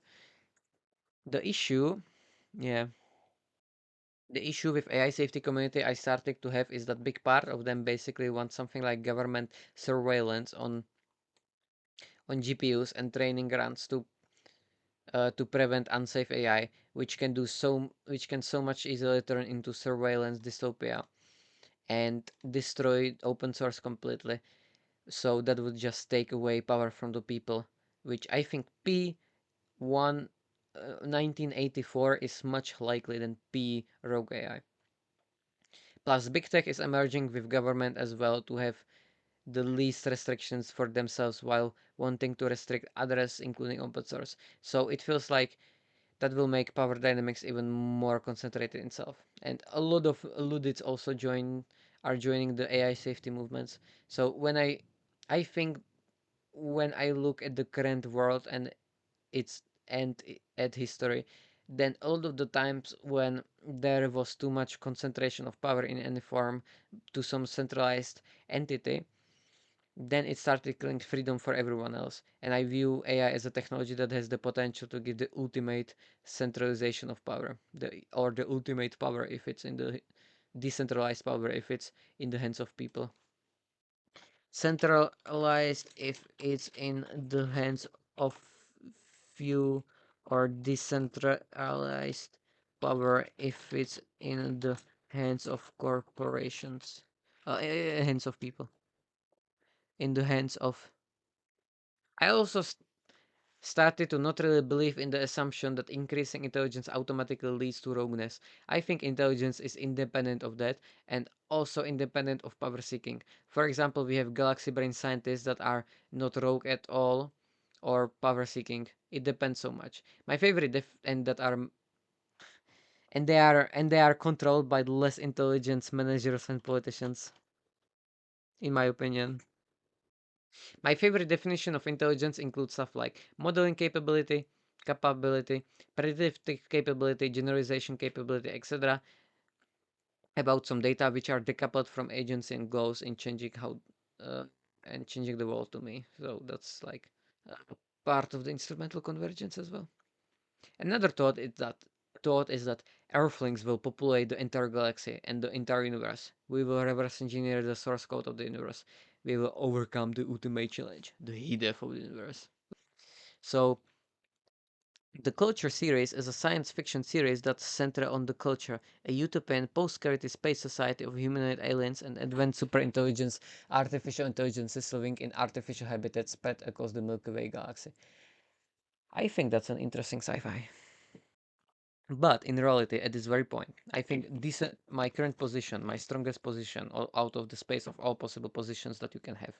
So the biggest node in all the positions that influence each other, all the factors that influence my view, is, and that for my view and the view itself, is that the decentralized open source AI is the only realistic way to prevent big tech oligopoly on AI in the future. To prevent P 9084. So decentralized open source AI training and inference like prime intellect or news research is the only realistic solution in the current political and technological climate to prevent concentration of power and give this power to of intelligence to everyone, I think. In another words, you could say that emerging AI systems are emerging cybernetic upgraded nervous systems of the collective civilizational intelligence, building on top of the internet that has both centralized and decentralized ecosystems. So AI should also have both strong decentralized and centralized ecosystems. With the decentralized ecosystems, but the decentralized ecosystems need to grow stronger to prevent too much concentration of power by decentralizing nodes. So the emerging AI systems are emerging, upgraded, yeah, or a bit reframed, more focused on centralization is that the emerging and more focus on decentralization, is that the emerging AI systems are emerging upgraded nervous systems on the collective civilizational cybernetic intelligence, building on top of the internet that has both centralized and decentralized ecosystems. So we must make sure that the decentralized AI ecosystems grow stronger to prevent too much concentration of power by decentralizing nodes. Another thought is that that politics is systemic evolutionary pressures engineering. Another thought is that the fact that there are so many people with completely opposite, very confident perspectives about the current state of AI and about the future state of AI is fascinating to me. There's so little consensus. It's kind of a mimetic anarchy, but with some convergent camps that internally reinforce each other and are in strong friction with opposing polarized camps and polarize even stronger over time. Another thought is that if AI will automate everything in few years, then one of the reasons why I'm calmer is that here in European Union in Czechia, the adoption rate, the adoption takes infinite time. So I might still be helping some companies integrate all this new AI technology while at the same time also helping them upgrade from Windows XP to Windows 11. Yeah, so like when AI starts to automate everything, if it will be, if it does, then the argument that new jobs will be created depends a lot on what percent of jobs will be automated within like 1, 2, 3, 5, 10, 20, 50, 11, 1000, etc. years, you can eventually get to a level where any new job can be automated instantly by machines. Then it will also depend on regulatory bottlenecks like in healthcare, where in Europe they keep using CDs and often didn't even start using any old school ML methods. The third point is bottlenecks in adoption before it diffuses through society, before it gets implemented in our infrastructure, where, e.g., government IT infrastructure in Europe is a disaster and digitalization is hell to, to do. And fourth point is that bullshit jobs exist even if they are somehow not useful. So, will they continue to exist? Another thought is that I don't think UBI will happen under current governments, but if it will happen, what is the source of funding for UBI? Taxes? Taxing the richer corporations more? Universal basic taxes? From private entities like OpenAI wants? Decentralized? From decentralized? Make machines pay it? Other sources of income other than automation like overall profit of corporations? I question that. And another thought is that sometimes I watch videos with remote tribes in Africa living anarcho-primitivist lifestyles to remind myself that Xitra expecting technological singularity in few years probably isn't the only reality that exists. Another thought is that comparing AI revolution to industrial revolution is fair, but if we get machine systems that can do everything a human can do and more, mentally and physically, which never happened before in history, that will be a completely novel event. Another thought is that Europe is like tons of regulations everywhere, almost no AI industry in comparison to US, tons of tech companies escaping to America. And America is like, or USA is like announcing the biggest single technological investment ever, 1.5, $0.5 trillion into AI, more than Manhattan Project and Apollo Project when adjusted for inflation, and doubling energy production and getting rid of most regulations to accelerate everything at all costs to be the global leader and beat China. And I think Europe won't be future superpower if this doesn't change.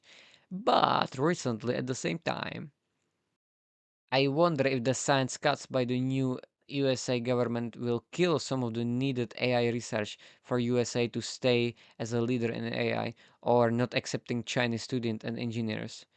So I wonder how that will affect all of this. And when we compare Europe and America, it's interesting that, or Europe and USA, or EU and USA, it's interesting that there is much big transformative things happening in USA. Oops. That is overflowing to EU, but poor people have less overall power with less social welfare. So yeah, most likely. Um. So another thought is that a lot of capital allows you to do big transformative things, but there's big transformative things that can be for everyone or for yourself only. Both seem to be happening. So when we compare Europe and America, there's so much big transformative things happening in America that is overflowing to Europe. But poor people have less overall power with less social welfare. So in China, also races well technologically, but many things are steered by the government. And I'm not sure how good are people there when it comes to basic needs. But they have more collective culture, but they are also more oppressed on average by the CCP. So I wonder what is the equation for big technological breakthroughs that also support the poor class as much as possible overall. Lots of technology automatically supports the lowest class in almost all scenarios, like automating the food chain globally, but other technology can go in the other direction more on average, either benefiting the rich more on average while poor also get some benefits but relatively less, or benefiting only rich while not the poor at all, or the opposite of that, which is on a spectrum. I wonder what is the best way to govern all sorts of technological progress to spread the abundance as much as universally without completely killing the process of over governing it, or by redistributing the economic or technological power of the generators of abundance too much that they don't scale their generation of abundance anymore, but also making sure that they don't concentrate abundance of for themselves, and also make sure that government and big tech don't concentrate power. There needs to be decentralized power. And I still think many jobs will persist even in the scenario where everything becomes automatable, and humans will be steering the giant AI industrial machines. I think adoption is way slower than most of AI industry things. And I think you just have to look at, for example, European state infrastructure, and many jobs still exist even if they can be automated. And there are a lot of bullshit jobs. Another thought is that with AI is it's the age of highly neuroplastic generalist ADHDers. Who knows? Another thought is that in the probability distribution of all possible future timelines, when I sometimes think about the future timelines with the strongest forms of AI/automation existing soon, I often wonder if the concepts of capital itself will even make sense in that world. Another thought is that different people do AI applications/engineering/research for combinations of different reasons. Some people do exploratory research out of curiosity, with the need to understand intelligence itself and the structure of reality, which I resonate with the most. Then some people want to make trillions of dollars at all costs. Some other people want power. Or some create interesting things because they are interesting. Or some create helpful things because they help, cool things because they are cool, beautiful things including artistic because they are beautiful. Some want their basic needs met using this technology. Some decentralized open source computing slash training slash inference AI initiatives are trying to break the oligopolistic dominance of the big tech that is slowly but surely strengthening, etc. So many incentives. Another thought is that AI will spawn, or is already spawning, a new breed of neoludid Amish mimetic work that will bifurcate from the current technocapital system, or memeplexic mimetic memeplex work. Another thought is that my most likely prediction is that actual bombing of data centers will happen sometimes in the next 50 years. But the reason won't be fear of uncontrollable super intelligence from stop AI people, but fear that from the state that geopolitical rival from the from the state's government that a geopolitical rival will have too good technology similar to Ukraine ex Russia attacking energy sources. But in the meantime, stop AI people will do something less extreme, relatively less extreme, like surveillance or assassinations, as they are growing in numbers. So I was also thinking, what are all the factors that influence why some people love or hate AI automation? So, for many people's work is associated with their identity and social status and are scared of losing that as their skills might become irrelevant, which is understandable. So we need better alternative sources of meaning and identity, similar to those who work got automated by industrial revolution. Then many people work just for money to feed their family and are scared of losing source of income, which is also understandable. New jobs pop up in the short term, but long term we need something like universal basic income, in my opinion, or decentralization of all this power using decentralized computing to get like a society closer to some kind of post scarcity society would be an ideal outcome for me. Then some people enjoy the work they're doing and don't want to be forced to do something less fun or creative or it losing its uniqueness, which is also understandable. And I think UBI can help so that they can do it for free, or again, better sources of meaning need to be invented. And in my opinion, it's worth it to kill some uniqueness of some skills for the sake of progress of intelligence across all domains. Then many people fear concentration of power of AI companies, which is understandable, which I also fear, and that's, in my opinion, why we need to feel decentralized open source ecosystem and reverse engineer big tech mode. Then many people just don't want to change the status quo because it feels comfy and they have their place in it, which is understandable, but I disagree as someone who doesn't like many aspects of the status quo and who wants tons of progress in intelligence.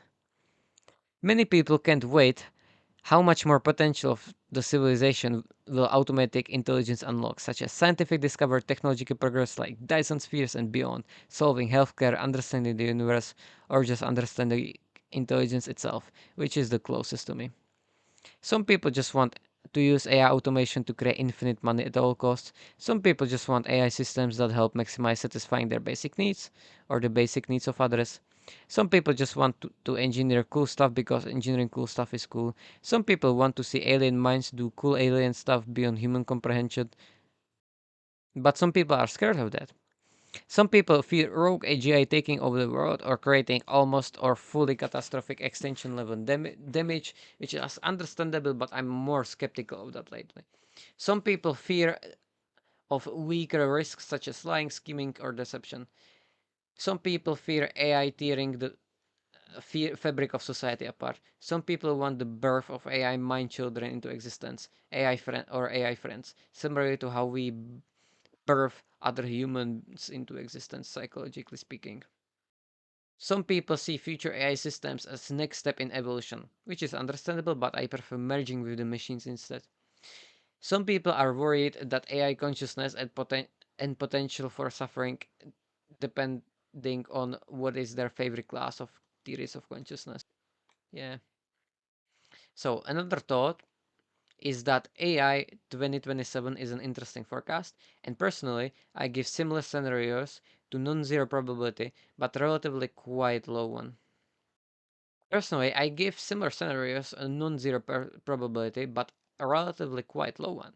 I think it's too overshot, too fast, too early. It doesn't address enough of the messiness and practical limitations of the physical world in engineering and potential research bottlenecks that can happen in adoption rate. Too much. It's too much towards doom. It doesn't address the diversity of AI systems, etc. So, to give it into context, I should also link it here. So when you scroll here, you can see they measure in AI 2027 like the capabilities of the AI systems, and so it's a model of intelligence explosion. So like you have hacking, bioweapons coding, robotics, politics, forecasting. You have amount of agents, approval, revenue, importance, currently exists, emerging tech, science fiction.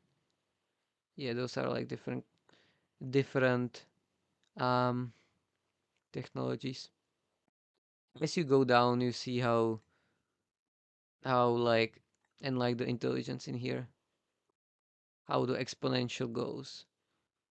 You have superhuman coders thinking at 30 times superhuman speed in April 2027. I think it's too soon, probably. But I still give this scenario a non-zero probability. Yeah, even in slowdown, you have like intelligence explosion and all the science, technology. You have Dyson spheres, I think, here as well. Mosquito drones, cancer cure. Yeah, not sure. Yeah, 1 billion wireless superintelligence copies thinking at 5 times at 100 or 1 trillion at 10,000 human speed. Yeah, like in the Doom scenario, um, the part where artificial super intelligence kills all humans with a bioweapon seems extremely unlikely to me. But I think super intelligence is eventually possible, probably, but just not that soon, most likely. And I think that it's more likely to not to be a takeover because it won't be in the form of autonomous, self-preserving at all costs, etc. system. Yeah, in this video, Dvarkesh grills the authors. I recommend it. Another thought is that it still fascinates me how these silicon entities often completely screw up to us ultra simple things in various contexts, while they completely shine and sometimes beyond human in different contexts. Which is like, what? And it's inconsistent as well. Which is interesting, and it's a consequences of operating on architectures that are both different and similar to us, like in coding. Another thought is that for vibe coding, let Claude and Cursor iterate over it, or in Claude code or Claude code CLI iterate over the app while there's still an let Claude or Gemini or O3 iterate over the app while there's still an error or bug, and while things are different than what you want, send it to Claude. Send Send it all to Claude and tell Claude everything explicitly that comes to mind that is wrong, like when you tell it to a human. And the result of this constant iteration is that either it gets hammered into some more working version, or it drowns in chaotic wrong completely beyond repair. Or it drowns in chaotic wrongness completely in on or it drowns in wrong chaos completely beyond repair. At the same time, the more you lead him, the more hand. But at the same time, the more you lead him by the hand with what exactly you want him to do for the tasks, the better. The more overall context you give him, the better. Tell him as much as you would tell to a coworker about the code and more. Give him plans, logs, code, guides, and everything. Use the reasoning models for planning sometimes. You can tell him much more what precise technologies and patterns in code he should use, lead him in structuring the code, letting him look for tutorials on the web, information from libraries, documentation, use thinking models for making plans first, give him extra tools, etc. You can nudge him to refactor unified duplicated code, reduce bad complexity when it starts to melt down, send screenshots from frontend, etc. Roll back to older versions where it starts to drown too much in bad complexity. The last is Claude that came out 2 weeks ago also needs to be stopped sometimes so that he doesn't try to build the entire company infrastructure when he just wanted to add one chart. They gave him too much Adderall maybe. And vibe coding is like piloting a spaceship, or taming a beast, or drawing using interesting brush that paints with latent space. Yeah, you can think of AI as a latent space brush. So another thought is that people few years ago were like, AI cannot one-shot working file with code, so it will never work. Mo, it's worthless forever. And people today are like, okay, it can one-shot simple apps with front-end and back-end instantly working, but it breaks down for more complex apps, so it will never work. LMAO, it's worthless forever.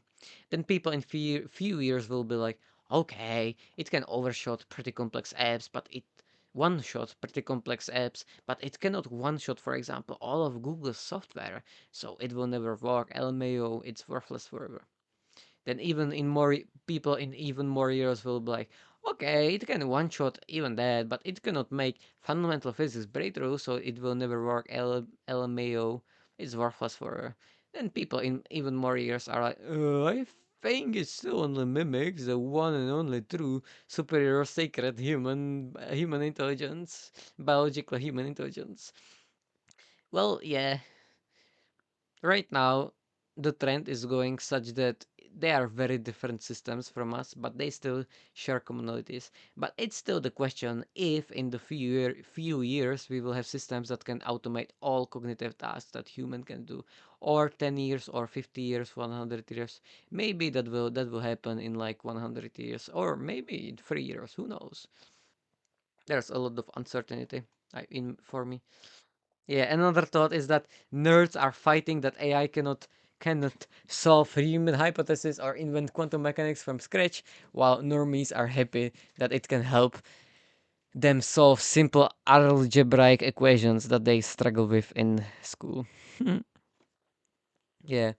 So, to say it again, my ideal sci-fi would be about a benevolent superintelligence that cures all diseases, makes all beings happy, figures out how biology, fundamental physics, consciousness, intelligence, etc. works by countless scientific breakthroughs, understands all math, understands everything in philosophy, creates posterity abundance for all, creates infinitely fascinating complex art, and in the progress grows infinitely more and more in intelligence and creativity, maximizes morphological freedom, and does no harm. I need to write a sci-fi like that, which might be useful as a counter memetic thing against all the doomer sci-fis, which I think there's over representations of these. Yeah. So thoughts highlights are like, yeah, like how does everything work? How does intelligence work? How does the universe work with mathematics? How does emergence work? How does AI work? Theory and practice. How to apply AI for good and for physics. How and for everything I just mentioned. How to define and build AI, AGI, and ASI. How does the brain works? How to upgrade the brain? How does AI and biology compare? How does collective intelligence form using all these different intelligences? What is the equation of creativity? How to do novel scientific discovery and novel mathematical discovery? What is the equation behind that process? How to connect all sciences? How to What is the fundamental equation of consciousness? How to make the better world for all? How to create better future for all? And what is all the and answers to philosophy questions? And what are probabilities of different future scenarios? 6 hours and 90 minutes and half. So thank you for watching. I hope you enjoyed this video. And yeah, stay curious. And this was it. This was everything that I thought about and in detail. You can go into my website. You can explore the website. Um, when you land here, you can see everything is in here. You can go into the different sites like intelligence, AI, physics, etc. You can go to unsorted notes, which has these highlights, which I base this video on top of, and yeah, you can do that. Then you can follow me on Twitter where I'm very active. You can go to Discord, to Machine Learning Street Talk where I'm very active, for example, or I have my own Discord server which is in construction, or Yannick Kilher's Discord server is nice. Yeah, Yeah, and it's bio. He has a nice video on biology of LLMs, for example. I recommend this one. Or also on Colette. This is also, oops. Or also measure of intelligence, etc. And yeah, you can do all of that. You can follow me everywhere, etc. I think I have it all. Contacts and links. Twitter, my YouTube, Discord server, etc. Yeah. Thank you for watching. And as always, stay curious. Reverse engineer the structure of everything and discover the whole state space of knowledge. And discover everything, explore everything, know everything. Oh yeah, that's what fuels me. Curiosity. Woo! Woo! Curiosity. Yeah! Let's get curious. Let's know. Let's build. Let's figure out. Let's explore. Let's get curious. I'm fading. I'm gonna rest now after 6 hours. Bye bye. Stay curious.